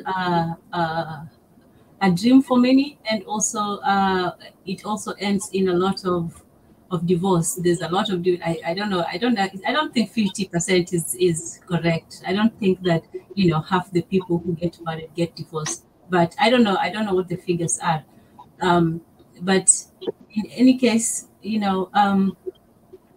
one of the reasons why it wouldn't work also is because, as Samira was saying, the mentality of a lot of people. You'd have to change the environment. You'd have to change, the laws. You'd have to change how people think. There would be a whole things to change that you wouldn't even get to that before you got to where you're going. So this is mostly just a theoretical exercise in seeing what worked, why it worked, what we can do, and why we are where we are. If this is not something that is viable at this time, we can still, hold on to the idea of promoting marriage. It's still something that is still in our grasp.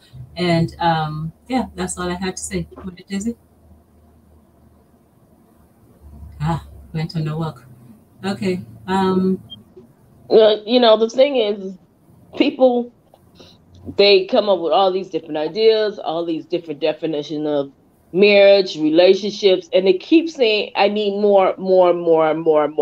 Okay, let's just have an open relationship and see if that works in a marriage. Is the open relationship working as a couple? He got 7 sad chicks, and I'm going to go out there and get me a couple of dudes.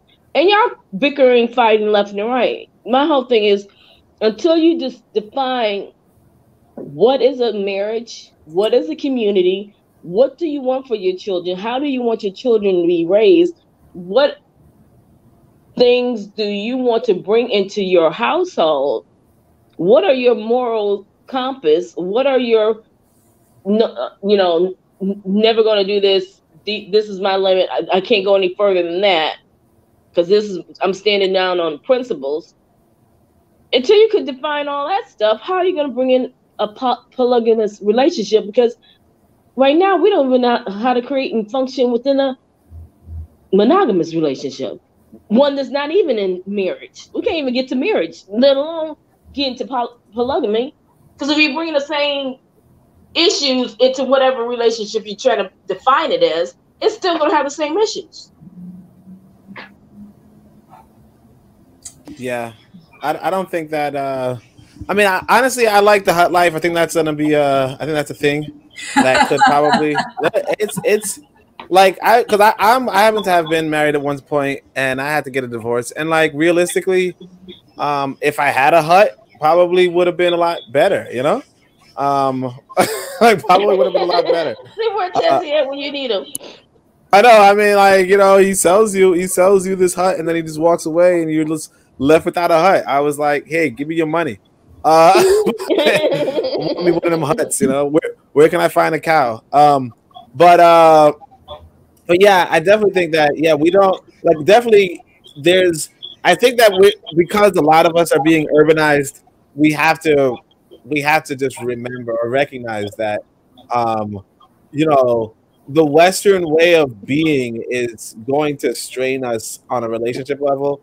I honestly do not really know what can help us on a relationship level, but I think it's actually a worthwhile conversation to speculate on. Well, we have to respect each other. I have to at least like you, not what you got in your bank account, but like you physically and mentally, and then you can start going from there. Not, oh, you look good in your Versace shirt. Okay, let me give him. He's got the buffs on. Okay, those Cartiers. That's a good point. Ain't saying nothing about the character. Ain't saying nothing about the person. But our what we're looking for has nothing to do with the physical person that you're gonna have to deal with, especially when you're gonna have to deal with after all the buffs and the hair and the bags all tossed onto the couch. you got to deal with the person standing in front of the mirror, and that person has to deal with that person every day. Unless it's a hut, definitely. Yeah, because I'm gonna be locking mine and making sure. Did you pay the hut rent this month? Okay. Yeah, Yeah, you did. Okay, then I'll shut the window. Does not come with rent. Well, then he has no reason to come to the hut. Then I'm saying, like, he has a reason. He has a reason. What's you coming out for? I'm looking at something. Yeah. So here's what I think. I think the whole you're very correct when it comes to. I think we're overreaching with this thing. It's simply an ideal. It's something that because ideals sometimes may be a future ideal, an imaginary one, or it might be a past ideal. There might be sometimes when people, romanticize the past and make nostalgia out of things that maybe they didn't experience, but they heard about. So for people who are for it, maybe they paint too rosy of a picture, people just living in peace and harmony and then, gathering stones and firewoods and making, soup and, whatever out of that. But I'm sure it came with a lot of challenges. I'm sure it wasn't as easy as, people just, getting along and working together and doing that, because human nature is still human after all. People still feel, the same emotions. It's not that they were of a different human species than we were. I'm sure, the men were just as manly as now, and the women were just as well. I don't know if they were still, but women were still women and men were still men. So there were some things that were done. Welcome back, Mwandetezi. There was things that were done and some things that worked and things that were not done. But one thing I would give our forebears or our ancestors is that they tried different ways. They even in terms of community, people talk about, the diversity, and I know it's beating on an old drum, but, even in the diversity of practices, Mwandetezi overemphasizes the Basai, but that was just one way of life. There were people who had, but the principles were still the same, because even the pastorals, they had that whole, guy, a man coming behind and the side door thing, that a man would still be able to enter, but he'll be allowed to leave, a woman's house. So when it comes to that, morality was very lax. There was rules, but yeah, I don't know how to describe it. But in any case, different things were tried. The different the scenarios, different structures were set up. Even when it comes to monogamy, monogamy was also set up in different ways. There were women who were married and they lived apart from their husbands, and there were women who I can't say that, because in almost every society, men had their own quarters. They had their own place where they entertained other men. They had their own places where they could retire, and then they would simply go and visit the woman's house. So in most societies, it was like that. Like, even if they were pastoral, the man was still nomadic, so to speak, with even if it was just one woman. So this is not about either polygamy or monogamy. It was mostly about the distance, that even though marriage was supposed to be a bond between a man and a woman, it was not supposed to be, glued together. Like, you had to be everywhere at every time unless you were out to work. People did give each other that distance, whether it was just, two people or more. So yeah, that's what I'll say. Mwandetezi, you're back. Thoughts?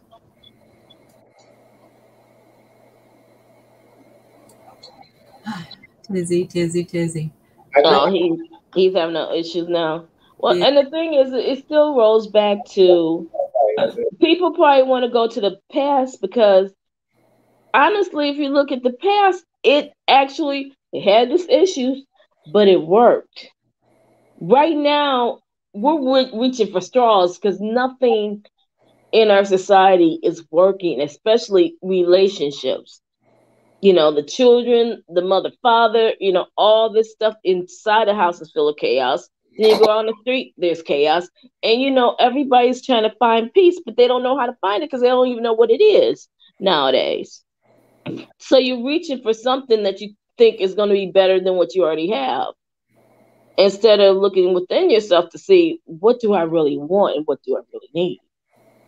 Yeah, I think Yeah, that's the issue. It's like realistically, population has increased so much more than what it was in the past. Uh, some people might have lived in a village of 4,000 people. Some might have lived in a village of 100,000 people. Some might have lived in a village or in a community of 1 million people. But like now, we're talking about there's 7 billion people on the planet, or there's 1 billion African people on the planet, and it's just a lot more for the same amount of space, you know. So our ancestors did have that distance between each other. We did have, huts, and huts were a thing. It was a tactic. It's a strategy. But how could you implement that strategy in today's day and age? Like what they're called now, and like in a densely populated area, the huts are called shanty towns. And nobody really wants to be in a shanty town. All right, Mondachezi is representing the heart life. Yeah. Okay, so how much are you selling those for? Can we get a discount because we're SSN? No, that's the beauty of this thing. You don't need to sell it. Like this one is a beautiful hat, and it's made from soil, earth, and a little bit of plastering by nature, cow dung. Look how beautiful it looks. Some beautiful piece of African architecture right there. And it's always cool in the inside, and it's yeah. And always smiling on the outside, right?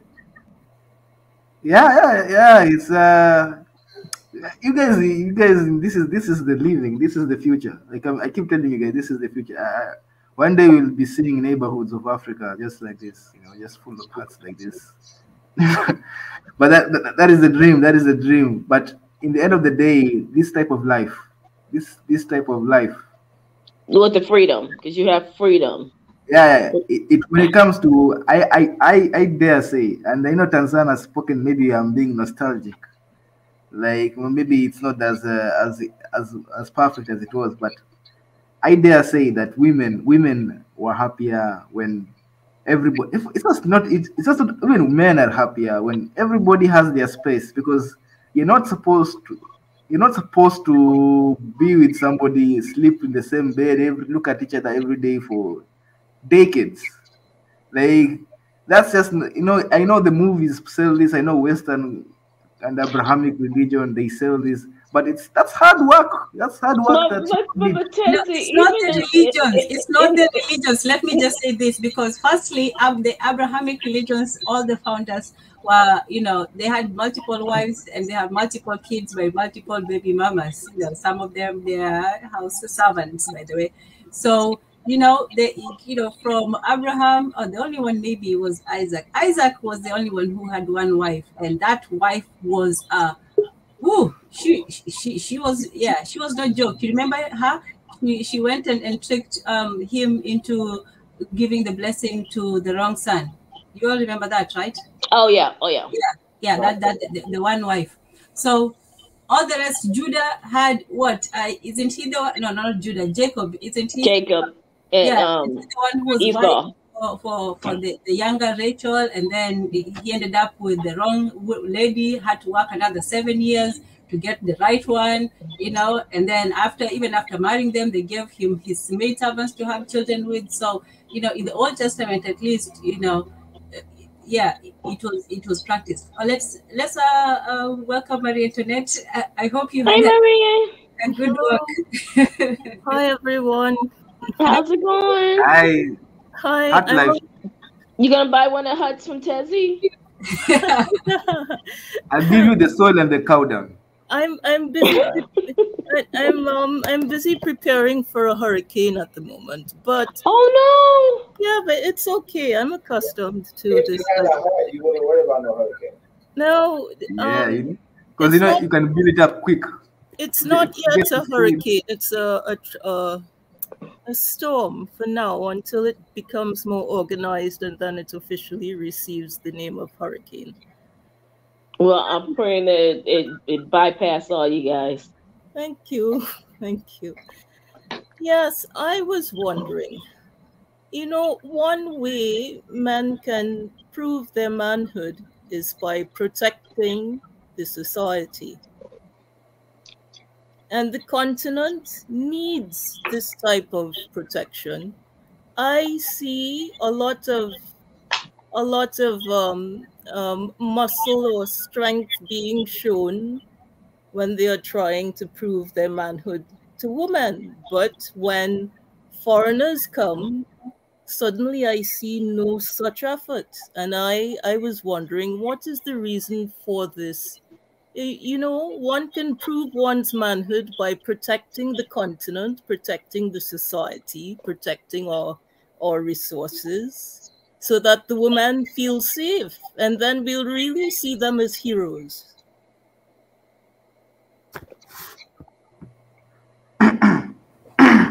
The internet came out firing softly. Yeah. But I think I have the answer is community. I think I caught the last part. I think the question is what can men do for make women feel safe? I think the only fact I feel like women feel insecure if they are just even if you are a strong man, but you're just alone and against the world or something like that, she'll still feel insecure. But when she sees that it's a group or an age set of warriors, and she's also with a group of women doing their thing, I think the community makes people feel way more safer than the nuclear family as it is. That's just what I feel.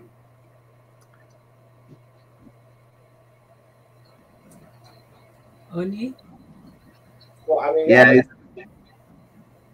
I agree. I think, I think one of the issues with, I think Chick the Dope was talking about that. He said that one of the things that happened when the Westerner came to Africa is that he took away the man's role, you know? So men and women had clear gender roles where men would get together and organize and defend their communities. Oni, sorry, but you are a bit muted. If you can. Yeah, real low. Yeah. Oh, wait, how about now? Oh, how about now? A little bit better, but still a little bit low. Yeah, still a bit. If you want, we can come back to you while you come up with a perfect answer to the challenge. I wasn't expecting that from you, Maria. That's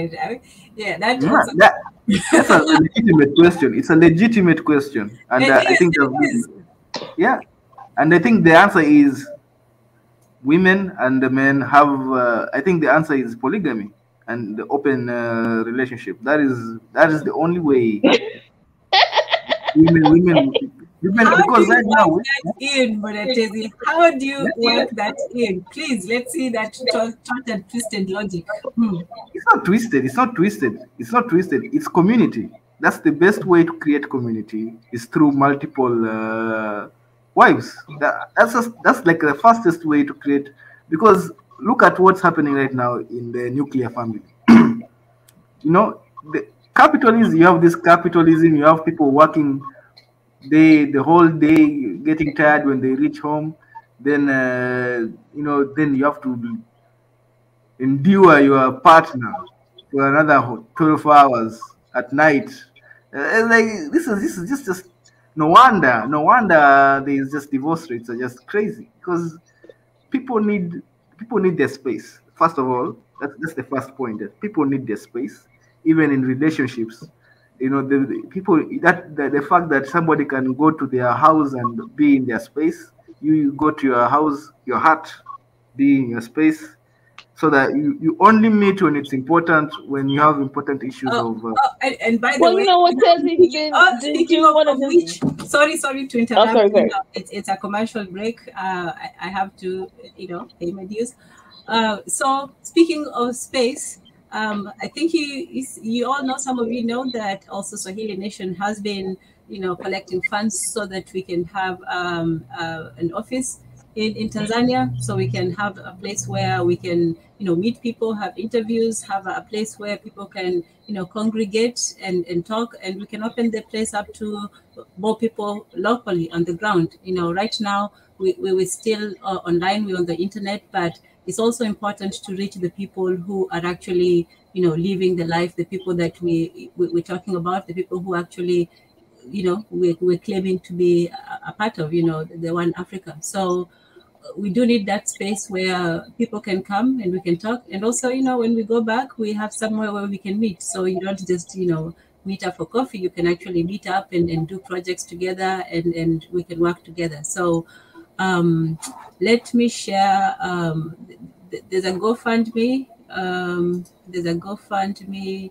So the vision is, to get the vision. The goal is 25k euro, and that's for 6 months, for the building, for furniture, for just to set everything up. And so yeah, if you have a chance, go to the GoFundMe. It's going around in the ticker section, the GoFundMe at Swahili Nation. You can find it. It's right there. So yeah, just a quick reminder. Thank you all for for being a part of Swahili Nation and for being on the platform. We're grateful for Mika and Pastor Ezra and everybody else. The co-hosts, Bodatezi, one of them, Pastor Ezra, Biggie, Ebenezer. For having a place where we can have these discussions. So thank you all. Bodatezi, sorry for interrupting. Or you? I think it was on BJ. Yes, go ahead, BJ. I mean, I get what you're sort of saying to a certain extent, Mother Tazy, but the problem is if you create a polygamous environment and put it on top of what we already have, you're not going to have that peace, because we don't have peace within us. We're still living under the structure of oppression. We don't have control of our environments. At any moment in time, we all feel like we could be taken out. Something's going to come, another anvil is going to fall on our heads.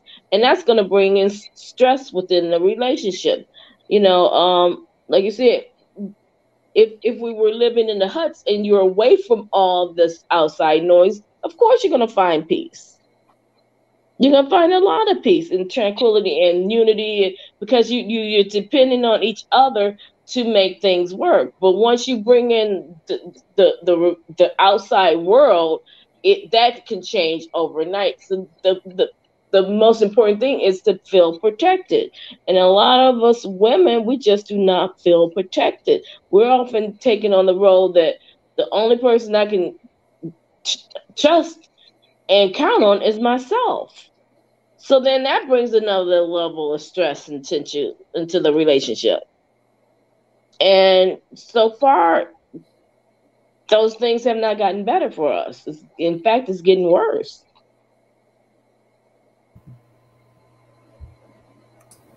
So the problem, okay, I haven't understood the problem. Then the problem is that what's wrong with polygamy? Then I think I've given. You're saying it's so many things that let's try this, let's try this, let's try this, let's try this, let's try. We don't want to do marriage anymore. We're just going to start living together, and we're going to have the kids, and we don't have to be structured by the foundation of marriage. Now you're saying now let's do polygamy. If we're not solving the issues that's occurred in front of it, no matter what type of relationship you build, you're still building on top of confusion and conflict. Until we can start building our communities again, coming together as one, then if you want to decide, well, maybe this is a good thing, perhaps, I don't know. It's not for me, but that's okay. Can I ask you something, DJ? You were talking about marriage, so let's go to that, because polygamy is just the step afterwards. But in your opinion, do you feel that marriage provides protection for a woman, or is this something that takes away a woman's opportunities? I don't think it should take away your opportunities, because again, what's the problem with marriages nowadays? People are marrying based upon bank accounts. Oh, do you look fly in your outfit? Oh, he's got a nice car. Let's just talk about that. Nothing wrong with bank accounts. No, I mean, when I say that is, you're not marrying that person for who they are. That's who you got to live with. You're not going to be going to, at night when you get in bed, it's not going to be a stack of money next to you. Yeah. It's gonna be a person. So you got to deal with that person. You see, that there's the problem there. There is the problem. You see, I think Tanzania, you've spoken the truth. There's nothing wrong with the bank accounts or maybe physical appearance, but the problem is, as BJ was saying, this is the person you need to look at every day for decades and decades. Just And if you don't like them, then how's that gonna work? You know, this is that's what I'm telling you. It's the system where you should not, you're not supposed to live with this person every day, looking at this person daily for decades. You know, it's not natural. That's why most marriages fail. It's no, to me that's not true. Most of them are failed because the society we live in is not supporting a community that a marriage will thrive. And I'm like, if we did polygamy, we're still, if you're not fixing those underlying issues, it's not going to work either. Because now you're going to, instead of have one woman that's getting on your nerve, now you're going to have 10. And how's that going to work out? You're going to have a heart attack at the age of 33. And hopefully that insurance policy is big enough to manage all 10 wives and children. You said that if he is going to have a heart attack, if what happens? Yeah. If what happens? Well, if you don't resolve the underlying issues. But this is the thing. The thing is, you don't even have to marry. It doesn't have to be polygamous. You can still have the one wife, but each of you should live in your own hut. Okay, so then you said each person should buy a duplex. You have a key to the one unit, and I have the key to the other unit, or 2-family flat, or 4-family flat, or apartment building, and then you could put each wife into their own unit. Yeah, but now the problem is now when you're just two, you can't. It's very difficult to create a community. You know, so that's why it's supposed to be multiple, so that you can create a community for women. Then also the men also have their own community. Or what do you? That's what I'm just trying to say. That no, I don't disagree with you that now here they have like a man cave or whatever. Black has just figured you out in one sentence. You just don't want to live with the woman. I didn't want to say that, but teachers know. No, it's not me. It's not me who doesn't want to live. It is women don't like monogamy. Even here, you had back in the day, relationships, everybody lived in the same neighborhood, husbands, or, here we're just, we're not married, but we're living together. The men would be like on the porch or in the basement or what. So they had their space. Or I'm going across the street, hanging out with, Joe, and they just sit out and chill. So I'm not saying, no, you shouldn't have that. I'm not saying like what you're describing is, I want to see you every day. So yeah, get out the house. But at the same time, if we're going to raise our children, they have to see you sometime. Now he's throwing shots at you from the background. Only. Let me say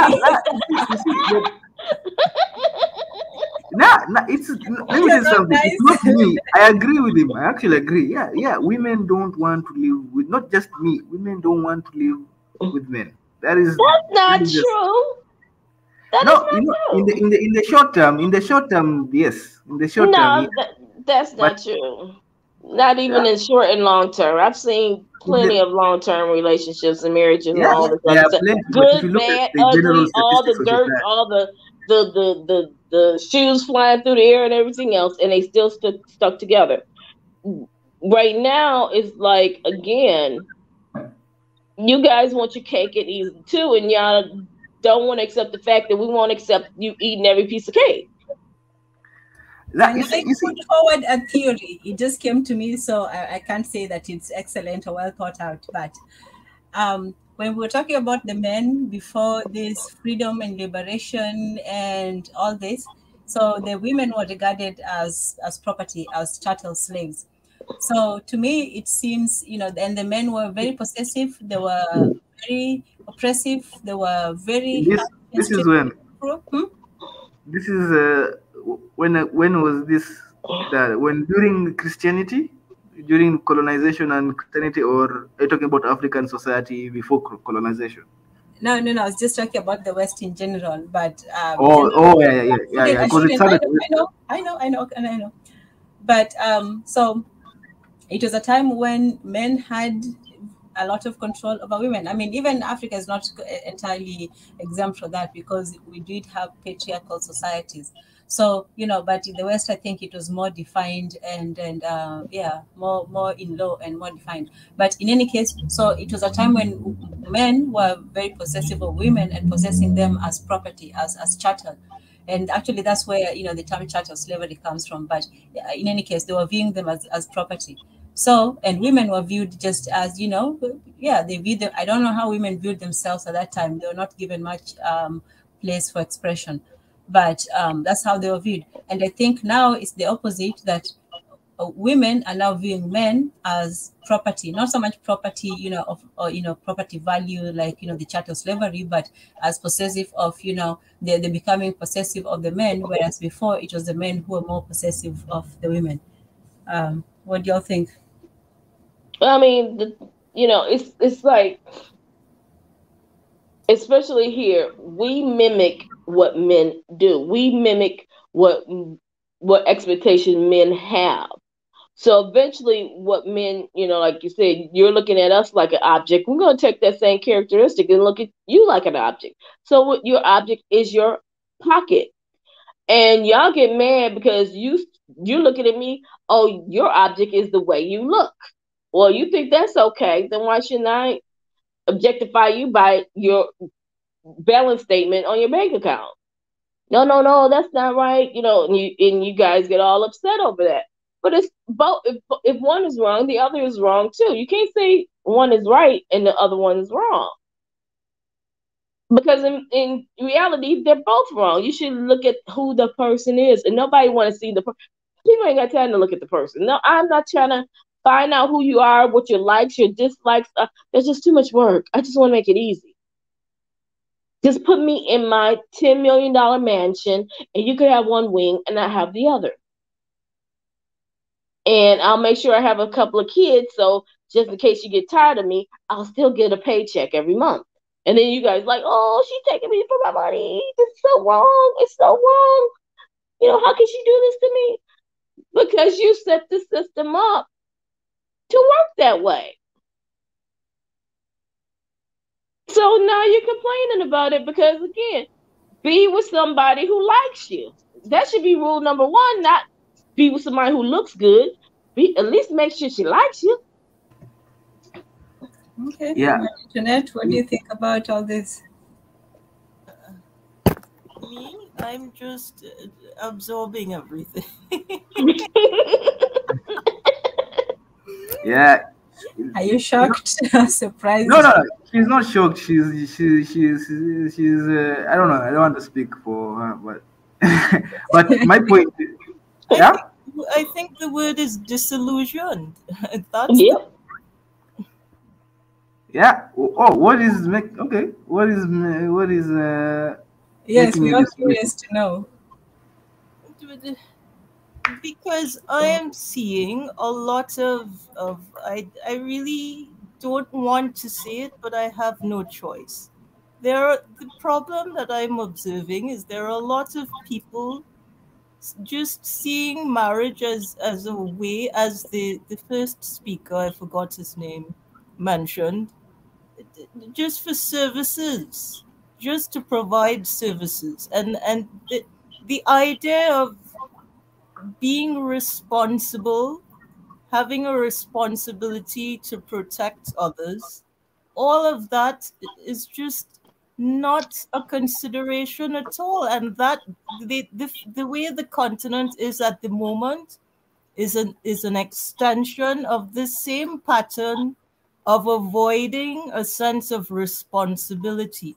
If you see yourself as a man being responsible for protecting others, then when foreigners come to the continent this is a bigger scale, of the society, which is an extension of the family, you would see it as your responsibility to protect your continent, to protect your country on the continent, to protect its resources, to not sign contracts that will put the entire population of your continent as a big human sacrifice. Do you see the extension of the breakdown? Yeah.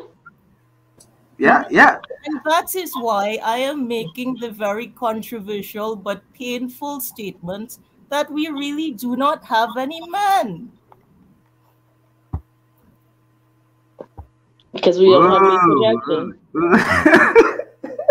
I'll be honest, I do not feel safe, and perhaps that's the reason that I have not reached on the continent as yet, because I do not feel protected.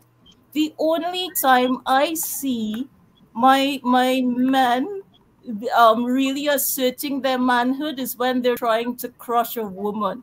That is the only time that I see them showing aggression. Only for women, not for anybody they're supposed to be protecting these women from. Nothing of the sort. All of a sudden, the masculinity and aggression just flies away. And that is why I am disillusioned, because I do not feel protected. You know. Okay, I'll allow maybe other women to speak.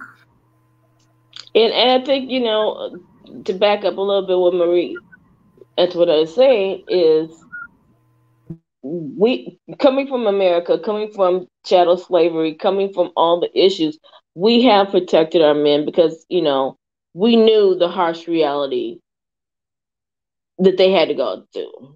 So we were understanding of the anger and the frustration, and we kept supporting them, lifting them up, trying to, encourage them. Yes, we did coddle our boys, and we were very hard on the girls. And I think maybe to a certain extent, our mothers and grandmothers had to do that because they knew more than likely you're going to have to do this on your own, sweetie pie. So I'm going to have to make you tough because this world is going to eat you alive. Where they were trying to shield the boys from the harsh reality that, I'm just trying to protect you so you can survive another day. And maybe the next generation will be a little better. But in the long run, it damaged both sides. And now we're at a point where, instead of like what Maria Antoinette is saying, why aren't you going against those who have oppressed you? We're now starting to go after each other. And, now we're trying to justify it to the point that they're not my problem, you're my problem. And that to me is total insanity, because has things changed that much?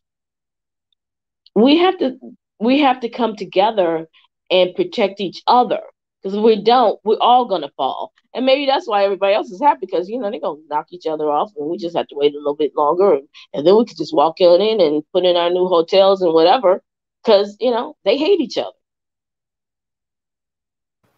Absolutely.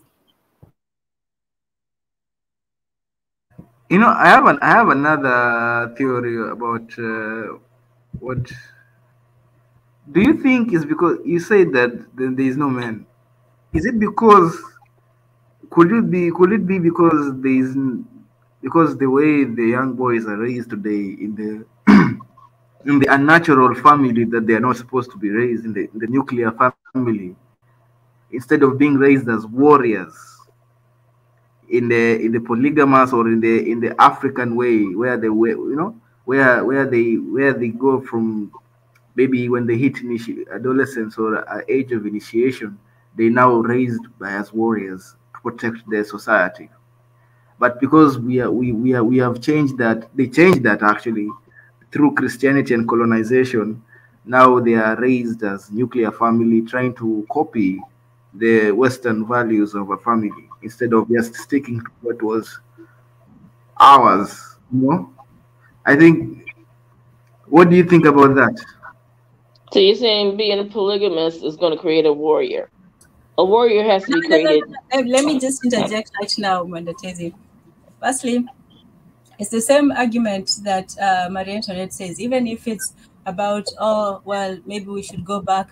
Even if we should go back to those things, the people who let those things go, you know, or who didn't protect those things, were the men. So if we're going to restore that, you know, that's going to be the men to have to restore that, because you can't say, oh, well, polygamy was nice and good and all this stuff, but you know, it's always the men who had it's men who have the hand, who have the ring to give. It's not the women's role in it, is just to wait and receive. So when it comes to even the whole idea that, oh, well, things were better in that time, yeah, maybe some things worked and so on, but when she said that there's no men, it's also the men who let go of those things that worked. Yeah, but you see, we are here trying to push it back. But you see, look at the resistance I'm getting. Trying,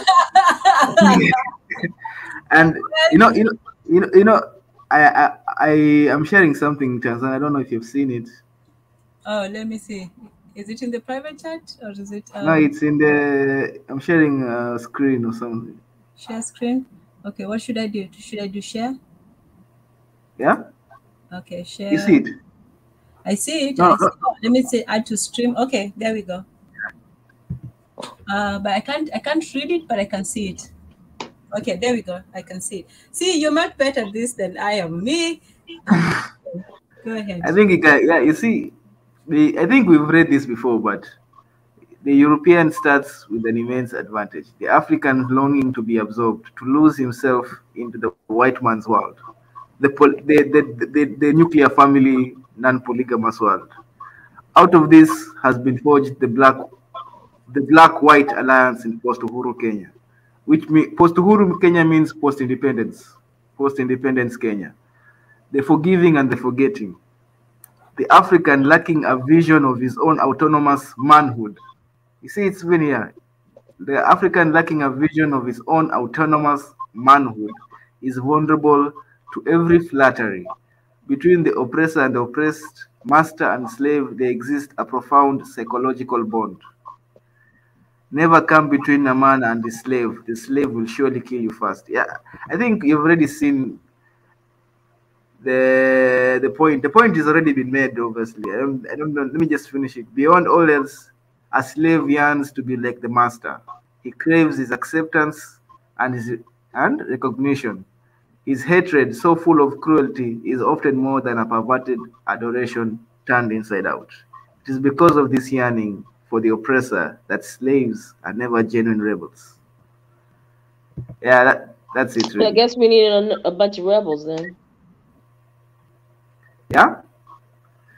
No. My point is, you see, when we talk about marriage, just one point that.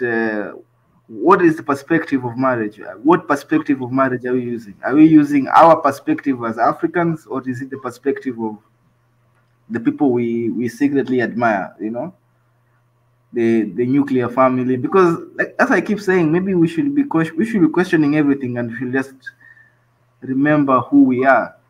Like, but see, that's the problem. We don't know. So many of us don't know who we are. That's why I say we all need to go look into self first before we start saying we need to jump into a relationship or marriage.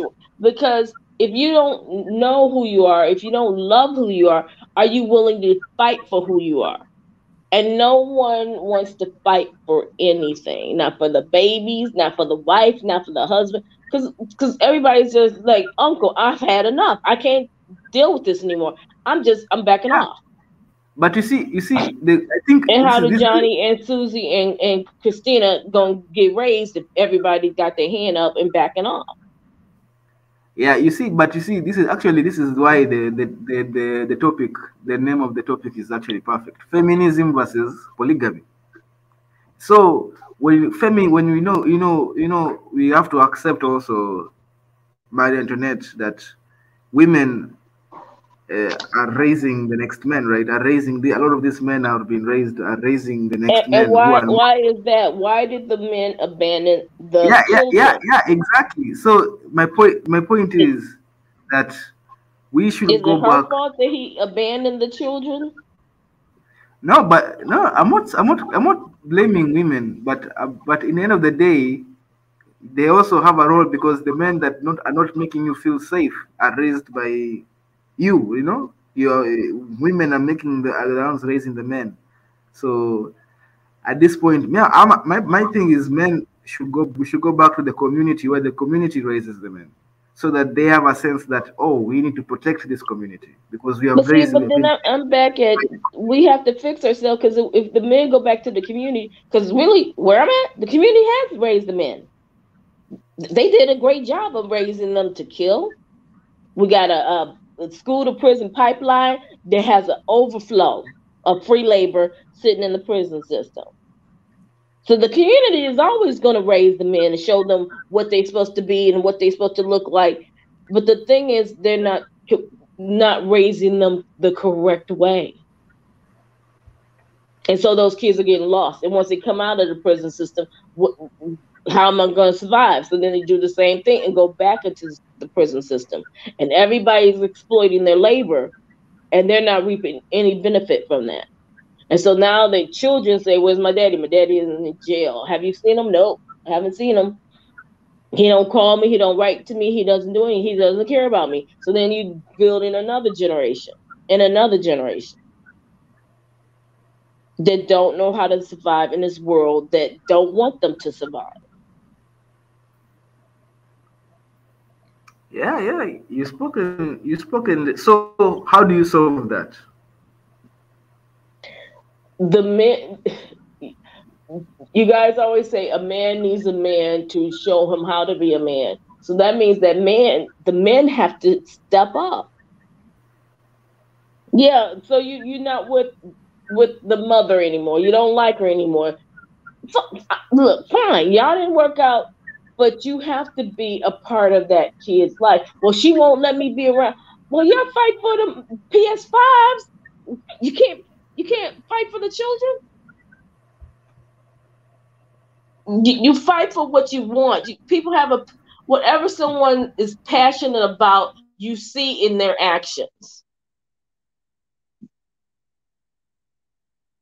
And the children know that. And they're like, he's not fighting for me, so I must not be important to him. So then now here's that next generation coming through, lost and angry. Right now, a lot of people are angry. And I'm not saying they don't have a right to be, because yes, they 100%, 1000% have a right to be angry, because there's a lot to be angry about. But we have to now start stepping up and showing them a different way, because some of us do not know any other way than what we see. And so you're jumping on the OnlyFans, the YouTube, the Twitter, looking for something to connect to. And the problem with a lot of our youth is what they're connecting to is not going to be constructive to their survival.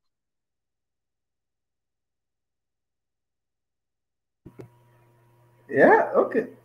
I know sometimes I have to wonder. You know, Tanzania, you've asked a very provocative question over there. Are African men, who are they fighting for their children? Why do they have to fight for their children? You know, and if you look at the statistics, it's women who actually are the number one initiators of divorces. Like it's about 70%, right? Like it's women who are initiating divorces. So the children are not initiating divorce. Just because, like they said, you're not with the woman does not mean that you're not in their lives. yeah, I have your voice is low. I said just because the women initiate divorce does not mean that you divorce your children. If you still had a relationship, you should still continue. Like we just said, even if you're not with the woman, your children are still your responsibility, right? But does the woman allow the man to have a relationship with the... That's what the question is. It's not about are African women allowing men to see their children. But in Africa, men are raising their children. I don't. But you said the problem is a lot of the men that are coming out are being raised by women. So that's Yeah. No. Okay, there is that point. When when Africa, I think the issue in Africa and the issue, I think we're confusing issues in the United States and the issues in Africa, family issues in Africa. The issue in Africa is, I think I read it. What I read, that was a huge issue in Africa, where we have become too much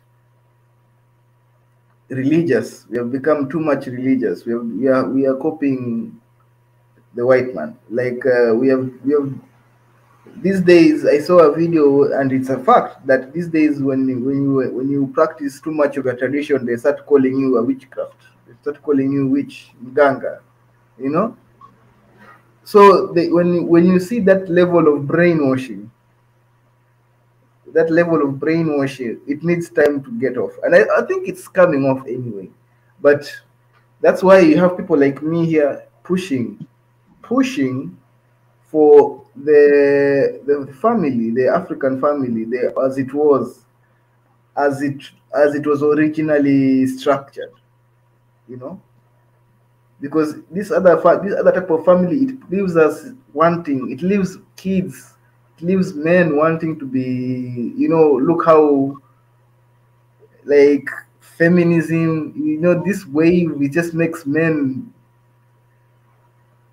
you know, it disempowers men. Even look at, even in Africa, there is a huge campaign of girl child, right? And girl empowering the girl. Nobody talks about the boy. And I read actually about it, that this is on purpose, that this is actually done purposely to disempower the boy child, so that because apparently, according to the West, the more we empower women, the more the birth rates stay low. But see, the thing is that that's why it's so important to explain why. Why, well, the women are now empowered and they're more feminist. Why? What caused that? What was the reason why that this occurred? Because when you put in the whys, people can understand. Oh, I can understand why she made that choice, because these things are going on. So you get a better understanding of why are the men so angry because women are now more feminist. Well, if you explain that side of it, then there's a clearer picture of, okay, this makes sense, and then you can make a clearer choice. But when you leave 99% of the reasons out of it, and all you see is she's fighting with him and he doesn't want to be a part of the family, then that skews the whole picture.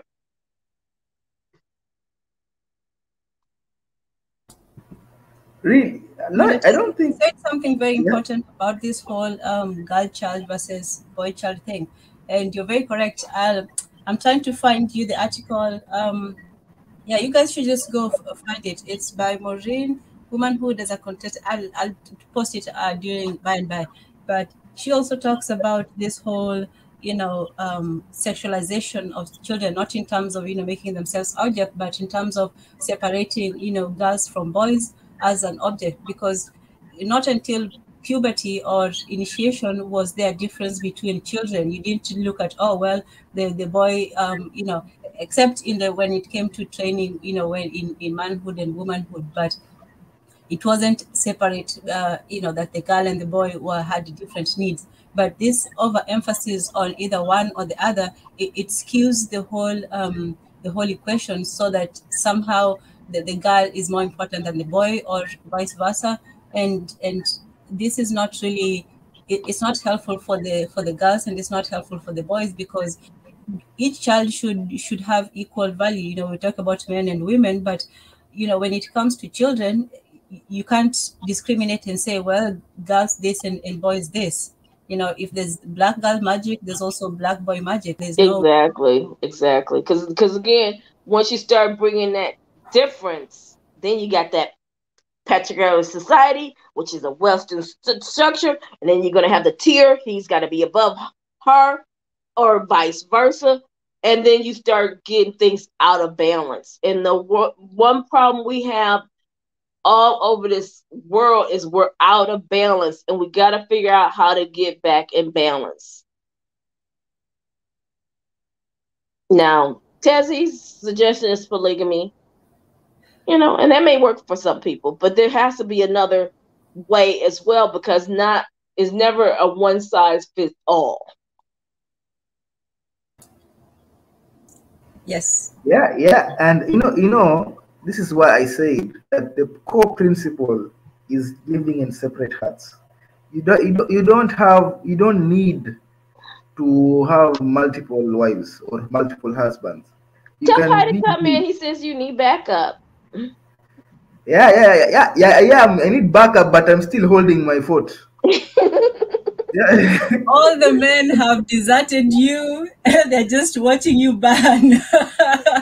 No. We are holding. I'm holding the fort nicely.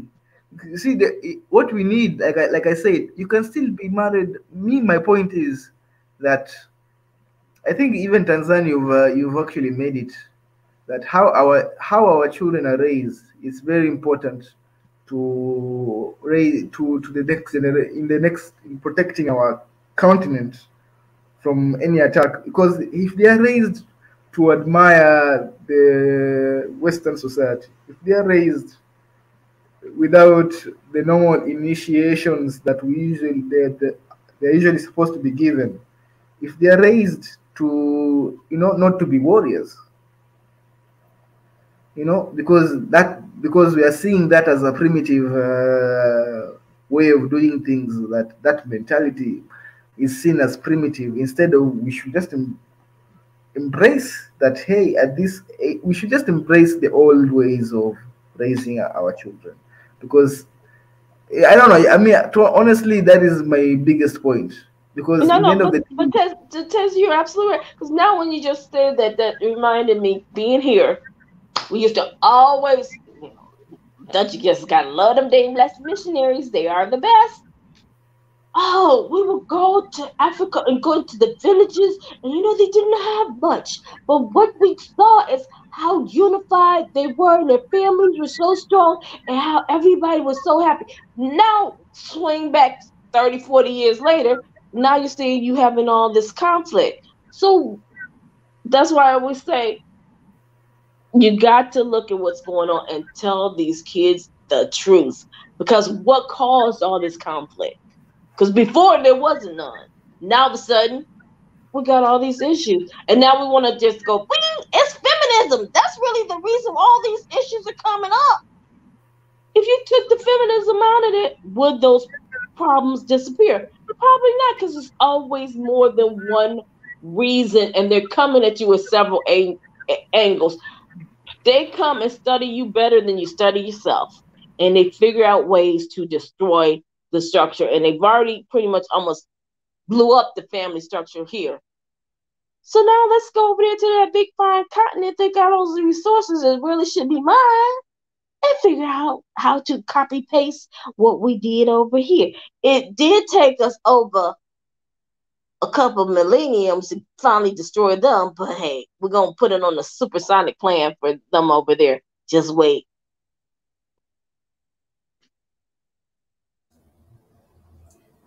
Well said. Yeah, I'd like to hear Marie Antoinette's opinion so far.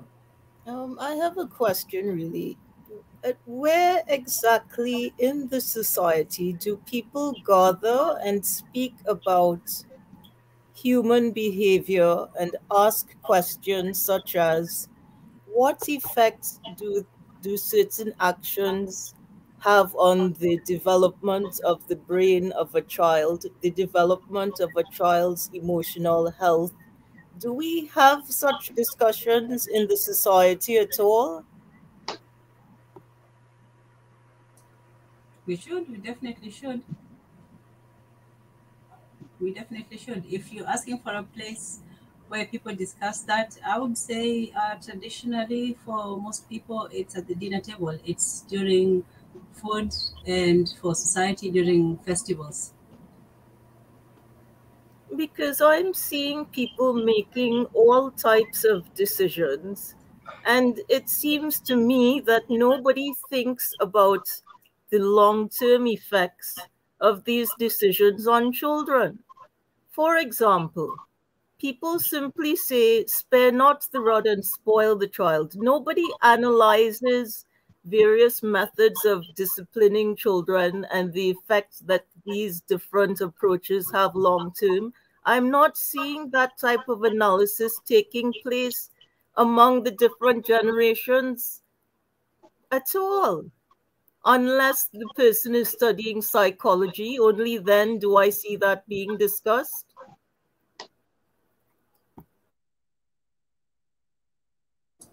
That's an excellent point. I think we need to realize our parenting skills are abysmal. True. Mm-hmm. Yeah, and you run into someone else to tell you how you should be training your children, who don't even like your children. Yeah, that's what I was going to say. That a lot of these people, like even I can see it in Africa, where people are just the new generation of parents are copying what they hear from from the media or from the Western media, to be Or the specific. images, and they love giving you images after images until they finally just sear it in your brain, and you're like, this is the only way that it's supposed to be, whether it works or not. Yeah, you can even see it but I don't think it's a problem. I don't know. I don't think it's a problem within the black community, but the trans, where the kids are, Oh no, it's but coming. It's coming. It's with starting the to creep genders through. of their kids. It's starting to creep through because these images. See, you guys, y'all got to be careful over there because they groom you. They groom you at a young age. They groom you. They keep. If you notice, the same thing keeps being said over and over and over again, and you have to realize once they get it caught in your brain and you start accepting it, they're like, "We got you." Now we just twirl you around and make you into whatever we want to, and then we'll put it under the guise of free thinking, freedom, inclusivity, and all this other stuff, and you find that all your family structure is just blown to bits, and you don't sit back and you ask, how did this happen? I'd like to go back to Marie Antoinette's point. That was an excellent point, that we should look at how, because sometimes we look at what we are as adults, but we should look at how we got there, and who raised us, who taught us how we practice, how we conduct our lives, how we view life in general. And what the most important thing I got from it was this whole arrangement where things have to be an either or, where we start excluding certain options when the whole spoil the child, spare the rod and spoil the child. It's as if you can only either beat your child senseless, or the child will be completely spoiled. Those are your only options, and really there's no other option, because the only option there is beat your child. Really, that whole thing it's not about spoiling your child, it's about beat your child so your child doesn't get spoiled. So that was the only option. There was no, well, there was also child in the ways, so there was also instruction, but in that spare the rod. Yes, Mondateze? Yeah. This is the things I was saying. Like, at some point, you can't reason with the child. There is a level of, maybe at some age you can reason, but clearly there's an age where there's no reasoning. You're not. What are you doing? It is not. This is the problem. I think this is what the media is teaching. That you can reason with the child. You can, and then when a child tells you that it's not that I'm not a man, I'm a woman. Because now you are in that nature of reasoning with your child, you believe your child. Like, it's still that person is still a child. The mind has not fully developed. So sometimes you need to use a little bit of what is it? Conditioning, disincentive, and pain is a good motivator. But obviously, after a specific age, you're not supposed to do that. I think when they start being around 9 or 10 or something, where they start going into now into the adolescence, where that's when you might start saying, hey, you're now a grown up, act like it, the days of punishing, but there's an age, the reasoning is futile, and you just have to work with the pain, with the tools of pain, and no, this is, so when they see this is painful, this is not painful, this activity is going to lead to pain, this activity, and that's just, I think there is nothing wrong with that. It has this theory that spoils children. I think that is made up. I think that is my opinion, though, because I'd like to see those studies. Hello, am I talking to my? Yeah, we hear you. Oh yeah, and you know what? If you see societies where children are not done like that, you will just look at the my chances of them ending up crazy people as crazy people. That's just a high chance of them ending up being crazy people. They are no serial. There is a reason why there are no serial killers. In Africa. Not, this is just saying. Just saying. Some things just have weird results, and when we are forced to accept them. But I don't know. I like seeing the studies Well, of that. but Casey, you're right, because the problem here is every day we have to wake up and make insanity appear to be sane. And you think it's not going to drive you crazy? So that's why I always try to say, y'all do not want to copy us, because this is not the prototype y'all want to use as a model for y'all world. No.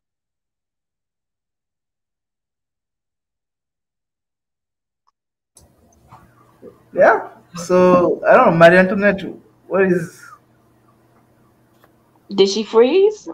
Now, I would really like to see, in the same way that people can get together and analyze offensive moves and defense, and to get a ball into a net, and defensive moves to keep a ball out of a net, and passing and dribbling, and I would like to see people spend the same amount of time and energy on the effects that their actions and decisions have on the mental and emotional development of children. This is not something purely feminine. All the really tough men that I see are very much interested in such issues.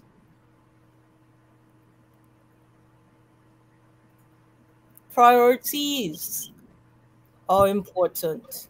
Prioritizing something as important as the mental and emotional development of children, it is that builds a strong society.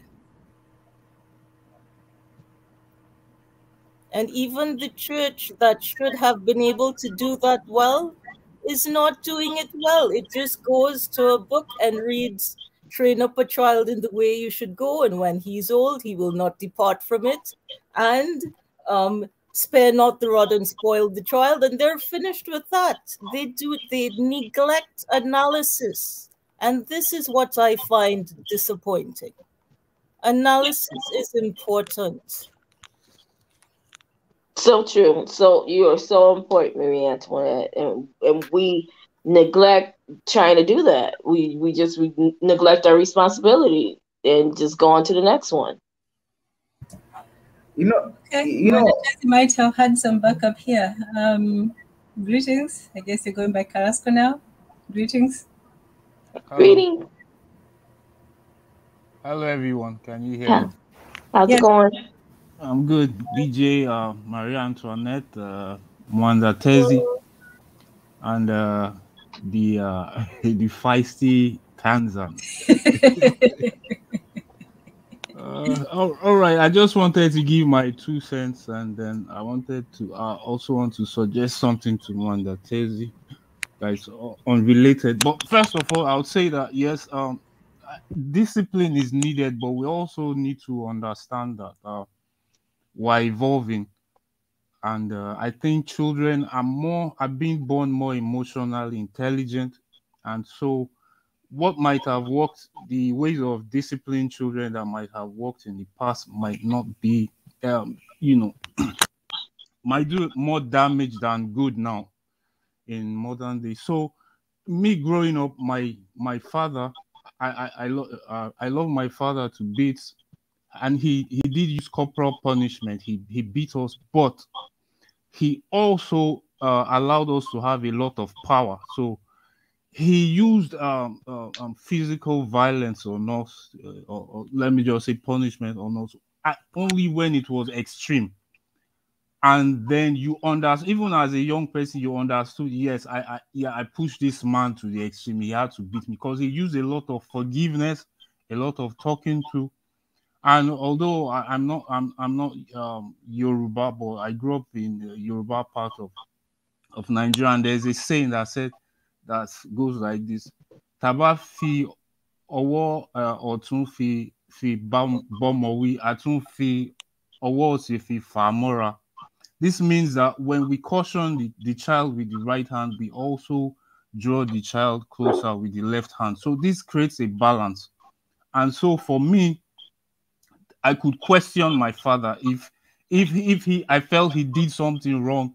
I could be mad at him. I could say, "Why did you do this to me?" So there was this. He gave us certain powers, even though we were being, beaten at times.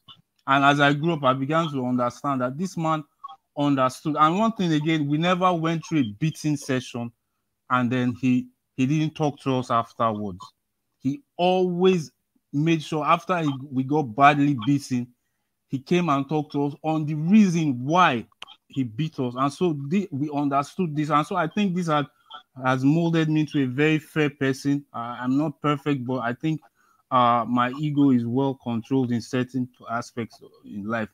Now, to modern day African children, I think that we cannot use corporal punishment that much because, as I said, they are more emotionally intelligent as we evolve as a species.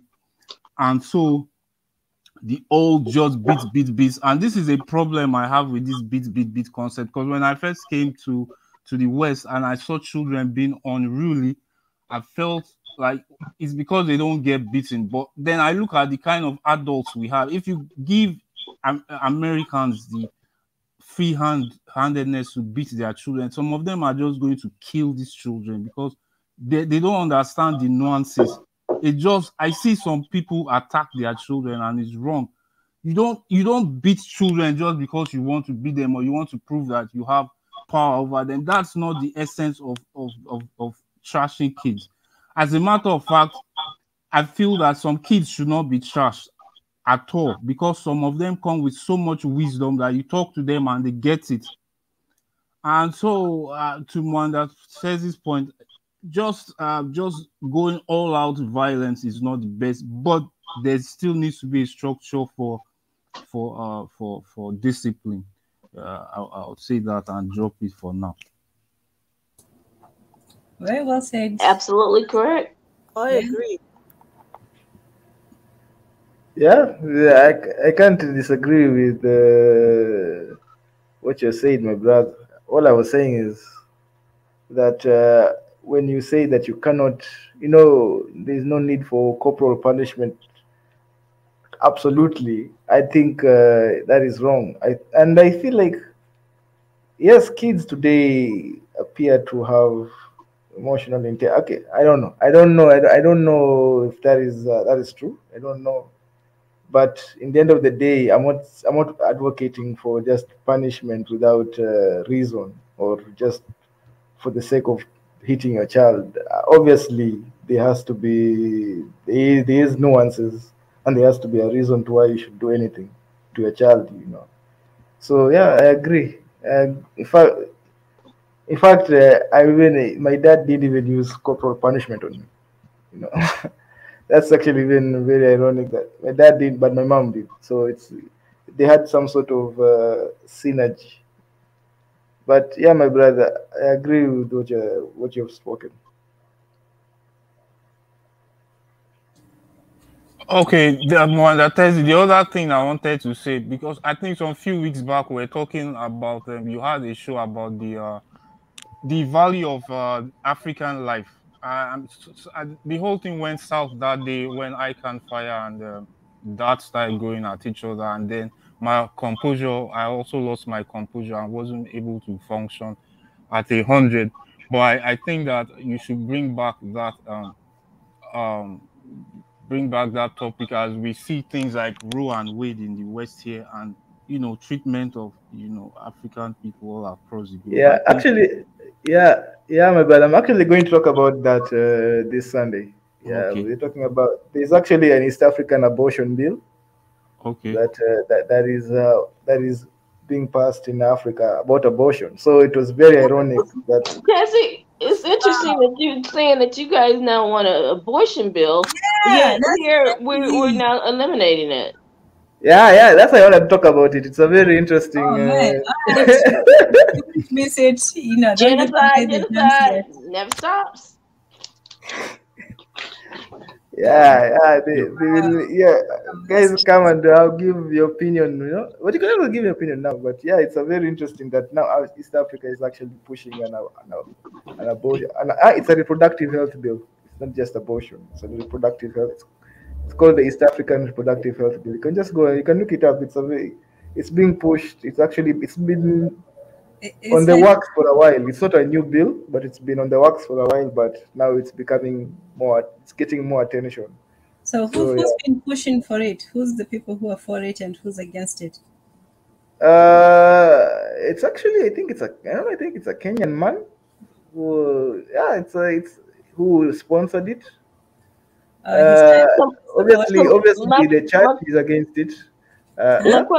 My question is whose puppet hand is in his back?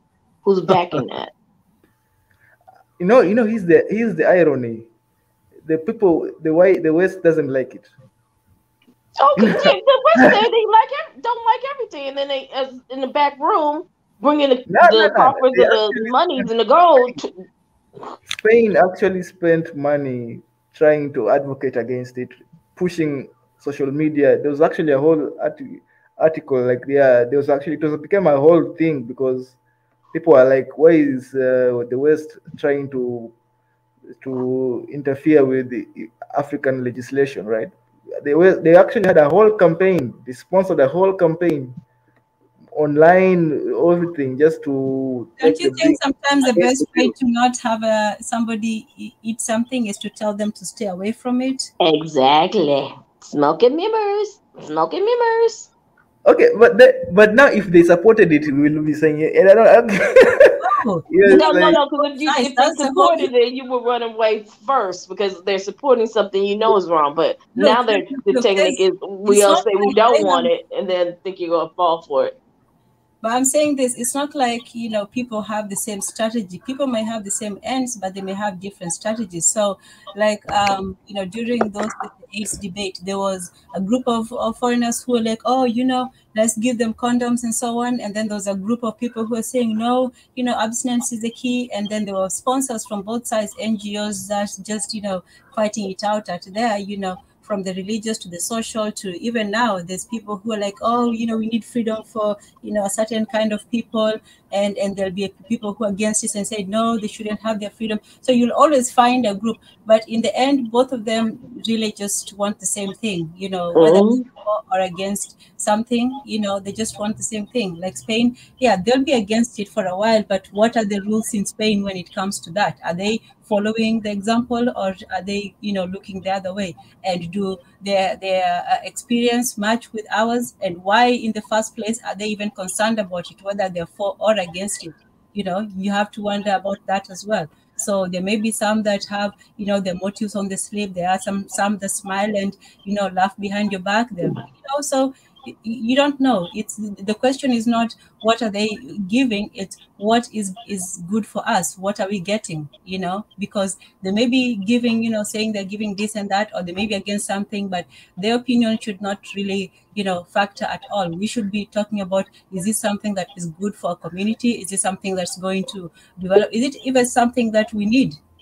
So Because Yeah. you always have to ask the question, who Hi, benefits most? And if the person benefits most is not you, then you got to really look at, is it worth doing? Greetings, Pi. Welcome, welcome. Yeah, greetings, everybody. Hey, the reinforcements are here. Yeah, reinforcements. It's three versus three now. No, I'm just kidding. Uh-oh. Yeah. What are you guys talking about at the moment, though? The abortion, you guys are thinking about legalizing over there. Legalizing abortion in Africa? Yeah. Tanzan. Yes. Oh yeah. I thought you had. No, Dr. K. No. I thought Pi had more in his artillery, but he's just got his pistols out of the holsters right now. Okay. He's just cleaning them out for now. Yeah. So so the ladies were ganging up against Mwendatezi for his. Who was holding his foot? No. He was trying very hard. He was on the last on the last shells and ammunition, and just hoping that somebody would get there in time. So, but I have a question though. Yeah. Aren't in the Western world we're technically already polygamous? You have people that are you have a man that's had four baby mamas, and then you have a woman that has four baby dads, like in the Caribbean and the US, because of like westernization. I know it's not really a black problem, it's really a westernization problem in general. Isn't that already the case? So it's not a word. Was polygamy oppressive to women? Is polygamy oppressive to women? Because polygamy is happening every day, and it's getting worse and worse by the month because of westernization. Well, that's not really polygamy. That's more of how do I call it? It's more of just breeding, children having. I don't know what's a good word to say it, but the difference with polygamy, and that's why it is not allowed, is that it legitimizes all the people in that relationship. People, baby mamas and daddies and all that.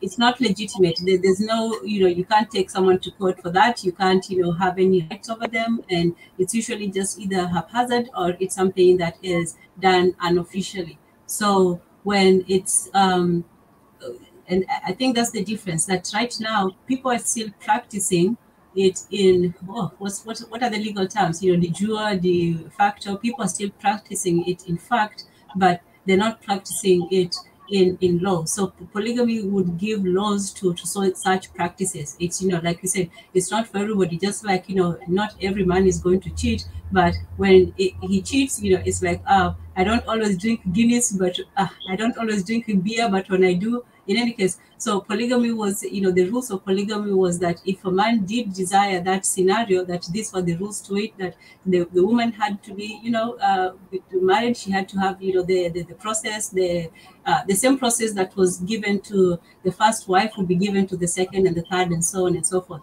So do you think, in your opinion, do you think it should be like how in the South, like these super religious, like white communities, like if you get a woman pregnant, then you have to marry her? Like it's called like shotgun marriages. Do you think that's how our community should be? If you get someone pregnant, you have to marry them. If we're talking about legitimize the relationship, I wouldn't even get into the shotgun marriage. I would say, the old ways of, you marry first and then you have children afterwards. So that would guarantee it better than, having, the prospect of a child and then you decide to get married. So that would be the ideal. But if that was the case that happened, I wouldn't at this point, because I don't think that people should be forced into something that they do not want. I think that but they had kids though. They didn't have to have kids. You could have had contraception. You could have. That's where I was going. The first person to consider in this equation is not the woman or the child or the man, it's the child. So if the man does not want to stay, let's say you have to put a shotgun to his head to stay. Is that man really going to be a good father? I don't know. But that's what I mean by like the family, like the community has to be involved. Like I remember when I was a kid, they always used to say it takes a village to raise a child. So is it the fact that we're more individualized in the West this is the problem? Oh yeah, for Well, sure. also the part of the Stuff like that problem is doesn't that happen in my family. you don't have as much support because grandma's not there anymore, or if they are, they're living in another state or they're living far away. We're not as in one, back to Tezzy, where he's saying in the hut, everybody was there, everybody was in walking distance, everybody was connected, but everybody's sort of scattered, and so it makes it harder to get that support like you did in the past. And that's another part. He's not there.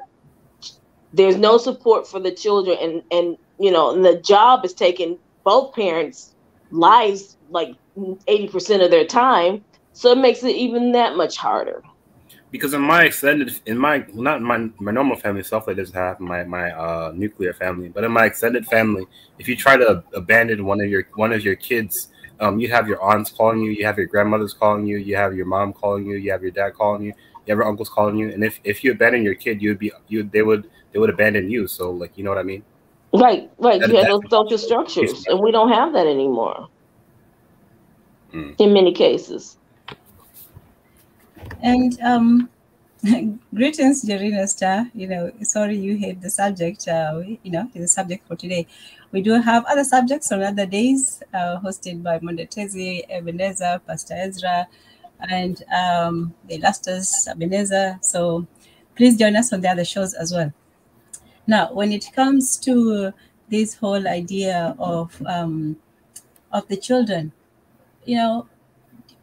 I still think that you shouldn't force somebody to be in a union or a relationship that they do not want, that they want to dissolve. At the same time, I think that the responsibilities for having children should be, equally, on both parties. If for some reason you're not able to be with somebody, there should be still a moral responsibility, not so much the legal one, because as you can see, the legal one breeds a lot of resentment, a lot of manipulation, a lot of anger on both sides. And because you're using now I'm not talking like a lawyer, now I'm talking like a human being. So the legal system dehumanizes the relationships between men and women. Whereas in the old systems where you had a more communal arrangement and a more communal bond, when it came time to separate, you would slowly, take apart the bonds that had put you together. And some of that was usually even family, land, and even the whole dowry. Dowry was not just, selling the woman. Dowry was actually, cementing the relationship between two people, not just in the form of live animals, but in the form of these animals who are going to have life. They're going to have, calves and so on. So it was something that you could see that perpetuating with the, with marriage as well. And so, we're not there yet. We're not where we need to be as a people, but still, I think the only thing that we have to look at when it comes to either marriage, single motherhood or divorce or all these things is, how does it affect the children? Like Marie Antoinette said, how is this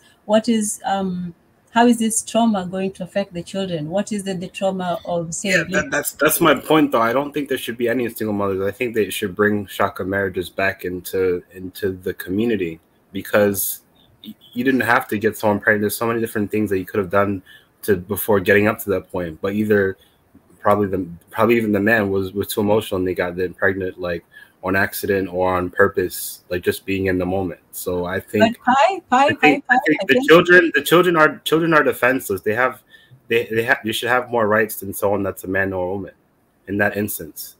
I understand the shotgun, model, but I think I prefer the one that you presented, which is a social model, where, if you do, both for the men and the women. For the women, if you do have a child outside of marriage, well, it used to be that way. I'm not saying it is right now, but this is not like ancient. It's maybe 20, 30 years ago. But it used to be that as women, if a woman had a child out of wedlock, it was considered a big scandal. And with the men, if a man had abandoned his children, he was considered by other men woman to be, ashamed or less than a man, and so on. So there was this communal pressure for both the men and the women, firstly, to maintain the bonds of marriage, and if something happened that was not planned for, to make what was best for the children. I don't think we have that strong of a community basis anymore, but that to me would be the ideal present form of that you can still have that familial pressure. That's a little bit hard though, because remember, most of the marriages, at least in the Black community, even the Caribbean and the US, it either has this problem with like the high divorce rate, single motherhood, people not getting along. Even like, I'd rather have laws in place where it would discourage people from doing that in the first place, make negative penalties for it. Even in China, there's a Black community in China. There's hundreds of thousands of Nigerians there, right? And there used to be other people from. There used to be a lot of more Black people there, but the laws, there's been really racist there.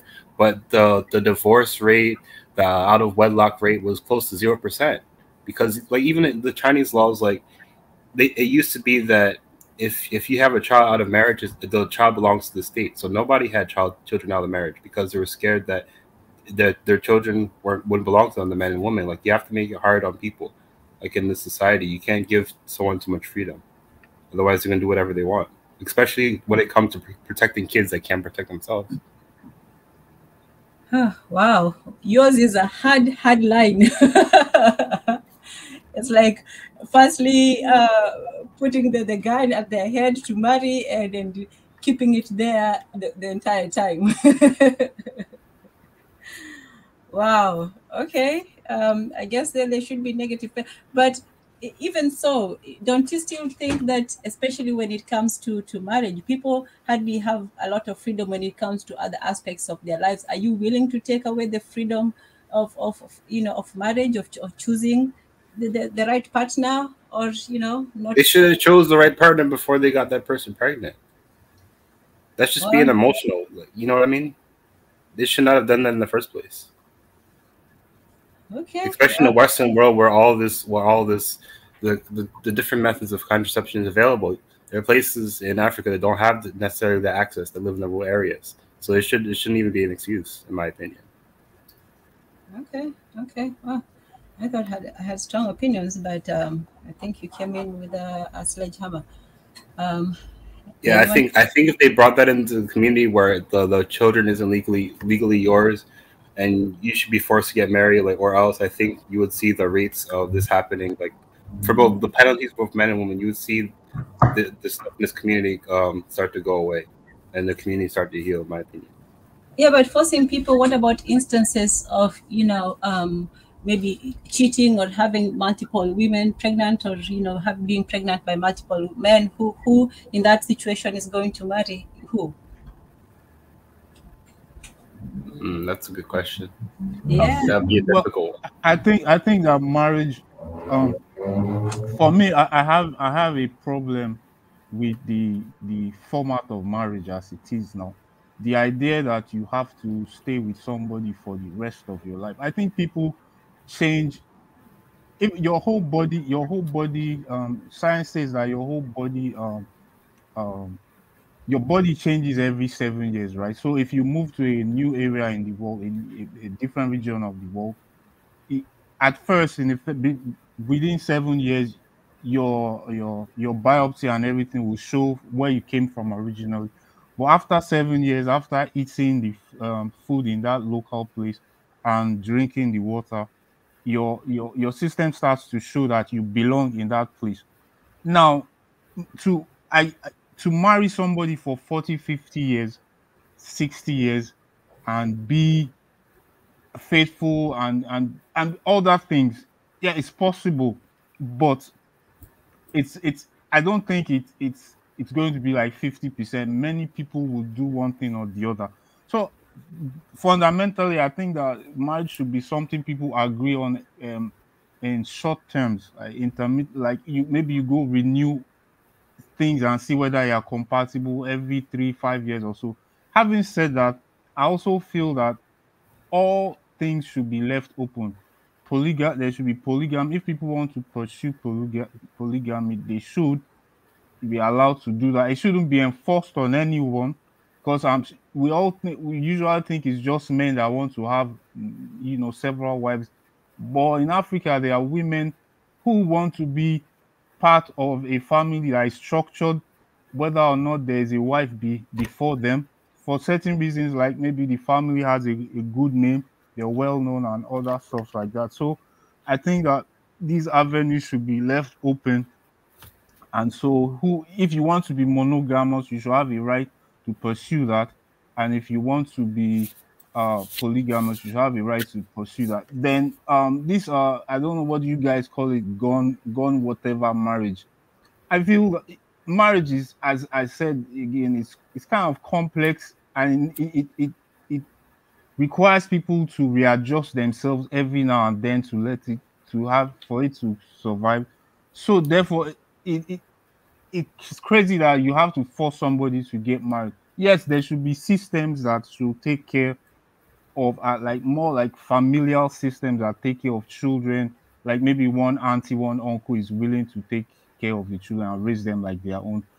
But or and maybe the parents should be allowed to come every now and then to see their child, even though if they are not ready to get married. Because forcing people to get married, I don't think is really viable in this. But son of Ra, if you don't give the black male child or black female child the adequate what it needs to grow up and be a competent man or a competent woman, you ruin a whole generation. Once you have kids, it's not about you anymore, it's about the children. So you should put the children first before you. So you should give the children, so they can actually, when they grow up, then a generation after them is going to be worse, and the divorce rate is going to get even worse, and the traditional marriage is going to go away. The community, like most of the money in the black community goes to other communities, because we don't have a strong like marriage system or union, or that stuff is gone. It doesn't exist anymore. It exists in Africa though, some places in Africa, but in the West it's really bad. I agree with you, but let me just quickly juxtapose. Like in my own African family and many African families I know, there's a community. So therefore, one of your daughters or one of your sons has a child out of wedlock, like the child will grow up in a home. It's not going to be a single parent child or whatever. I don't know how to put it, but that child is going to live with some uncle's family. It's going to have a semblance of a father or a mother, and so on and so forth. Now, if you say because somebody has impregnated a lady, then he must marry, maybe they were what if they are incompatible? This forced marriage goes nowhere. However, once there is a community that absorbs some excesses, then I think the children will still grow up to be, very well-rounded, healthy children in different aspects. That's just what I'm saying. But let me just address something. I think someone, Dishon. I know it was in review for a while. He said, don't marry your side chicks. Marriage is marriage, sex is sex. Polygamy is good, but men should still be able to cheat or just have sex with other women. When we're talking about the ideals, this is one of those ideals. That would be nice. It would be, I'm sure it would be every man's dream to have the best of both worlds. The only problem, like we keep saying, is that when children are produced, once children are produced, sex is not just sex. If you can do that without, producing children, well and good, consenting adults. But once the children are produced, what do you do about them? Are they still, your children? Are they, your side children? Are they, is that a thing? So it's not always just about, you can separate one thing from another. It's when you have the children that you still have to figure out what you're going to do. Even if you're not, the husband to the woman, you still have to figure out you're still the father to those children. So when that happens, and a lot of people, this is how we have, all those children that, sometimes they grow up without their fathers because of such situations, people having fun, and it results in a life. And so, they are deprived of that aspect of it. So it's not that anybody is saying, you do this or do that. For me, it's that what do we do when the children are there? What do you do about the children? Yeah, and the thing is that it was a time that when the men left, the women like, well, these are my children, these are my babies. I'm gonna, do whatever I have to do for us to survive. Now women are gotten to the point of being tired, so they're like, well, if he don't have to be responsible, I don't have to be responsible. So now you have a lot of children who have no one to depend on. So my thing is, if two people was there to create that child, you need to be there for the next 18 years to make sure the child got what he needs or she needs. And this is what okay. This is Oh, why. Okay, go on. oh no, I'm sorry. Go ahead. No, that's what I'm saying. That in African communities that I know of, that I've been part of, there's always that community, because I feel that I kind of sympathize with I'm not saying it's there's the ideal life, and then there are things that happen. Life happens. Okay, so you like someone, and then you guys make a baby. But maybe even if you intend to get married, I've seen cases where they intend to get married, yes, but they're not ready right now. So the child stays with the family and still has the semblance of some normalcy. He has parents, he has that, goes to school with other cousins, or I have brothers and whatever. Then the man and the woman, they get married later because now they are ready. So I think it's easy for us to say, okay, you've made a child, then get married, but we have to also put things into consideration. Other things, are they ready? Are they compatible? Because we like to think, okay, they should sacrifice, but sometimes two people coming together is worse off for the child than if they have been apart because they weren't compatible in the first place. So I know, like in America, it's the foster home. It's either one of you are ready to take care of the child, it gets adopted, or it's in the foster home. But in African societies, there's a community to take care of that child, and that's what I think But is Son of Rock, important. what are you talking about? The rural areas or urban areas? Because some areas in Africa is becoming super urbanized. What if it, like, for example, like, what if a kid, what if someone's like struggling in like a big city like Nairobi or Addis or Cape Town, these kind of cities, and then they have a kid, and then I don't know if I don't know if the community is gonna be able to take care of them as much. You know what I mean? Is the kid just gonna be on its own? Okay, so this is what happened. Yeah, there's the modernization, but and there's the the structure, physical structure, but there's also a strong social structure in Africa that belies all of this modernization and all that. So therefore, Oh. a guy and a girl in the city can still move a little bit to the town and keep the child with an auntie, or even take the child back to the village. This is how it usually happens if they are not ready. It's not like in the West where you have no one. Usually people are in a family or in some kind of, you have one auntie. And so I'm not advocating this should be the norm, people having kids out of wedlock, but in case it does happen, I think what the West lack is the community that takes care of all these children that would otherwise have gone to foster homes or Yeah, see, the thing in the West, the communities were destroyed, so we don't have that. yeah. And Yeah. that's the fear of once you start bringing Western ideas into your society and not bringing your society into Western ideas, it will replicate what's going on here. Yeah, I agree. But one thing I've learned from living in a racist society once I was in the West was that, because I have a belief, if you're going, if even when you are being stabbed, if you're being killed, you should learn from the knife wounds. Learn as you are dying. You should use. They say when a head is cut off, separated from the body, there's 10 seconds of awareness. I believe you should use those 10 seconds of awareness to learn something. So what I've learned about the West is that it informed me about my own society. If me as a black man, I feel oppressed, I feel not appreciated in the West, I also feel that where I'm coming from, that I felt wanted, I felt alive, I felt strong, I felt I could achieve anything as long as I put my mind to it. That the only thing separating me was the work I was willing to do. And so if I didn't do that work, then I should be happy with the position I was in life. But how about those like women, children, widows? Maybe this racism is teaching me that back home I've not taken care of some certain groups of people that might have needed. So one thing I've learned that is that in Africa there are different tribes, different pockets of different places, and so you might have one community here where they are so fair that women have so much rights. You can't go there and touch a woman. And then juxtaposed to that, the next community, they might just be abusers of women.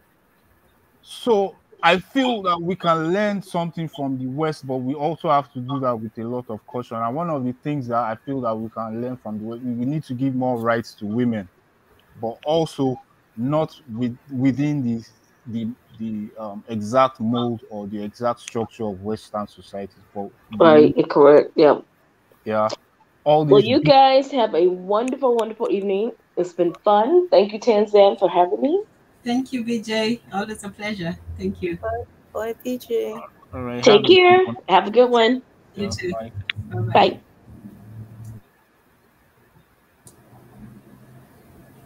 Yeah, so that's an interesting take. Dishon says you can't have an illegitimate child. You can't give an illegitimate child your inheritance. It's disrespectful to your wife to make a side chick part of your family. If you do not marry the woman, you're not responsible for her children. Okay, so you're not responsible. Who is? I wonder. And says a woman who has a child out of wedlock is a shame to her family. Maybe they will even abandon her. What do you say to that, Carrasco? Because you say that if something happens that the woman does have a child out of wedlock, her family will actually be there for her and take the child in. Yes. If a young woman has one child out of wedlock, and I limit this to one child, yes, I can reason with that. I feel there should be, family members ready to help out. But if she goes ahead to have two, three, four children, now we have a problem. But so within, like maybe she liked this guy, maybe the guy wanted to marry her, but somehow it didn't work out, and she ends up with a child. There should be a structure, a communal structure to help out with that. We shouldn't turn all our women and men for that matter into outcasts just because of one-off happenings like this. But yes, I agree, it shouldn't become the decadence that it is in the West, where women have five babies from different so yeah, so I support those kind of women as well, but that should not become the norm. That's all I'm saying. Okay, fair enough. Fair enough. So you're not for you're for at least giving a chance, but not making it a habit. Yes. Okay, fair enough. Ishan, I hope that was a good answer to a good question. Does anyone else want to chime in?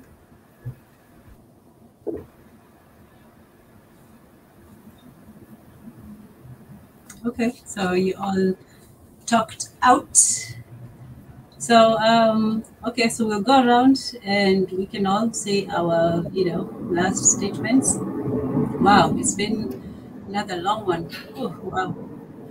Okay, so the question at hand was, feminism versus polygamy. Was polygamy an oppressive practice for those who practice it? Not saying that all Africans did, but was polygamy an oppressive practice for women? We'll go around Tezi. We'll go around, there were Tezi, Marie Antoinette, Pai, and Carrasco. Marie Tezi. Yes. Yeah, thank you, Tanzan, for this nice talk today. We learned a lot. Yeah, I don't. I think to me, I could have asked. I don't think I could have asked another question, but we'll save it for another day. And no, go ahead. Set it up for the next one. Yeah, save it for the next. Or ask for the next one. Set it up for the next one. Yeah. So yeah, but yeah, the question was, let me just ask it, then everybody will go and you will think about it. But you're going to borrow people's answers.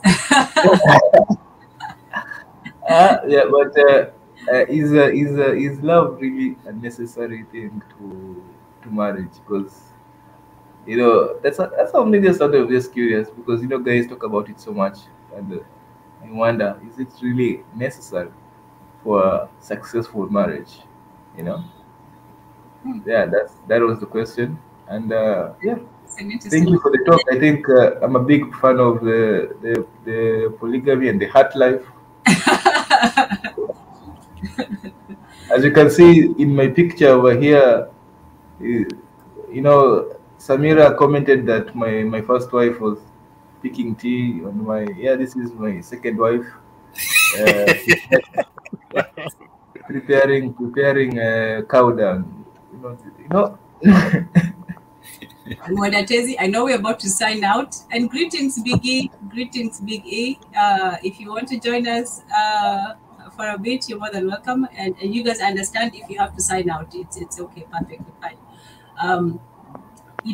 Let me say this: the reason, I know you opened a little door and cracked it, but we're going to have a bigger one on that one. I think that one of the reasons you talked about, love necessary to marriage, I think that is one of the greatest hindrances to this whole, while you're trying to propound the polygamy, debate, is because women, they love love. Women love love. And so the idea of being somebody said if my husband, there'll be murder if you try to share my husband, that sort of thing, because the act of sharing means that that love is not there, and so it's diminished. So loving somebody else or having the same feelings as for two people means diminishing that whole concept of why people get together. So I think the whole idea of love is one of the main reasons why women will not get on board with it, because it seems as if, that love is not present when it is shared. But let's welcome Biggie. Biggie, how are you doing? I'm doing good. I'm traveling, so that's why I couldn't get, but I was listening in and out. But great show again, Tanzania and everybody on the panel. I just, I miss DJ, she just took off. So I know, she was a trooper though. She was here for quite some time. Yeah, I'm doing fine. How you guys doing? You had a great show, really. Listening to one of the last part, I would say, whether it's polygamy or any mano, one-on-one, whatever that you call it. But once you have kids, kids need stability. If you were gonna bring another wife, you have the same obligation to the family. So it has to have some kind of structure, either or. It doesn't mean that you don't have to be obligated to a relationship. That you can leave it, whenever your time is for you to get married. If you got children that's coming in, then you have to consider the union and to be strong for the family. Actually, when you are really walking together, instead of hearing the mother saying, "Hey, I'm the single mother trying to raise the kids, and I'm this and that," all that becomes a little bit of a drain. Eventually, those kids will grow up, but they're gonna grow up with the same complaint from the father side or from the mother side. It becomes really uncertain future example set that you're gonna be putting. But if you are really don't want no children, you don't want nothing, you may as well have a contract every 5 years renewable. Are you in or you out? Something like that. But that is a little bit far-fetched. It depends on how people. We talked about this in a long session about prenuptial uh, marriages and stuff like that. You know, some kind of also when you look out in the West, you will get some tax benefits and all that. So other than that, you know, I think I always promote a good union and a healthy, loving union. And sometimes, you know, once you're in it, you know, it might start in a rocky side, but once you know how to close your door and communicate, you'll have a better relationship, and you'll flavor it more. Actually, a woman kind of blossom in front of you while you're going through a different age. Like you said, every 7 years we will go through some changes, and if you really had a great relationship, you'll see your better half blooming because she's happy being with you. And to turn somebody happy in life, that's what it is. You know, everybody turns around and care for one another and put that love to one another and create that and then reprocreate. And now you got children in between, and you always be grateful to Xavier. That gives you a better future. That's how I look at it. Yeah, you can get all kind of options. You're human. You can write your own contract if you want. It's just that the unification is a contract that is pretty much international, put it that way. That's my little take on that one. No, that's a big one. That's a lot to, you know, take in. I think, and another thing that I realize is that the youth now, both men and women, they don't know how to communicate. I don't know. It's just a short communication. Um, and for me, I'm verbal. You know, I don't believe in text. You know, text should be short and sweet, just to say, you know, hi, how you doing today? You know, I'm just checking on you. It's fine. But talking about 14,000 words per second, I'm telling you, it's like reading a book. I don't know how it goes, but for me, if I'm going to get a text after text, you know, it has a lot of essence that's missing. But it shows me that you're a good writer. You know what I mean? But I cannot live with somebody that's going to keep texting me. And I'm in the living room, she's texting me, and, and I'm not going to have any verbal communication. It's kind of out there. You know what I mean? I don't know, the Instagrams, the social media and everything, they all promote kind of living solo, you know. It doesn't promote the unity. In the old days, you go to places, you don't spend too much time in on TVs. First of all, there was not enough programs. Two, if there are few shows that you're going to be watching, and that is pretty much pre-scheduled. But again, you'll be out there socializing. You'll be playing soccer. You can play basketball. You know, any other activity. You go to movies and stuff like that.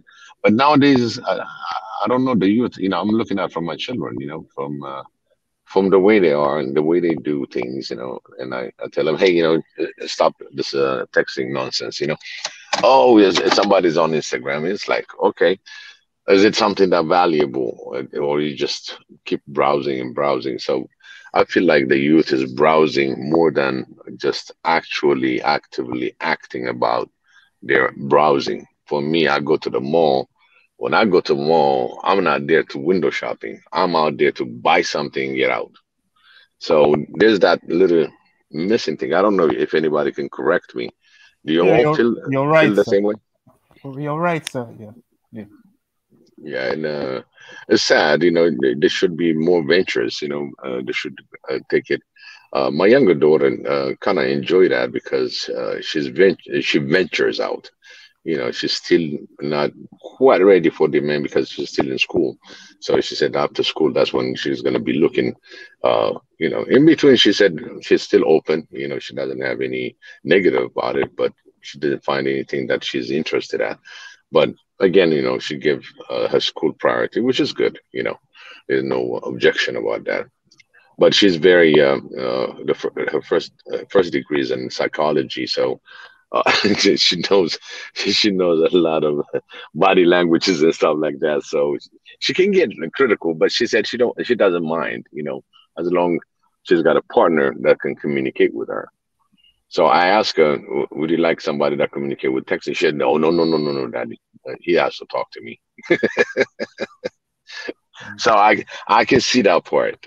She's young, but again, she's been criticizing her older sister before some reasons that she's not engaged into it. But again, two of them are in school, and one of them is going for her master's, and the little one is still going undergrad. So the middle one kind of understand what's going on, and she's pretty active.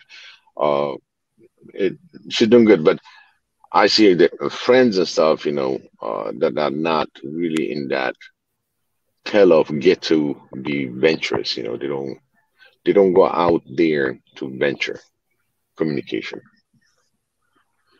That's what on my take. How about you guys? Anybody can feed on that? Yeah, I feel that yes, years back, if you wanted to have fun or you wanted to meet people, you had to go where people were, right? So fast forward now, you can and this platform I don't need to go to where you guys are physically to have this conversation with you. So technology does have its perks, its advantages and so on. But then I think for boy girl or man woman relationships, that technology doesn't do justice to it. And well, you might need to text your girlfriend or your partner or whatever if they're far away to tell them, you let them know you want to buy this chicken or whatever for them and all that kind of stuff. But I think basically what you are saying is right. There still needs to be that physical connection and that communication, that verbal communication, like that closeness, that and technology doesn't fill that void at all, in my opinion. Yes, it doesn't have the body language. Yeah, yeah. I think it fills the social void, but it doesn't fill the personal one. Mm-hmm.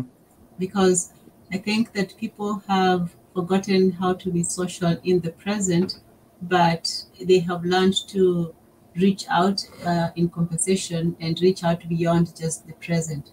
So if we are to rest the present from the attention of the other places, because it's not that they're not present, it's not that they're not paying attention, it's just the attention is in several different places. So somebody might sit and they're with you, but they're actively engaged in a conversation somewhere else.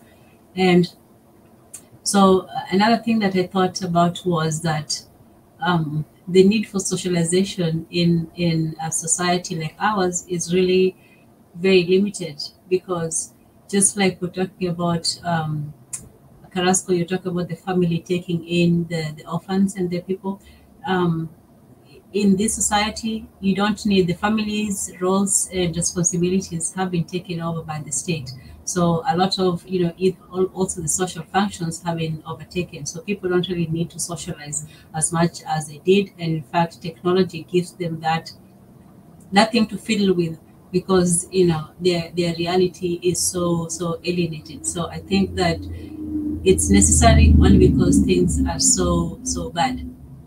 But I don't think it's all bad. I think that what can be done is to carve out times when to almost force ourselves to be in the present, to have some times when we're all guilty of that. Even you could maybe be with somebody and you're there scrolling down your phone, and it might be something important. It's not to say that everything is frivolous. It could be something important, but there has to be times when we just ourselves say, well, right now for the next, I don't know, even if it's 15 minutes, I'm not going to, engage with my phone, and I'm going to free myself for it for a few minutes, not, a whole day or anything like that. So these kinds of things have to be done. And that's why I like the live, these live programs, is because we get to engage with each other in the present time. Geographically, we might be in all kinds of different places, but we have beaten the barrier of space, you know. So yeah, that's all I wanted to say. Yeah, and I think you laid out. Let me quickly go on a tangent and just to kind of solidify your point. Like the state's taking over, you know, things we used to do by ourselves, the things the community did, things the home did, things the individual did. Uh, it has its advantages, but something that bothers me, and I go back to what we're talking about, which is punishment. Now, one thing that surprised me when I came to the West was a 15-year-old boy or a 14-year-old boy, a 13-year-old, a teenager, right, does something wrong, and then he's in some kind of place that is, it's synonymous to a prison. This was like coming from Africa. This was unheard of. If a 13-year-old, 14-year-old boy did something stupid, he go and get a beating from one of the uncles or from his father or somebody in the family, and then they put him right, and then he was still part of a family, you know. And so, you know, the emotional support was still there, even though he had been wrong. But this continuous outcasting of people because things have been, you know, given to the state. Our power has been given to the state. I think it's something maybe not on this, maybe not today, but we should really talk about this too, because it's kind of worrying. I know I went on a tangent there, but I just had to put that one out too. No, we all do it. It's a there's the topic and there's the, you know, the branches. So it's quite okay. Pi, do you want to a few last words before you go? Or did you leave already? I think he's gone. Okay. Well, thanks for joining us. I know this one turned out to be a long one, but thanks everyone for being here. Biggie, Marie Antoinette, you've been quite a while. Tezi, do you want to say something?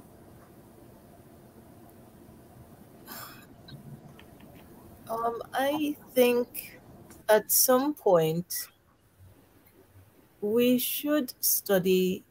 I haven't done it as yet. I have to do it myself. But sexual activity is something deeply metaphysical. You're exchanging energy, and that is why it is tragic when people engage in it casually and then decide, I don't like this person. The order of things is not some old-fashioned concept. It's a spiritual concept, not really rooted in any particular religion. It's just wisdom. You don't form some deep metaphysical bond with someone while you're still trying to get to know a person to decide whether this person should be in your close circle for the rest of your life in the first place. That is part of the trauma in the society. Wisdom in decision making concerning sexual activity.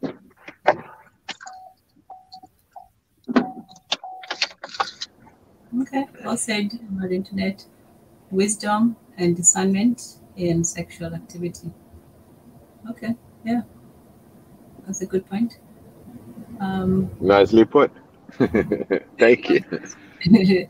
Nice, short, That was my shortage. Yes. Yeah, that was my shortage of words. Thank you, Antoinette. You're welcome. I'm getting ready to go to bed. So good night, I hear you. Good night. Yeah, I'm just checking into my hotel. So you all have a wonderful evening, but good night also. But one thing, please, on the GoFundMe, make sure you're still supporting us. Yes. You're still putting all the efforts in there. I'm pretty sure Tanzania been talking about it. So let's go for it. And what does it look like now? Do you see the number? I know we were over 3K. We were over 3K. We were at 1.5 the last week. I'll try to get the numbers by and by. I'm searching for the link. Let's see. I'll tell you if my. It's Yep. 2090, right? 90. Yep. Wow. Okay. Okay. Good going. Good going. You know, ever closer to the goal. That's awesome. You know, we haven't gotten all the way there, but you know, it's a very good start. It's a very, very good start. And thank you everyone who supported. Thank you everyone who, you know, contributed. And, you know, we look forward to having a place where people can go, people can meet, where we can have, you know, do a lot more. I mean, Mika has done a lot more, you know, on this channel. He has done not just on the channel, but also, you know, just with his travels, with his summit, with meeting people, with getting people who are, you know, very forward thinkers, you know, just the ideas between all the guests that have been. I haven't even seen all of them. The last one that I saw was the lady from the Zara's Foundation, and that was just inspirational. So, you know, when people do a lot, we also need to support them. Sometimes we forget that people do need support, not just, you know, there's financial, there's the moral, there's the emotional, there's so much that you can support. And sometimes, you know, you do have to put the boots to the ground. So yeah, go ahead and go to the GoFundMe. It's right there. GoFundMe, Swahili Nation. That's the link. And yeah, thank you so much, Melatonet. I won't keep you too long. Get your rest. Thank you for being here and for your words of wisdom. Always great to have you. So, Thank you so much, Tanzan. See you thank you. tomorrow. Okay, bye everyone. Bye Good bye. night. Yeah. Bye. Always a prayer goes to you, Marie Antoinette. Yes. Thank Okay. you. Thank Have a you good so night. much. Good night, Vicky. Good night. All right, Tanzan. I'm about to wrap this Yes. and check in. As well. Okay. Yes. So you came in at the very end Thank of you so this, much. but we still appreciate you coming. So have a wonderful, you know, time of day. All right. I didn't Peace. hear you. Hold on one second. Go ahead. For some reason, I lost my Bluetooth. No. I was just saying my last good night. I was saying have a good night, good time of the day. And from that perspective, you as well, thank you so much for joining us as well. You made things very, very interesting, and we appreciate that. You're always welcome to come on. And yeah. So great to have you. Great for everybody who was here. BJ was here. Um, yeah, and definitely, Marie Antoinette, thank you so much for coming. And get your rest. Samira. Oh no, let me not call out everybody before we have a few words from Carrasco and Mondatezi. Whoever wants to go first. You want to go, Tezzy? Okay, since I did not hear him, I'll just have to go. Okay. Go ahead. Yeah, generally, I see life as something we can pick. You know, we can pick and choose, but the positive things. Feminism, if we look at it in the original sense, or maybe when it was in its nascent, you know, when it was at its beginning and its inception.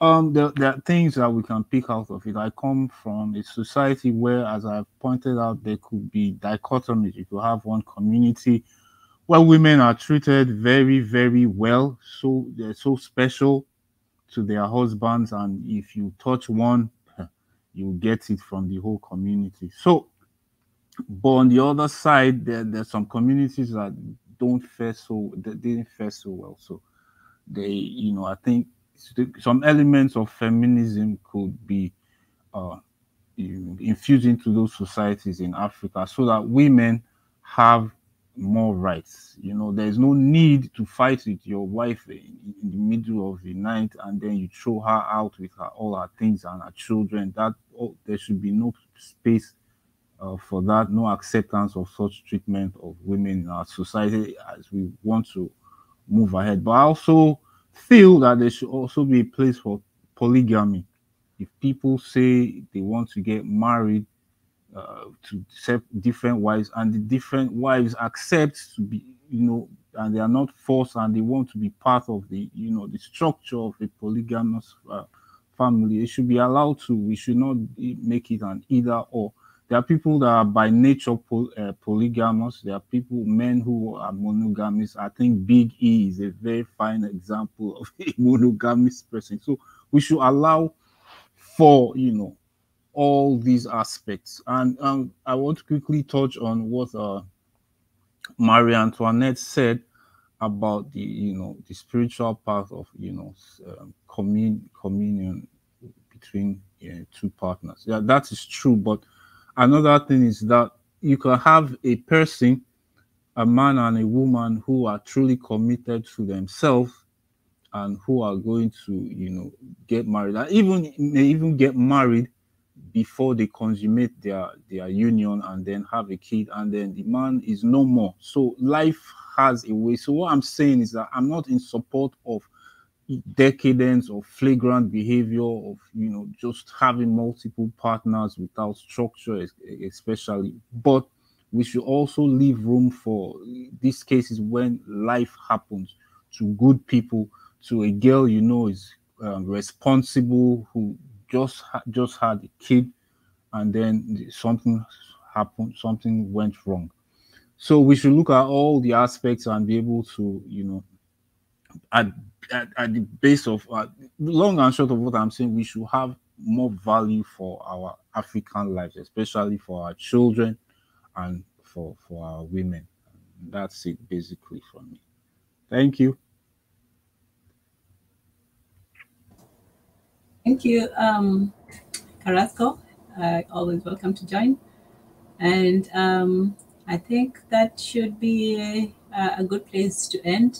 You said some very pertinent things. And, you know, at the end of the day, will for what works for the family, however you define it, whether you define it as, you know, extended, or whether now it's down to the nuclear. So, but the whole point for me of marriage, family, all that is to raise children. And whether the marriage is dissolved, you know, that should be that would be the you know, the end of it. But also it shouldn't be the end of about the children. So, you know, that's it. It's always a case-by-case basis. One thing that we had in Africa was that we didn't have very stringent dogmatic rules about this needs to be so and so, you know, this needs to be done this way and that way. There were people who did things in a different way. There were whole tribes that did things, you know, in ways that was completely, you know, antithetical to another tribe. But I think the one pervading thing was that we had respect for each other. We had respect for each other's ways, for each other's practices, as long as they didn't infringe on ours, as long as they didn't, you know, put people at risk and at danger. And unfortunately, right now, in the present day, there's a lot of risk and danger, so we can't idealize it too much. But we can still take lessons from the past and see what works and what we're working towards. You know, even if we have to abandon some things, we still have to work towards something. We can't just say, oh, well, things are as they are and there's nothing we can do. So with that, I think that's it for today. If anybody has a few last words before we beseech the ancestors, we'll be closing out. Everyone good? Okay. Silence means consent. So big thank you to the ancestors for guiding this conversation, for having us talk and express our feelings, for having us share our experiences. Even when we agreed or disagreed, it was always done in a respectful spirit. And so we thank you for that, and we hope that we have done our descendants well. Okay, thank you all, and have a good day, night, or whatever. And we're out.